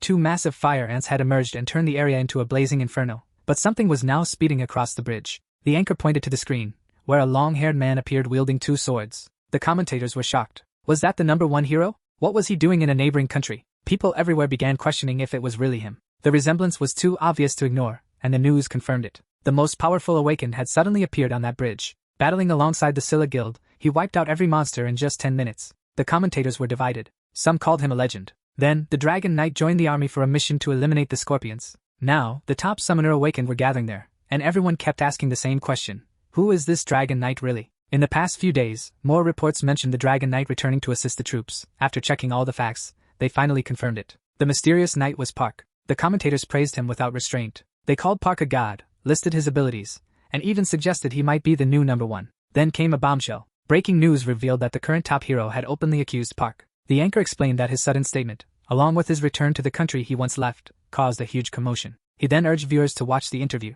Reporters jumped right in, asking why he was targeting Park and why he had come back. The hero didn't hold back. He showed up to call out the so-called godly tamer as a total fraud. The press room went wild, with reporters demanding to know why he was accusing Park of being a fake. He claimed that Park bolted as soon as he heard the hero was coming, too scared to face the truth. He also said Park's videos and achievements were way overhyped. According to him, Park was just a regular tamer with no real credentials, propped up by the government because they liked the image he projected. One reporter suggested it sounded personal and asked if he had a direct message for Park. The hero locked eyes with the camera, as if Park was watching, and threw down a challenge. Prove me wrong and meet me at SBFC station. Somewhere else, Han took a sip of his coffee and muttered in surprise, "Damn." The media was buzzing with stories about the hero claiming he could beat Park with one hand. Another report showed Park with the Russian president, talking about how tight they were. Seeing that, Juno wondered the phone rang. It was Park's guild calling. Juno picked up. They asked if Park had been reached yet, but no luck. Han wondered if the agency director had called again. Juno sighed and confirmed. Han found it strange. Not long ago, he couldn't even hear the director's name without cringing. Now, he's taking calls from him every day. The base was tense, with little success in the dungeons. One guy even suggested they stop chasing money and just grab whatever loot they could. Han sighed, saying everyone needed Park now. Juno questioned why this time was different. A new report revealed level 7 dungeons were popping up more frequently. Locals were anxious and wanted Park's guild to control the 13th district. Juno mentioned many people were eager to move into that new city area. Han said it was the perfect time to make a move. A bit annoyed, Juno mentioned the director had told him the same thing. That surprised Han. The offer was that once the district got the official green light, the guild would step in for protection, while the agency would handle taxes and manage the smaller dungeons on their own. Impressed, someone asked what Juno had told them. Juno replied they were still mulling it over, but Han thought they should have jumped on it already. The agency wanted the guild to form a special team to tackle new dungeons as they popped up. But Juno made it clear that with his brother gone, he couldn't make that call alone. He wasn't sure they could juggle both level 7 dungeon raids and the creation of a new district simultaneously. Han considered how becoming a special task force would totally change their public image, but it would also come with way bigger risks. He glanced at a photo of Park next to the president, with a painted wyvern looming behind them. The whole country was in chaos thanks to Hiro's statement, and nobody had a clue where Park was. Han asked if there had been any word from him, and Juno just shook his head. Meanwhile, in a city reduced to ruins, a red car sped through the deserted streets. The gray-haired driver, sounding anxious, called Park. He asked Park if he could hear him and mentioned he was on his way to the meeting spot. Park replied, asking if he was in the red car. The guy confirmed and welcomed him to London. Then he asked if Park could see the 3 stone golems chasing him. Park said he could and that he'd handle them now. Park swooped down on his wyvern from above. He zeroed in on the 3 golems gaining on the car. The closest one raised its massive hand and smashed it into the ground, creating a crater right next to the car. Just as it was about to crush the car, a massive fireball appeared and slammed into one of the golems, sending it crashing into a building. The other 2 bellowed in fury, but Park flew by on his wyvern, drawing their attention away. With a flick of his wrist, he unleashed tiny glowing fire fairies. Then he whipped up a fire tornado, fueling it with gusts of wind. The attack was so powerful that the 2 golems crumbled before they could retaliate. Park then turned his attention to the first one and hit it with a towering pillar of fire. Then he turned to the second one and kicked its head, cracking it on impact. The jaw flew off and smashed through a wall. Checking out the damage, Park said they were weaker than they looked, probably just low level. Suddenly, he heard clapping and excited praise from behind. Park turned to see a gray-haired man snapping photos, saying Park was just like the rumors. Park asked if he was Professor Toddler, and the man confirmed with a smile. The wyvern flapped its wings, and the professor stared at it in awe. He asked if this was the famous wyvern, and Park explained the Russians painted it so people wouldn't mistake it for one. Toddler thanked him, saying that for a moment, he really felt the presence of the Dragon Knight. Park joked that the professor's translator was working great. The professor proudly showed it off, saying he bought the most expensive one he could find after hearing about the meeting. Park looked around, a bit skeptical, and asked if this was really London. The professor said all of England was struggling, but London was in total chaos, and after sunset, things took a turn for the worse. Park got the memo and prepared to make his move. He opened up a portal and summoned his wyvern, Buryong. Buryong strolled through the portal while the professor watched, totally amazed. The portal opened into a land crawling with wolves. On the other side, they saw the wyvern emerge just before the portal shut. The wolves gathered around it. Buryong roared, and the wolves howled back. Someone noted it must be the wyvern from the news. Another chimed in, saying folks claimed she lived on a farm with other tame creatures. Real sweethearts, apparently. Meanwhile, the red car kept rolling, and the professor was still in shock over what he'd witnessed. He remarked that for such a massive wyvern to fit through a portal, the destination had to be at least level 3. Park acknowledged he was well informed. The professor mentioned that Park had been all over the news lately. He added that he was thrilled they finally crossed paths, but Park wasn't feeling it. To him, the guy seemed like a scientist itching to run experiments. As they cruised through the ruins toward the coast, creatures swam in. Park asked if the lab was in London, and the professor replied that London was basically ancient history now. England's new capital is New Dover, and that's where the lab is set up. Park wondered why they hadn't met there from the start. The professor explained he needed to gather materials here first, especially since recent bombings scattered blood crystals everywhere. He was researching instant teleport stations, portals that could summon creatures, similar to how monster portals work during Rift events. He believed that if humans could harness this, monsters wouldn't stand a chance against humanity's progress. Park didn't look convinced, but he politely said it sounded promising. The professor continued, mentioning that rivers and air routes were blocked. If things didn't change, humanity would become isolated, making survival even tougher. The river when the professor awkwardly admitted he might be rambling. Park didn't respond. He was focused on the road ahead. The man asked why Park was in such a hurry. Just as they were about to meet him, Park jumped in, speaking in a low, serious tone. He warned them to be careful. Suddenly, the bridge exploded upward, like something massive had burst through from below. A giant sperm whale smashed through the road with its snout, sending the car flying backward. The professor, gripping the wheel in panic, shouted, "Is that a whale?" But Park saw more than just a whale. He quickly assessed its status. Level C2, Integrity 18. And then things got even crazier. A massive shark leaped out of the water, and tentacles began to rise nearby. Even as the car spun through the air, the professor clung to the wheel, screaming in terror. "That's a megalodon!" Below the shattered bridge, an intense battle was already underway. It was the whale versus the megalodon. The car plummeted toward the water, with the whale crashing down right behind it. Military forces rushed to the scene. Helicopters hovered above, and soldiers zipped over the water on motorboards. One helicopter reported a small car had been hit and called for an immediate civilian rescue, and the response was quick. David and Silva, the legendary duo, including the formidable Muscle Queen, were on their way. David, a big guy with a ponytail who was into dudes, took charge and asked if the red car belonged to Professor Toddler. A soldier thought it probably did. David jumped in, his glowing eyes lighting up the water below. He quickly spotted the car. A soldier noticed a megalodon chasing a much smaller whale. The whale twisted away just in time and slipped free. Moments later, it shot out of the water. A massive wall of water rose up, and the shark followed with a fierce leap. Watching the chaos from above, the soldiers prepared to fire. Then someone shouted to hold off. There were people on the whale's fin. It was Park and Professor Toddler, both alive. Park checked the shark's details. Level D3 young specimen. He raised his hand and summoned a tornado. Blue sucked into a spinning vortex. One soldier watched in awe, saying it looked like the tornado he once saw on a YouTube channel. Back on the surface, David muttered in disbelief, "It's him, the Dragon Knight." Park called out his fire fairies, and suddenly, the tornado transformed into a massive fire whirl. With the whale now safe, the military swooped in to finish the job. Helicopters zoomed in and started firing at the flaming shark. Meanwhile, the professor was still hanging onto the whale's fin, completely shocked by the spectacle unfolding before him. He couldn't wrap his head around it. Park had managed to trap a megalodon in a fiery tornado. Then Park turned to the whale and asked if avenging its mother made it feel any better. The whale didn't speak, but its eyes showed gratitude. Then it dove back into the depths. Below, a soldier watched the burning megalodon sink and yelled that it was going down. The shark crashed into the ocean floor, and Park realized he had leveled up, though his water affinity skill was gone. Later, in a tranquil spot, they found themselves at a quaint cottage perched on a cliff. Coffee were laid out on the table. The professor asked if Park had slept well. Park nodded, gazed out at the ocean, and remarked how amazing the place was. The professor agreed. Just then, a whale leaped out of the water nearby. Professor A. Kid mentioned that blue whales were becoming scarce due to monster attacks, but one managed to survive by sheer luck. Park chuckled, saying the village really felt like the world's edge. The professor agreed. English forces had been stuck, surrounded by monsters, with no escape.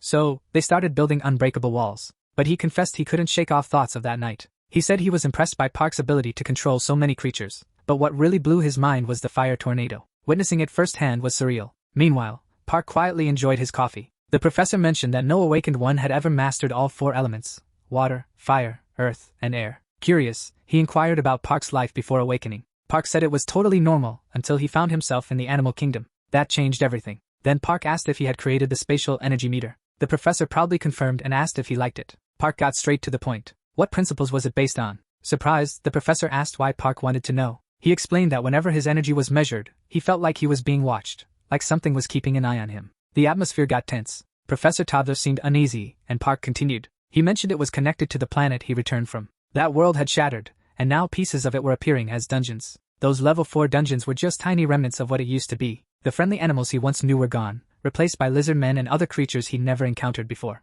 He wondered what happened to his old friends, why he hadn't aged in 1,000 years, and who was watching him whenever his energy was measured. This time, the professor admitted Park was onto something. He said all those questions, even Park's sudden interest in languages and writing, were connected. Then they opened a hatch in the floor and headed down the stairs. There, the professor showed him his real lab. Park noticed how deep it was, and the professor explained it was built to withstand even a nuclear blast. Even though it was his personal lab, it was actually owned by the government, and Park was the first outsider ever allowed in. The professor punched in a code at the bottom, and the door creaked open slowly. "This is it," he said, shining a flashlight into the room. Park fell silent, taking in the scene around him. The lab was enormous and a total mess. Stuff was everywhere, but the professor just laughed, saying it was fully stocked. He pointed out analysis tools, test samples. Another bench was loaded with stones and flasks filled with dungeon minerals being tested. On a monitor, Park's notes from the cave were displayed. The professor explained that everything had been gathered from dungeons over the past 2 months, and the craziest part was they found writing in human language inside them. It was Park's language. These inscriptions had been popping up for the last 21 days in every dungeon they explored.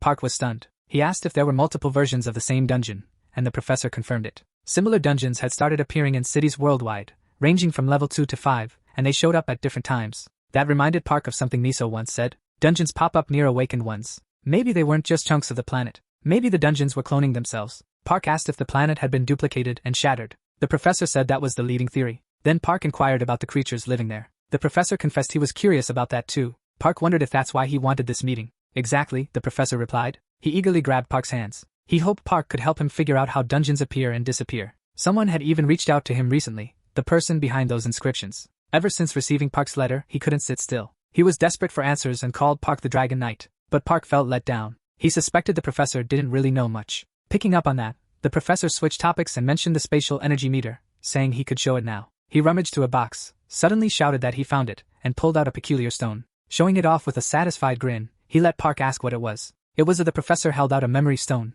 explaining what it was. He instructed Park to take it and close his eyes. Park followed the instructions without a second thought. The stone lit up instantly. As soon as Park's eyes shut, he saw those weird symbols again and felt that creepy gaze on him. When he read that his data was recorded, he opened his eyes, feeling tense. The professor quickly asked how it felt. Park, a bit uneasy, said he definitely felt something watching him while he held it. The professor explained that reactions vary, but sensitive folks often feel that way. Park then wondered if a meter could be made from the stone. The professor confirmed it was possible but mentioned he didn't create the stone. Surprised, Park asked what he meant, and the professor calmly elaborated. The stone had appeared near a portal on the day of the Great Catastrophe. They only discovered its abilities later on. The professor explained that Europe suffered greatly but also received a boon, the Divine Stone, which appeared on the day of the disaster. With the knowledge it contained, he started exploring space and inventing all sorts of gadgets. He then showed Park a box filled with vials, claiming it was one of his creations. Inside, there was a holder equipped with a memory stone. Park seemed unimpressed, so the professor mentioned he transferred all the stone's data into the device. He explained that the stone records data through contact.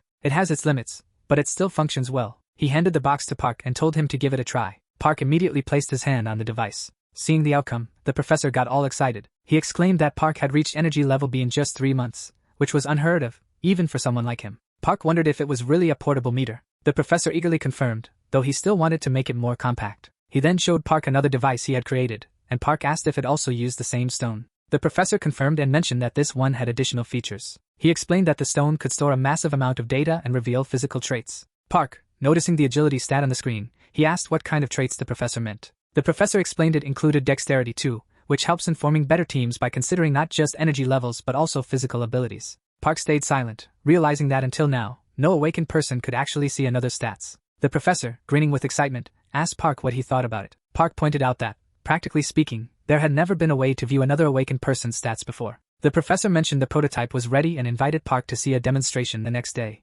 Park handed the box back and agreed to the plan. But then, the screen showing his strength and agility started flashing unexpectedly. An error message appeared, and the professor, surprised, said it hadn't happened yesterday. A bit embarrassed, he asked Park to hold on for a moment. He called the director, explaining that the demonstration had to be cancelled due to a device issue. Meanwhile, Park skimmed through an article about him and Song Yi, getting annoyed when he saw that cave quote he despised. After the call, the professor said he wanted to continue their conversation, but something urgent had come up. Park took the chance to ask if he knew the origin of those stones. The professor immediately replied that memory stones are mined on the planet Aruka. Back at Park's guild, evening was rolling in. Gunwoo and the young monks were playing in the sand when a shadow loomed over them. He stood there, holding 2 swords dripping with fresh blood. Gunwoo froze, and one monk whispered that it was blood. Choi glanced at the boys as they stood up. Gunwoo was the first to recover and asked who he was. With blood on his clothes and face, Choi asked if he was really Gunwoo. Meanwhile, Park was clueless about this and kept questioning the professor about Aruka. The professor explained that memory stones weren't particularly rare. They fit together like puzzle pieces. If blood crystals were like batteries, memory stones were more like data storage devices. The high elves used them to stay connected, and Park asked who these elves were. The professor described them as high-ranking beings. He mentioned that the energy scanner was just a bonus. The real aim was to create a network for the elves. Eventually, it would be for all of Earth. With a grin, he mentioned that the elves who visited Earth shared all this info. On Aruka, elves use these stones to read energy levels and other traits, so nothing escapes them. Park was taken aback, wondering if they saw the same status window he did. When he checked his own, he was floored to see the professor's complete info, rank, class, job, and basic traits. Then the screen glitched out, flashing. No signal. Park clicked his tongue, thinking the system was acting up again. The professor noticed Park zoning out and awkwardly mentioned he needed to fix the box, even if it meant pulling an all-nighter. He insisted he wouldn't leave the lab until he figured it out. Park just smiled, saying he didn't want to be a hassle. The professor asked him to hang tight a bit longer since a guide would soon arrive to show him around. As he headed out, he advised Park not to stray too far. The main street had lots to explore, and he promised they'd chat more tomorrow. Alone in the lab, Park waited and took in his surroundings. On the screen, he read that time inside dungeons moved twice as fast, and the rock markings were over 200 years old. The more he read, the crazier it all seemed. Right in front of him, a table was covered with memory stones of all shapes and sizes. Park picked one up and once again saw a message saying they were watching him and recording his data. Then it dawned on him. Maybe the high elves knew who was observing him and what caused the great disaster. He decided he had to go to Aruka himself. Just then, a man came down the stairs, calling his name. Park turned and asked if he was the guide. The man introduced himself as William from Lawrence Corporation, saying he worked in measurement research. Park got straight to the point, saying he needed to get somewhere. William asked if he wanted to join the dungeon sweep, and Park agreed immediately. Though a bit uneasy, William said he'd take him there. Meanwhile, Professor Tadla was in his office, trying to figure out what was causing the error. He double-checked everything, but everything seemed fine. He couldn't grasp why it only malfunctioned with Park. Just then, the door swung open, and someone walked in, looking for the professor. It was David. He greeted the professor and asked where the Dragon Knight was, eager to see him up close. The professor explained there was an issue, and the guide was sorting it out. David seemed let down but kept asking if Park was truly gone. The professor confirmed and then asked David to place his hand on the scanner while he was there. David complied, curious about what would happen. Instantly, the screen displayed his strength and agility stats. The professor's mood lifted. The machine was functioning perfectly. David realized those numbers represented his physical stats and couldn't help but stare, impressed. The professor remarked that it was expected from a rank C awakened who had maxed out his strength. David was happy but said he'd only be satisfied when his stats hit 4 digits. Until then, he had work to do. That revelation made the professor's eyes widen, as if he'd just stumbled upon the solution. David mentioned he was off to find the Dragon Knight, said his goodbyes, and took off. The professor couldn't shake off David's words. 4 digits, he kept thinking. He hurried to the keyboard, mumbling about how 999 was always the max limit. Then it hit him. What if Park's data exceeded that? He bumped the cap to 999, and as soon as he did, he gaped at the result, cursing under his breath in disbelief. Outside the lab, a massive creature was restrained by thick chains, anchored to 4 war machines surrounding it. As a black car drove by, a guy explained the beast was captured for research. It was doomed anyway, so the company bought it. William was driving while Park sat quietly. Then William announced they'd arrived. Up ahead was a glowing blue portal inside a military camp. William pointed out it was a level 5 dungeon swarming with giant locusts, and they only had 18 hours before it went critical. Nearby, a video showed a well-known comedian dressed as a locust, shouting he'd take someone down, under the slogan, "Forward warriors, the crazy locust is waiting." William chuckled, noting the soldiers were cashing in on the comedian's antics. Park noticed some aircraft battling a massive wyvern overhead. He asked if the attack had already begun, and William explained that over half the territories were always in conflict. Dungeon invasions never really stopped. Suddenly, someone shouted, "Watch out!" A helicopter was plummeting straight toward them. It crashed into the ground with a loud thud. The blades snapped off and flew right at William, but Park caught them with one hand, leaving William speechless. Someone yelled, asking what just happened. They replied that the helicopter crashed, but the rest of the platoon had already entered the dungeon. The soldiers stared at Park until one recognized him as the Dragon Knight.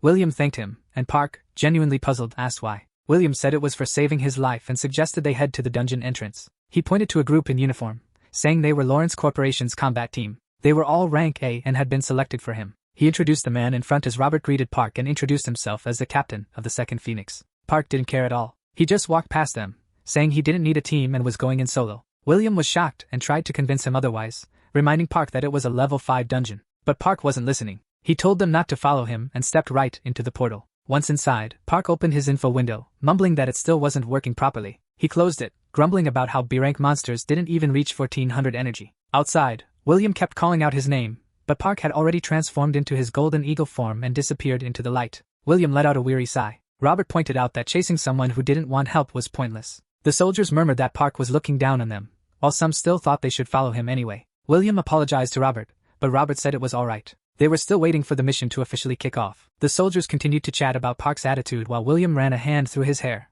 unsure of what to do next. Just then, a red SUV pulled up, grabbing everyone's attention. David stepped out wearing a hoodie and waved at William. As he got closer, he mentioned that everyone was already gathered and questioned Robert about why he wasn't out hunting locusts. Robert shot back, wondering what the so-called hero destined to save the world was doing just hanging around here. David tried to defend himself, but Robert bluntly pointed out that he had every right to judge the world's 9th ranked fighter and England's #1. With a slight smirk, Robert suggested they prepare for the mission and mentioned they'd catch up again at the farewell party. David groaned, asking if he'd really have to see that drunk face there too. In the background, some soldiers whispered that conversations between old vets could make anyone feel queasy. Once that wrapped up, William called out to David, tears in his eyes. David bent down, chuckling, and asked why poor William was crying and where the Dragon Knight was. Annoyed, William said Park had just gone solo into a level 5 dungeon. William stared at the ground, mumbling that he was clueless about what to do. If anything happened to Park, he could kiss his job goodbye. Out of nowhere, David started laughing, leaving William even more puzzled. David said that kind of reaction was typical for a Dragon Knight.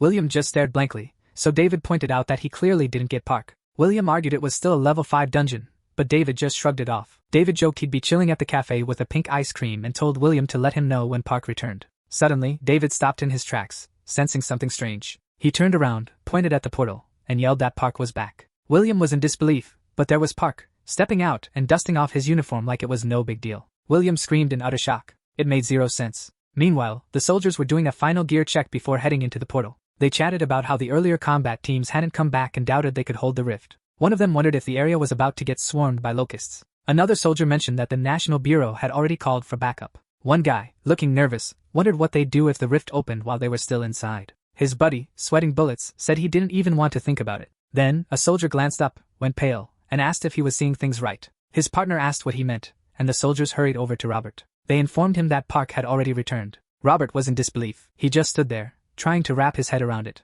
Meanwhile, William dashed over to Park, relieved, while David shouted, calling him Dragon Knight. Park immediately recognized David and mentioned he was that big guy from before. But before they could chat, someone screamed that the fire boar had broken loose. David turned to see the massive flaming beast charging right at them. William, shaking, blurted out that it was a fire boar, but David got furious the moment he realized what it was. That massive pig had trashed his favorite ice cream shop. Fueled by that rage, David clenched his fist and shouted that he wouldn't let it go. So, he channels Megan's strike, and his fist lights up in this intense blue glow. He slams it right into the boar's skull, sending the beast flying with just one epic punch. The boar crashes toward the soldiers, who barely dodge out of the way. The soldiers are in shock, saying this is exactly why they called David the Living Storm. Park is grinning, clearly impressed, commenting on how insanely strong that punch was. David walks up, shakes Park's hand, and says he wants to properly introduce himself this time. Park shakes back, and David admits he's been looking forward to this moment ever since that day. Park, puzzled, asks why David was so eager to meet him. David explains he saw Park turn a megalodon into fish food,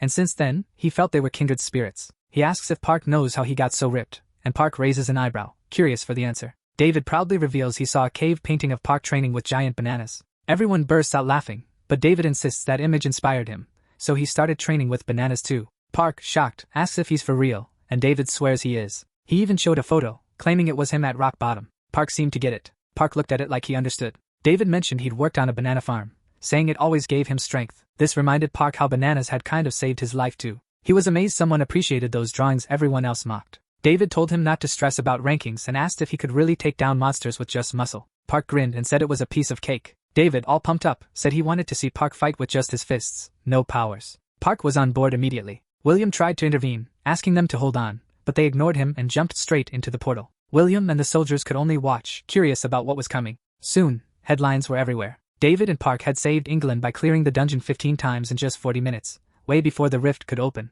Every association, including the Lawrence Corporation, publicly thanked Park. Even the Queen of England honored him and made him a knight. Miso and her boss are stunned by the news. She mentions Park just saved the entire country, but her boss, holding his head, wonders if there's any update on him. He's eager to know if Park's dungeon has been cleared or if they've discovered anything valuable inside. Miso tells him they found nothing. He lets out a heavy sigh, as if he saw it coming. She jokingly asks if they can at least get their money back. He grumbles that with a level 7 dungeon approaching, money isn't the priority. With a cheeky smile, Miso teases him about his sudden patriotism, especially since he plans to bolt the moment that level 7 dungeon shows up. He brushes it off, switches gears, and tells her to figure out how to get Park back home ASAP. Miso laughs, saying not to worry. Once Park sees the internet, he'll rush back. The boss looks at her, intrigued, and she explains they uploaded a new video an hour ago, and Hero caused a massive stir. The boss checks it out, and is completely baffled. Meanwhile, helicopters are blasting away at this massive monster, while nearby, people are celebrating after taking down a dungeon. Glasses are clinking under the fireworks lighting up the sky. David tells Park it's the best day of his life, even better than when he caught that tentacle shark. Park thanks him, saying David's fists played a big role too. Then David asks if Park met Sylvia in Russia. Park's clueless, so David laughs, saying she's a well-known tamer. As soon as she heard about Park, she jetted off to Russia. She wasn't alone. Lots of tamers wanted to meet him. Park wonders why everyone's so eager to see him. David explains it's because he's a dragon knight. No other tamer can handle a wyvern like he can. Park doesn't get the hype, saying it's actually pretty simple. David suddenly gets serious, warning him not to fall for it. Park asks what he's talking about, and David wonders if Park hasn't seen the news. Apparently, Hero's been bragging he can take Park down without breaking a sweat. Park just looks puzzled and asks who Hero even is. David was shocked to find out they were from the same country, even though Hero had wandered off somewhere else. Park glanced at the article and admitted he never heard of Hero. David took a deep breath and explained that Hero was the top in the world, but behind that fame, he was a total maniac and a killer. Park frowned, puzzled why people labeled him a psycho and a murderer. David explained that Hero had done a lot for the world. He was the best, yet completely unpredictable. David even got the chance to fight him once. He lost, of course, but said it was the best fight of his life. Hero just laughed, saying only the strong could judge a fight, and fools like David needed to learn how the world worked. With a chilling stare, Hero promised to show him the cost of arrogance. David said the beating that followed was brutal. He saw the devil in Hero's eyes, and raising his scarred hand, he mentioned it took 8 major surgeries to fix it.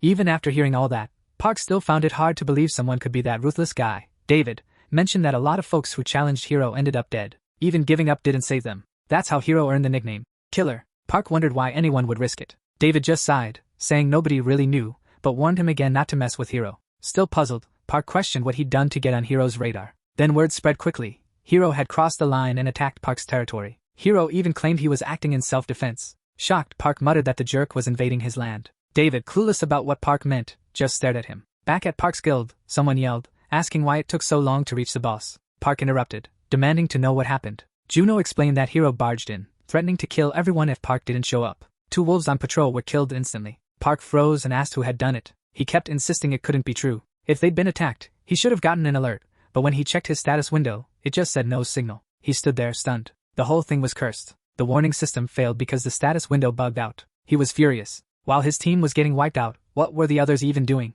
Were they so stuck they couldn't escape? He yelled, demanding to know what everyone had been up to. Someone shot back, asking what he expected. After all, it was Hero, the top dog worldwide. Park started losing it. Junho, glued to the screen, begged him to hurry back. Park just scoffed, saying when he returned, he trained them so hard they'd wish for death. David overheard and asked if he really planned to return. Park insisted he had to, but David warned him that this was clearly Hero's scheme. He couldn't figure out why Hero was so fixated on him, but there had to be a reason. It wasn't normal for a top-ranked champ to mess with some unranked newbie like that. And in a real fight, accidents could happen easily. Park shrugged it off, saying it was no big deal, and told Toddler and William to say goodbye for him. David stayed silent, just watching him leave, worried. Park raised his hand to call his wyvern. He just stood there, waving his hand, looking totally lost. Toddler, watching the monitor, was puzzled about why David brought up the news. David quietly mentioned he wanted to keep Park there a bit longer, saying it would all make sense soon. Meanwhile, Park was glued to his skill window, getting more frustrated as the countdown ticked away. Finally, the window reappeared.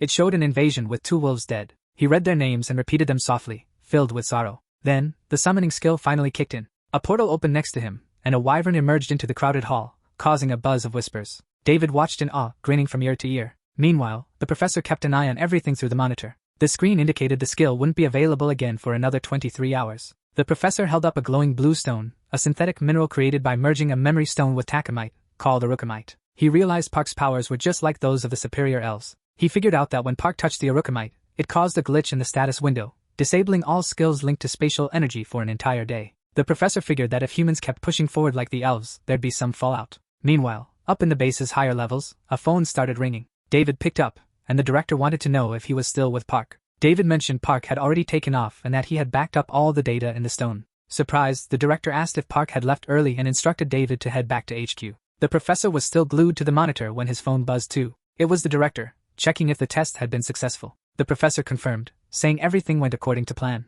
The director grinned, noting that if it worked on Park, it should work on the folks of planet Aruka as well. The professor agreed but cautioned them to tread carefully since the elves were strong allies. The director, unfazed, remarked that alliances aren't eternal, and the elves could turn on them anytime. The professor pointed out that there were still plenty of hurdles before the project could be profitable. But the director retorted that awakened crime was on the rise, and their alliance could crumble at any moment. Toddler tried to argue, but the director shut him down quickly. He explained that soon, levels would truly show one's power, so they needed a way to manage it. After the call, the professor pondered Park's power reaching 8,000, wondering if it was enough to take down monsters like him. Meanwhile, Park was already flying home on his wyvern, driven by revenge and unaware of the scheme against him. He kept questioning how Hero dared to invade his territory and vowed to crush him. Back at Suho's guild, Han asked what was happening, but Juno just sighed. He showed his phone and said they were in deep trouble. Everyone turned pale, and Monk demanded to know what was going on. Juno held up the phone, and they froze. Park had sent a message, offering special training to whoever caused this mess. They grabbed their heads, panicking and asking what they did wrong.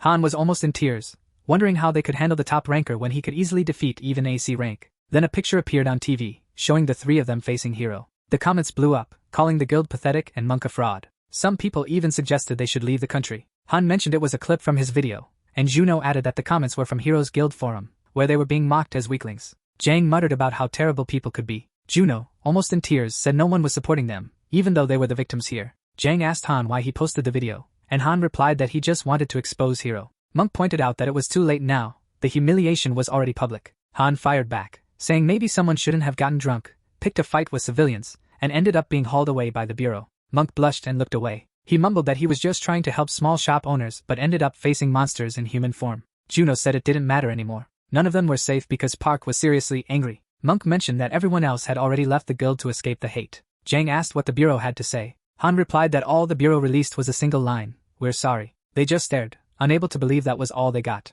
Jang lost it, ranting about how a foreigner had snuck into the country, invaded their turf, attacked them, caused chaos, and yet nobody was holding him accountable. Then Han suddenly blurted out that some report claimed Hero had already gone back home. Everyone freaked out. They couldn't believe he just got to leave like that. Monk put his hands together and started praying to the Buddhist god of mercy. Jang declared he was heading straight to the bureau to raise a storm. Juno tried to hold him back, saying the bureau would probably act clueless and shove the problem onto them. Jang wondered if Hero had connections with some security agency, and if this was about to become a personal vendetta. Monk sighed, pointing out that the real victims were the regular folks stuck dealing with problems dumped on them by the officials. Jang said the worst part was being attacked by everyone, even though they were the ones who got hurt. Han read an article from the US suggesting Park's guild should relocate to a stronger country if they wanted protection. Juno admitted they had a point. It wasn't just that they were weak, their country was weak. Maybe they really should consider leaving. Han told Park he needed to clean up the mess, then asked if everyone noticed that guy's eyes. Even while bleeding, Hero warned them that if Park wasn't brought to him in 10 days, they'd all be dead. They just stood there, trembling and unable to move. Juno mentioned they wanted to fight back, but couldn't even reach Park. Jang confessed he was so terrified he couldn't move. Han pointed out that resisting would have meant instant death. Juno chimed in, saying dying in a fight would only make things worse for Park, so they made the right call. Han inquired about Gumwoo, noticing the monks were still rattled. Juno reassured him that the kid was okay, just keeping to himself. Now, he just stayed in his room watching TV instead of wandering around. He used to even scare off the wolves. Secretly, Gumwoo seemed a bit thrilled to have seen Hero up close. Han said all they could do now was wait for Park to return, because once he did, it would be over. Juno finished. Juno turned to Han and said they needed to act before Park got back. Han was puzzled and asked what he meant. Soon, they were strolling through the farm area, and Han asked why he was chosen for this task. Juno explained that Han had fewer responsibilities than the others. While they searched with metal detectors, he mentioned they had buried the items there before leaving. Han grumbled that it felt like searching for a needle in a haystack. Then Juno's phone rang. Miso thanked him for the assistance, mentioning they only got to explore the dungeon because of their help. Juno responded that they had a contract, so she didn't need to thank him. Juno kept it polite and wrapped up the call. He then returned to Han and suggested they check out the animal farm, but Han immediately declined. Juno remarked that those folks love planting bugs in critical spots anyway. Han advised him not to be too harsh on Miso, as she had always been supportive. Juno agreed but pointed out that sometimes the enemy is closer than you think. Han conceded he was right. It didn't hurt to be cautious. The farm was home to all sorts of creatures. Seeing so many animals, Juno made a comment, and Han nodded in agreement. Nearby, a massive bear and a giant black rabbit were locked in a fierce battle. Han wondered if they were just messing around. Juno stayed silent for a moment, then mentioned how the family kept expanding while the owner was away. He was curious about Park's whereabouts. Han remembered reading an article about Park riding a humpback whale near China. Juno figured if he was in the Sea of Japan, he'd be close to home by now. He questioned if the farm even had a lake. Han reminded him that Park was taming animals long before he had a farm. Clearly, he'd honed that skill during his travels. Park had even frozen the sea to take down monsters. Out of nowhere, Juno stopped and stared straight ahead. Han followed his gaze and his eyes went wide. Two small monkeys perched in a tree, watching them curiously. Then it hit both of them at the same time. They read the headline aloud, stunned. A wyvern soared over the city as people below looked up in terror. Park landed on its back, and everyone freaked out, realizing it was the Dragon Knight. The wyvern flapped its wings, sending the crowd into a panic, yelling about a monster showing up. The live stream was buzzing with claims that Park was attacking the city, and the comments were roasting Hero. Park was shouting for Hero to come out and face him like a man. Juno and Han couldn't believe what they were seeing, and Han said this was typical Park behavior. The comments exploded, saying Park was out for revenge, while he kept yelling. He cursed Hero, and the news reported that the Dragon Knight was in the city center looking for him. They mentioned Park had entered the country illegally and, despite blocking traffic, hadn't caused much damage yet. Then the Federation Criminal Task Force showed up, and the reporters were stunned. It seemed like Lot Saseki's top squad was on the scene. Saseki stepped up with his armed agents, and people whispered his name. Reporters noted the top team was already taking action. The comments immediately declared Park was done for. News broke that a full battalion of Type 10 tanks was also en route. Plus, a squad of unmanned drones was being deployed. Seeing all that chaos, Han commented that Park had really stirred up a mess this time. Over at the local Ministry of Defense, everyone was being summoned urgently. The operations room was dead silent as people scrambled. An operator mentioned the tanks were ready to roll. Another chimed in that the drone unit was all set too. On a screen, a wyvern popped up with a big red marker above it. Someone else reported that a combat satellite had locked onto the target. Two guys in the operations room were glued to the feeds. The vice commander of the Federation of Awakened told the minister they were trying to recruit Park to their side. The minister replied that Saseki was already on the scene, so they should wait to see if Park was really on their level. Meanwhile, Saseki was heading toward where Park was supposed to land. The crowd was going wild while Park kept yelling for Hero to show up. Then he heard Saseki call out to him, and turned around. Saseki announced that Park was under arrest for trespassing and causing public chaos. Park ignored everything and just asked one thing: was he Hero? The man confidently declared he was Saseki from the police and demanded Park dismount the wyvern and surrender. Park glanced down and told him that unless he was Hero, he should step aside. The crowd was stunned. Park had just dismissed the renowned Saseki. Suddenly, black ropes shot out from red circles around Saseki, wrapping both Park and the wyvern. People shouted that this was Saseki's legendary binding technique. Park looked at the restraints and chuckled in disbelief. Saseki warned him not to move, or the ropes would tighten further. Park casually spread his arms, inspecting the situation. Seeing this, Saseki charged, determined to arrest him by force. The live stream hosts predicted Saseki would take Park down in a minute and started bidding farewell to him. But it was Saseki who ended up getting punched in the face. Park hit him so hard that Saseki was launched into the air, and the ropes around Park shattered. The crowd was frozen in disbelief as Park flew after him. Saseki landed hard near Park, flat on his back, but it was a trap, and he triggered another one. Even then, he couldn't quite process what had happened, blood dripping from his nose. He smirked and said, "When you're attacked, you fight back until the end." Then, the wyvern flapped its wings, breaking free from the vines, and let out a roar so loud it made everyone jump. Seeing Park's power, Saseki admitted he was terrified. This was what a dragon knight should be. If he hadn't used a debuff right when Park struck, he'd be toast. Park told him that if he understood that, he should just leave. But Saseki charged again, saying he'd now add attacking a cop to his list. What a hassle. He lunged forward, yelling for Park to die, and tried to stab him with a knife. At that moment, Park raised his hand and summoned an air whirlwind, creating a spinning gust that caught Saseki off guard. The crowd that had been cheering fell silent, now just filled with fear. In the command center, the Minister of Defense and the Vice Commander of the Federation of Awakened watched the screens in disbelief. The wind tossed Saseki around mercilessly, slamming him into the corner of a building, shattering it. Then it hurled him the other way, sending him crashing through the windows of the next building. They couldn't believe Park had just launched Saseki into the air, and Han was like, "Yep, that's totally our brother." Park kept yelling for Hero to show himself instead of sending his minions. Meanwhile, the wyvern was spewing fire everywhere, and the soldiers were freaking out, telling it to stop. They were shouting that they were just there to protect the civilians, and the comments section was going wild with shock. Saseki was getting tossed around like a ragdoll, while Park unleashed his full power. The defense secretary was impressed, saying Park was even more formidable than they thought, and might be more valuable than Hero. The vice commander mentioned that Park had already been invited to join them, and they'd accept once flights were back on.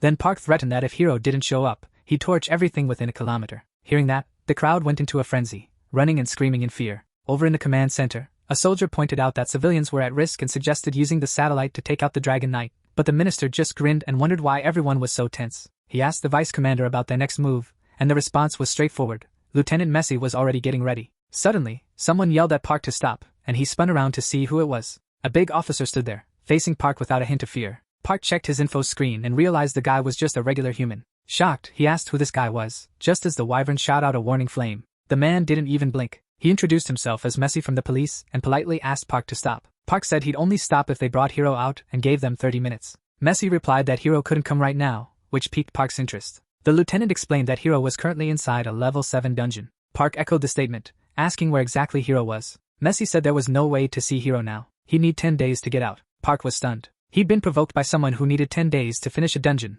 and Messi awkwardly reminded him it was still a level 7 dungeon. Park said he'd come back in 10 days when Hero returned. Messi agreed but warned Park he'd still have to answer for today's damage. Park chuckled, saying it was their own fault. Snatching pups or eggs while the leader's away hunting is what low-level thieves do. The lieutenant gave a sly grin, saying he'd make sure to pass that message along. The wyvern flapped its wings and took off, leaving the citizens below in a state of fear. Back at HQ, someone argued they couldn't let Park just walk away, or they'd become a global joke. But the minister pointed out that deploying the military against a single awakened individual would be even more embarrassing. Still, since Park promised to come back, he ordered the air fleet to keep an eye on him. As Park flew home, a bunch of helicopters kept their distance, trailing him. Then he glanced down in shock as a massive dark void appeared on the ground. Getting closer, he figured it must be the gateway to planet Kuchin. While Park was on his way back, headlines were already buzzing about him declaring war on Hero. At Park's guild HQ, everyone was raising their drinks and celebrating, saying this was just like him, making everyone pay. The news also reported that Saseki was in the hospital with a concussion from a single hit. The government saw it as a direct assault and demanded Park's extradition or threatened war. Meanwhile, the ministers gathered for an emergency meeting but didn't release any official statements. In the comments, some folks wanted Park extradited, while others argued he did nothing wrong since Hero took out the wolves. Many were worried about the possibility of war. Han mentioned it seemed like the world might actually go to war over Park, and Juno eagerly asked what their plan was. The kid joked about heading to the US, saying no one would dare mess with them there. Jang suggested they should have a calm discussion once Park returned to the guild. Suddenly, a pigeon flew in through the window, cooing loudly. Then, a blue light spread outside, lighting up the entire room. Gunwa's voice echoed, announcing that Uncle was back, and everyone immediately tensed up. Park, furious, demanded to know where the cowards were who needed to answer for this chaos. The kids mentioned they were drinking in the office. Seconds later, Park opened the door, and just one look from him was enough. The room felt heavy. Juno was the first to speak, noting his brother was finally back. Park's eyes glowed blue as he asked what they'd been up to. Someone shouted, "Run!" and they all bolted in a panic. He dives out the window, shattering the glass in a desperate attempt to escape his fury. Meanwhile, up in a mountain mansion, a tense meeting is in full swing. Some folks argue that they should send Park away, while others insist they won't cave to blackmail and are ready to send Hero too if needed. The Foreign Affairs Secretary grumbles that this mess is because Park always got his way, making him think he's untouchable now. But the Minister of National Security fires back, saying Hero started it, so blaming Park for everything is just unfair. The Foreign Affairs Minister loses his cool and starts swearing up a storm, until someone suggests he take his foul language outside instead of polluting the room. Then a guy in a black suit stands up, and a man in a yellow t-shirt, who looks like the oldest there, takes suddenly, the room goes silent. The president cuts to the chase, asking if there's any link between Park and Hero. The assistant secretary replies there's absolutely none, prompting the president to wonder why this situation even arose. Nobody has a solid answer. He mentioned hearing that Hero was the instigator, but couldn't grasp why someone who betrayed his own country would challenge Park. The bureau chief had two theories on this. The first theory was that Hero might just be envious of Park's rising fame abroad. One guy chimed in, saying if that's true, Hero doesn't deserve to be number one if he's acting like a kid. The president turned to the defense secretary with one question. If war broke out, did they stand a chance? The secretary replied that maybe a decade ago, with a massive budget and time to gear up, they might have stood a chance. Hearing this, the president quickly ordered them to hand Park over.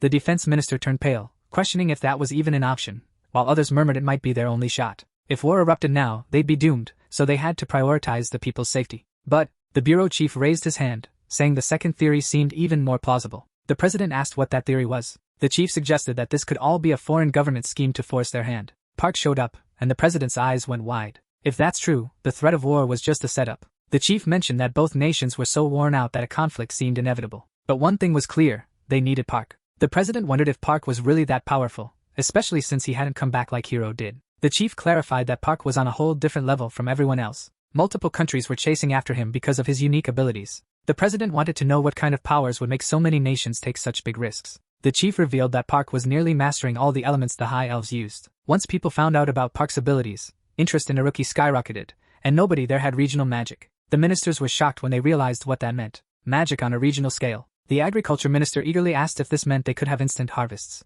The bureau chief confirmed it with a yes. Park was like hitting the jackpot, worth a fortune. After that, the president and ministers decided they would protect Park at all costs, even if it led to war. The president instructed the justice minister to add Park to the VIP list and ensure he couldn't leave the country. The chief figured that wherever there's money, conflict isn't far behind. Headlines soon popped up, saying the ministers refused to hand Park over. Another report claimed the DGB planned to build a massive grain warehouse on Park's guild land. Riding in a fast black car, the chief mused again about money being the root of everything. He also wondered why Miso mentioned it. He recalled that he was the one who stopped Park from being deported. When Miso asked if he talked to Park, he said Park had no reason to turn down their offer. They were keeping Park out of jail and helping him make a fortune. He told her to let Park know the guild was about to hit rank 6. They needed to expand the farmland and turn the country into the world's top breadbasket, surpassing Ruka. Miso mentioned she had already set everything up with Max, and they'd meet Park the next day. The chief was surprised at how quickly things were moving. He commented that Park had a knack for sensing money from afar and trusted Miso to manage it. She retorted that she was always the one cleaning up the messes. The chief said they'd sort that out later. Han, Juno, and Jang stumbled out of the portal and hit the ground hard. Han couldn't keep his balance and fell flat on his face. Monk showed up next, landing right on top of them. Park shot them a furious glare. Furious, he shouted for them to get up, reminding them they still had 10 rounds to go. But Juno didn't even budge, sounding like he was fast asleep. Park was about to lose it when his phone rang. It was his grandma. He picked up immediately, asking her what was going on. She questioned if he was really making the boys train through lunch. Park replied that those kids had already stuffed themselves while he was away. Then she passed the phone to Miso, who cut to the chase. She'd heard they were stuck in a dungeon for days, doing intense training. Park confirmed it, and asked what she needed. Miso mentioned that the country's reaction was getting intense, but they had a solid plan to handle it. As Park listened, he glanced at the boys sprawled out, thinking about how every place has its own rules. Ignore them, and you're asking for trouble. After giving it some thought, he decided they'd discuss everything at home and sort it out properly. Later, back at the guild house, the tree on top just kept getting taller. Beneath it, Miso, Park, and another guy were sitting. Miso introduced the guy as Max, the head of the SPFC branch. Max greeted Park, saying it was an honor to finally meet him. Once they settled in, Park asked what the SPFC wanted from him. Max explained that the champion had challenged Park recently, even quoting Hero, who claimed he wouldn't need to try hard to win. Park was taken aback and asked if Hero really said that. Surprised, Miso asked if Park hadn't known. Park admitted he'd heard something similar but never understood why. Max laid it out for him. It was all about the money. If the duel happened, the payout would be massive. He advised Park not to overthink it. Just accept the match and prevent a war at the same time. Park recalled David warning him that Hero was violent and best avoided. So Park asked if accepting meant he could legally take Hero out. Miso and Max both fell silent. Max awkwardly mentioned that while they wouldn't blame him if something went down, They weren't suggesting he should kill anyone. Miso jumped in, saying she'd have a private chat with Park and then film Max in later. Max nodded, wished them luck, and took off. As Max's card disappeared, Miso told Park he didn't have to go along with it if he wasn't feeling it. Besides, there wasn't going to be a war anyway. But Park just grinned, saying he was up for it. Miso pointed out that Hiro's country was being pretty obvious. They either wanted to bait Park, or get rid of him. Park shrugged it off, not caring about their scheme. Hiro was asking for a beating, and as long as it was legal, he was game. Miso then suggested they donate all the money they raised to Hiro's country to gain some political favor. Park thought that was a solid plan and agreed immediately. She smiled, saying she'd pass the news to Max. She explained that once a year, all guilds rank 6 or higher have a big gathering. Park flipped through it, looking puzzled, and Miso said she intended to invite him. He pointed out that his guild wasn't rank 6 yet. Miso pulled out a small statue marked with a 6, declaring it official. The guild had leveled up. She mentioned that the certificate came from the bureau, and they'd be granted self-governance over the entire working district. Park looked at her, puzzled, and asked how that was even possible. Miso explained that once they set up the infrastructure and people moved in, the area would officially become the 13th district under Park's guild. Half-jokingly, Park said it was time for him to step up his game. Back at the office, he filled in the guys, but all 4 were against it. They felt the government had failed to protect anyone before, and now it wanted the guild to take over that responsibility. Park pointed out that the decision was already made, and the government was going to build the city regardless. Juno wondered if Park had taken the bait, suggesting they might be using him. Park suggested they could treat it like a demilitarized zone and gradually expand their influence. Han grumbled that it was a lousy deal and said he'd rather take the money and move to the US. Park shot back that he wanted to make the area their official base and eventually divide it into sectors. Han looked at him, surprised, and asked if Park really intended for them to manage the whole place.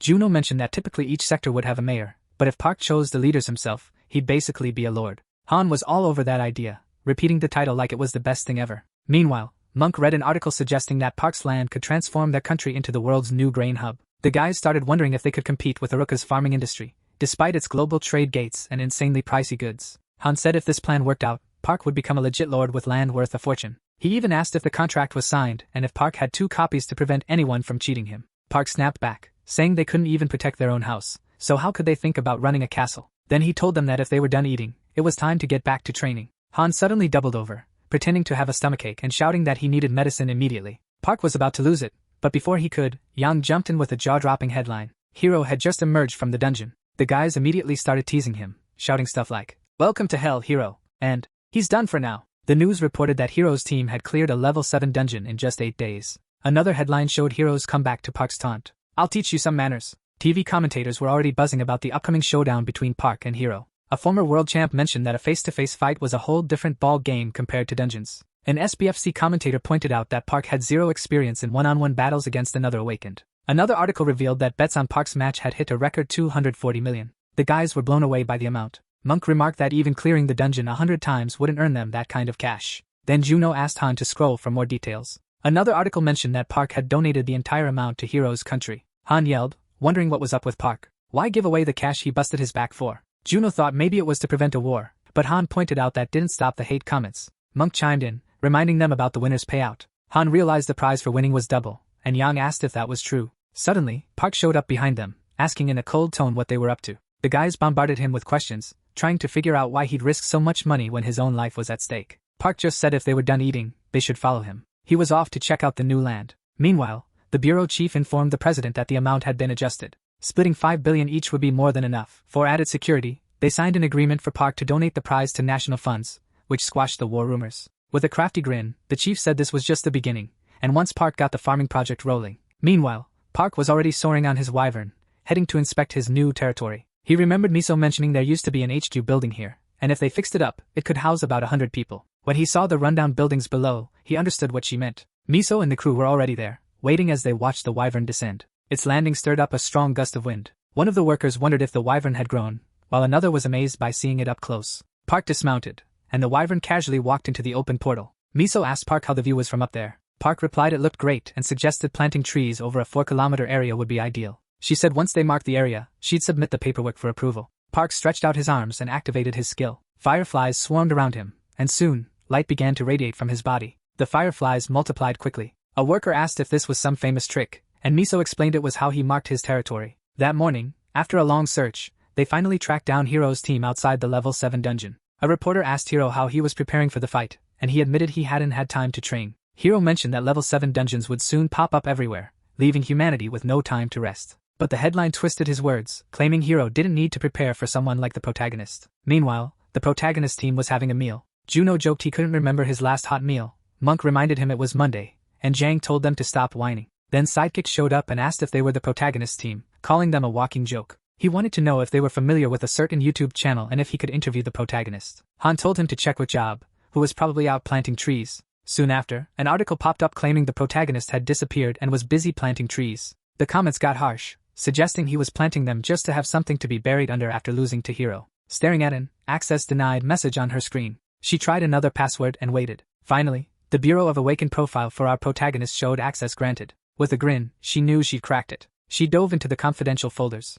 She started reading one file intently. A moment later, her expression turned to shock. One note mentioned 1,000 years. In another report, betting experts claimed 85% were backing Hiro to win. Another article called Hiro humanity's hope, saying he'd cut dungeon clear time down to just 8 days. Another report mentioned the DGB had sent construction supplies to the city, and there was a warning sign about wolves at the entrance to the protagonist's land. The last report noted 6 days left until the fight, and the stadium was already sold out. A later article said the match was only 2 days away, and the protagonist was still on his land. Meanwhile, Hiro and Akiko were chilling at the city's top hotel, sipping wine. After a sip, Akiko asked what was on his mind. Hiro said he was thinking about how he'd deal with the protagonist if he didn't show up. Putting her glass down, Akiko replied that it wouldn't be that straightforward. Hiro was curious and asked what she meant, and she casually mentioned she was talking about killing him. She explained that she had dug into the Bureau's secret files and discovered a record stating the protagonist had returned after spending 1,000 years on another planet. Hiro was taken aback and wondered if the guy had used the regression stone repeatedly during that time. Akiko doubted it, but Hiro insisted that surviving 1,000 years without it seemed impossible. She revealed that the record indicated he spent 10 years on a planet where time moved twice as fast. Since Hiro himself had experienced 500 years on Earth through regression, it wasn't far-fetched. This also explained why Hiro hadn't encountered him during those 500 years. Hiro questioned if the guy had discovered some secret to eternal youth, and Akiko mentioned a rare item called the Red Divine Peach. Hiro echoed the name, anticipating more details. She explained that this fruit appears on a planet once every 1,000 years and disappears after 10 days. Whoever finds it gains immortality and eternal youth. Hiro commented that the man was becoming more intriguing. Living 1,000 years without the regression stone? Even he found that impressive. Akiko was worried now, realizing the protagonist had outlived Hiro. Hiro stood firm, declaring that no matter who tried to stop him, he'd never let anyone block his path. The news was buzzing with one story. The protagonist hadn't entered the country yet. Meanwhile, he was busy tending to trees on his new land. Apples began to grow on the branches as Han watched beside him. The protagonist decided the apple trees were good to go, and Han agreed. Time was running out. But then he moved on to the pear trees. Han shouted they only had 3 hours left, urging him to leave. The protagonist mentioned his level was too low to plant many seedlings at once. While he was away, they needed to buy everything he'd listed. Han reassured him not to worry and pleaded for him to go already. A portal opened behind him, revealing his uniform inside. Suddenly, a massive wyvern emerged, scaring Han so much he fell over. The protagonist promised he'd be back soon, reminding them there were still plenty of dungeons to tackle, so no slacking off. Han scratched his head, wondering what exactly counted as slacking. But there was no answer. The protagonist hopped on the wyvern, and they took off. He disappeared into the sunset sky. Han watched in disbelief. The protagonist seemed unfazed about facing the champion, spending all his time planting trees. As soon as he left, Han pressed the remote, and drones started rising around him. With a grin, he said it was all good, he already knew what to shoot. Meanwhile, at the stadium, the crowd was getting loud as commentators filled the airwaves. One of them mentioned there were only 3 hours left until the fight. The crowd was buzzing, and he added that the protagonist still hadn't shown up, wondering if he'd really skip it. Others pointed out it was a brutal match for a rookie against the champion, blaming the protagonist's government for his actions. Hiro and Akiko arrived and settled into seats in the waiting room by a massive window. Hiro asked for updates, and Akiko mentioned he'd recently expanded his land and job. Hearing that, Hiro smiled. He, the protagonist, already seemed to know what was coming. After all, the first level 7 dungeon to open in his country would appear in Job. When it showed up, the combat team went all out but got wiped out. The country lost more than half its sea base to the Awakened and couldn't hold back the monsters. The explosion leveled Job, and then monsters overran the continent. Unable to stop them, the country collapsed. Hiro guessed the government wanted the protagonist's help to prevent that future, and mocked him for being cocky. A commentator announced there were only 7 minutes left, and according to the rules, a fighter had to be there at least an hour early or face disqualification. Then, a strong gust blew through the crowd, and everyone looked up, whispering and freaking out. Was it a monster? A giant wing stretched over the stadium, and the crowd erupted in screams. It was a wyvern. Akiko jumped to her feet as people started shouting that he had arrived. The commentator exclaimed in shock that, against all odds, the protagonist had shown up on his wyvern. David jumped up, shouting that he knew the protagonist would show up. 2 guys next to him joked about his dramatic entrance. The bureau chief was pumped, yelling that if he won, the world would be his. Miso was glued to the broadcast, with the commentator in disbelief that the protagonist arrived just 5 minutes before the match. At the field command center, soldiers were cheering, urging him to crush his opponents. The commentator announced that the Dragon Knight was finally descending after circling the stadium. The soldiers heard that title and whispered it to themselves. The protagonist leaped off the now much larger wyvern. Without a sound, it growled and stepped into a portal, disappearing right in front of everyone. The crowd went wild at the sight of the summoning magic. The protagonist scanned the crowd, wondering why so many people were there, and asked where Hero was. Then he shouted for Hero to come out. The commentator noted that the protagonist seemed to be searching for Hero in the arena, calling him out. The crowd responded by chanting Hero's name in unison. Hearing the chants, Hero stood up and told Akiko he was heading out. She quickly grabbed his hand to stop him. But Hero just smiled, telling her not to worry. He'd win and come back. Suddenly, white flakes started falling around our protagonist. A bird flew overhead. He looked up as the commentator shouted that Hero had arrived. A long-haired guy dropped from above, crashing into the arena floor. The stadium erupted with cheers for the champion. But our protagonist wasn't fazed. He calmly asked if this was really Hero. Hero ignored him, saying he had some questions before finishing him off. He asked if the protagonist survived the apocalypse. The protagonist was clueless and asked what apocalypse Hero was talking about. Hero narrowed his eyes, calling it a poor act. Losing patience, the protagonist demanded to know what nonsense Hero was spouting. Hero then asked if the regression stone still existed and how far back it could send someone. Still puzzled, the protagonist asked what stone Hero meant. The commentator noticed their conversation and asked his partner if he was curious about what they were saying too. The second commentator joked that Hero might be sharing some pro tips since he's the veteran fighter here. The first commentator suggested they should listen in, and sent a broadcast drone closer. 3 drones quickly descended into the arena. Hero activated a skill and asked if the protagonist thought he ruled the world just because he came back from the past. The protagonist looked puzzled and asked how he could have returned from the past. Suddenly, 2 blades appeared in Hero's hands, and he accused the protagonist of bringing this upon himself. He charged forward, slashing with both blades, determined to get the truth out of him. The commentator shouted as Hero launched his attack. Then, everything stopped. The protagonist's fist smashed into Hero's face, catching him completely off guard and sending the champion flying through the air. The packed stadium fell completely silent as Hero crashed into the ground, leaving a crater. As Park walked toward him, the commentator announced that Hero was down, seriously hurt, and not moving. Park cracked his knuckles and dismissed him as just another crazy guy. He shouted for Hero to get up and questioned if he was already dead. Then, Hero's hand twitched. Park taunted the so-called champion for being so weak and demanded he get up. He hadn't paid his dues yet. Up. The commentator announced Hero was back on his feet. The entire stadium watched in disbelief as the champion stood unsteadily. The crowd roared for Hero to keep fighting. He touched the blood trickling from his nose, puzzled by what had hit him. Park muttered that things needed to be done right, and first, Hero had to learn some humility. That got under Hero's skin. He charged at Park, telling him to shut up, but Park stopped him cold with another punch to the face. Hero froze, shocked that he hadn't even seen it coming. Then another punch slammed into his stomach, sending him flying once more. Park immediately used his tornado skill, surrounding Hero with spinning wind and glowing fireflies. When it reached its peak, the blast launched Hero high into the air, caught in wind and water. Park leaped after him, forming a fireball in his hand, using the Fire Fairy Stream skill. He drove the burning strike straight into Hero, and a massive flash engulfed the arena. The crowd freaks out. Some duck for cover, others just gasp in shock. Flames are everywhere, with a massive smoke pillar towering above. The commentator struggles to say Hero's getting wrecked, then admits it's more like a total wipeout. The second commentator is speechless, just staring in disbelief. People are crying and screaming as Park grabs Hero's limp body by the neck. The commentator gasps, thinking Hero looks dead, but Park calls him out, saying he knows Hero's faking it and still alive. After all, he can see the health bar. Staring into Hero's eyes, Park asks why he's being hunted. As his health regenerates, Hero growls that he wants Park gone for good. Park frowns, asking why. Hero's eyes turn blood red, his health climbing. Filled with rage, he says Park deserves to die. Shocked, Park demands an explanation. Hero's face twists monstrously as he reveals Park ruined a 500-year plan. Park's eyes widen. What plan? But Hero, now fully transforming, whispers, "Monster break." Then he roars about having to save Earth as red light floods the arena. Park shakes his head, calling Hero completely nuts. Then the transformation wrapped up, and Hero unleashed his divine fury. The very fabric of space seemed to tear apart, sending Park flying backward. The energy pouring out of Hero was so intense that it shattered the stadium glass into countless shards, raining down on the crowd below. Red lightning ripped through the sky, walls, and ceiling. In the control room, the minister and vice commander watched with bated breath. The minister mentioned that the potion which revived Hero was risky, while the vice commander worried about another explosion. This wasn't Hero anymore. He had turned into a massive beast with huge horns and a long tail, stomping through the arena. Seeing this, the minister murmured that Hero must have picked up something wild on planet Kuchin. After the explosion, smoke engulfed everything. Survivors groaned throughout the stadium. People cried out for help, and a little boy called for his mom from beneath the debris. Many had already perished. Even Akiko got injured in the waiting room when the giant window shattered. In the arena, Beast Hero growled that it was time for his ultimate move, the Wrath of God. The power was too much for a human form, so he had to transform into this beast. He was stunned he had to use it on just one guy when he'd been saving it for the level 8 boss.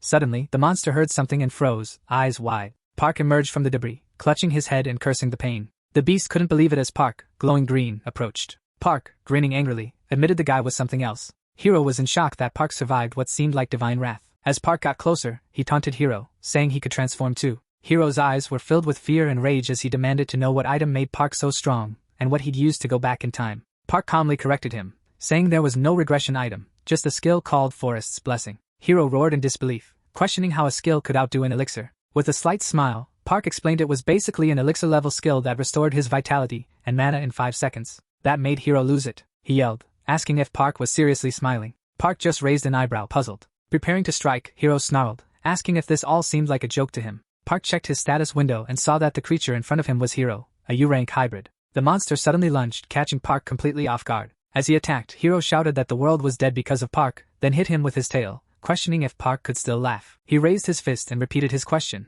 unleashing a flurry of punches, but they seemed to have no effect. Park mocked him, saying a U-rank wasn't that strong. Then he delivered a fierce kick to the monster's chin. Locking eyes with Park, Hiro asked if the 500-year plan had failed because of him, and if that meant the planet's destruction was his fault too. Was that why Hiro wanted him dead? Park extended his hand, forming a green barrier against the wind. But Hiro only raged, saying if Park understood, he should just die. A strange purple stone appeared in Hiro's hand, and he gripped it tightly, as violet light enveloped him and he roared that Park had ruined everything. He demanded to know if Park had any idea what Hiro went through to get this strong, and how he dared to look down on him. Amidst the chaos, Hiro flashed back to his childhood, watching a superhero movie. The kids went wild when the hero delivered the final blow. Even back then, Hiro felt joy seeing the hero save the world. But then, everyone gasped as the hero fell to his knees, bleeding while the world burned on screen. The narrator explained the hero's soul stone would rewind time and erase him, but it was worth it if his loved ones could survive. Smiled, thinking it was enough if the world remembered just one hero. Right then, Park's foot slammed into Hiro's face, and his eyes widened.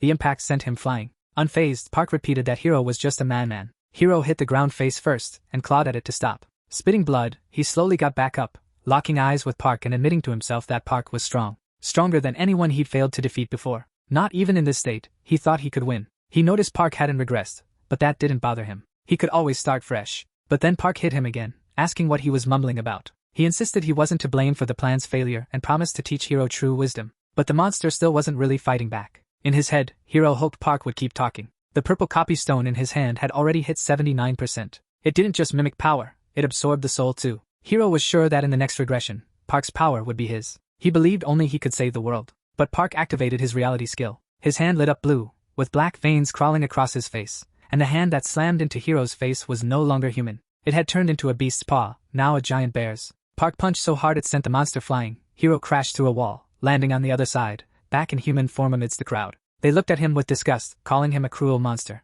Hiro's hair turned white as he hit the ground. He cursed, realizing the copy stone had failed him. Blood dripped from one eye as he looked up to see an eagle circling above. It was Park, now transformed into an eagle, slowly descending toward him. In that moment, Hiro understood. He wasn't just up against another human. Park landed beside Hiro, who was sprawled on the ground. With a faint smile, Park asked if Hiro could finally see the truth. Hiro, still clueless, snapped back that it was all nonsense. Losing patience, Park warned him to stay out of his territory, or next time he'd be dead. With blood-red eyes, Hiro whispered for Park to shut up. Park shot back, saying Hiro was delusional and that anyone stuck in the past had no future. That hit Hiro hard, his eyes widening as the words finally sank in. The commentator noted that even half-conscious, Hiro seemed to hear every word as Park, still in eagle form, flew away. Meanwhile, Choi had watched the entire fight with clenched fists, haunted by one question: why? She recalled that day in the hospital when she asked Park why they couldn't fight side by side. Park had given her a sympathetic look, saying she was still too weak. Their powers didn't match, and someone would end up hurt. Choi fumed even more, remembering how he just walked off with someone else right after. As she left the room, she grumbled about how that idiot always spouted nonsense. Meanwhile, every screen was buzzing with news about Park's massive victory. Reports mentioned that over 48 people had died in the stadium during the fight, and the world's unofficial top fighter, Park, had donated all his prize money to Hiro's homeland. Another article mentioned that the victims' families were gearing up for a class action lawsuit against Hiro. That night, Hiro had a nightmare where Park appeared as a beast with claws, warning him to stay out of his territory. One line echoed in his mind: for someone stuck in the past, there's no future. It hit him so hard that it jolted him awake, drenched in sweat. Alone in his room, Hiro glanced around, trying to figure out how long he'd been out. He grabbed his phone and checked the news. Every headline was buzzing about Park's victory, and the lawsuit against the former champ. As he scrolled through the nasty comments, Hiro chuckled dryly, calling them all hypocrites. Just then, Akiko walked in. She seemed relieved to see him awake and on his phone, but she quickly snatched it away, pleading with him to stop reading that garbage. She said people were just upset and angry, and what he really needed was some rest. Hiro knew she was just trying to protect him, so he stayed silent. He just let out a long sigh. When she asked if he was alright, he said he wanted to be alone. Before leaving, Akiko mentioned she was keeping the phone. After she left, Hiro kept his eyes fixed on the door. Curtain. Outside, a crowd was yelling for him to apologize and disappear. Hiro bitterly thought about how these people always hounded him, no matter how much he gave. Stone could send him back 20 years, and now Hiro saw no other path. He had to get rid of it for good. He thought then 3 men walked in without knocking, and the 2 guys couldn't even look him in the eye. With all the top marine ranks gathered, Hiro knew this wasn't some award ceremony. He glanced at them and told them to wait outside. He needed a moment to prepare. The hooded guy agreed and started to leave with the others, but the tallest one whispered that they should stay quiet since 2 more were outside. The hooded guy tried to stop him, but it was too late. The 3rd guy sighed, saying Hiro had already figured it out. With a dark grin, Hiro asked if those 5 really thought they could take him on. The hooded guy quickly said it was just an investigation and Hiro just needed to cooperate. Hiro's grin widened as he asked who they thought they were investigating, and Hiro put it together. The agency must have recorded his chat with Park after the fight. Maybe they wanted the stuff hidden in his inventory, so he asked them straight up. Were they after his regression stone? Planning to jail and torture him for it? The hooded guy freaks out and denies it, claiming it's just about some missing items in the reports. The tallest dude snaps back, saying if Hiro had something like that, he should have used it to help people. That comment makes Hiro's eyes blaze red with anger. Energy starts swirling in his hand as he growls that those words crossed the line. Soon, he declares, the whole country will realize what they've lost. The tall guy tries to stop him, but it's already too late. Little horns sprout from Hiro's head as his power explodes outward. Outside, 2 guards notice light flooding through the door's window. A moment later, blood starts oozing through the cracks. They rush to open the door, but an explosion sends them flying back with the door itself. Through the smoke, they witness the chaos. Hiro, now a beast, has impaled the tall man with his tail and is lifting the other guy by the throat like he weighs nothing. He growls, asking if losing once made them think he was weak, and warns he'll snap the neck of anyone who gets closer. The hooded man reaches out, calling him captain, but the monster snarls that he wasn't supposed to use that title anymore and demanded to know who gave the order. The guy nervously admitted it was the commissioner. Tucker, the head of the Supernatural Bureau, was a nationalist obsessed with bloodlines. Tucker had been waiting for Hiro to mess up so he could make a move, as he no longer trusted him. He accused Hiro of hiding items and skills in the report after his team cleared the 7th dungeon level, where 9 people died and Hiro transformed to heal them. Tucker thought it was all a bunch of lies. He wanted to know what else Hiro was hiding. The hooded guy repeated Tucker's order. Before any full investigation, they had to interrogate Hiro. But the monster just laughed, saying it was all about greed. Tucker wanted all the loot for himself, and would have probably made him captain of the first squad if things had gone his way. The man hesitated, recalling Tucker's empty promises. Hiro burst into laughter, calling them fools. He'd seen this country fall 25 times and wanted to rebuild civilization there, but human greed always ruined it. Still fuming, Hiro asked about Akiko. Was she aware of all this? The hooded guy shut his eyes, too terrified to respond. Hiro roared again, and with nowhere to run, the man finally confessed that, yes, Akiko knew everything. Hiro lost it and crushed the guy's throat until blood splattered all over. The walls were painted red. The hooded man tried calling him, Captain, to calm him down, but it was way too late. The explosion that followed obliterated the entire room.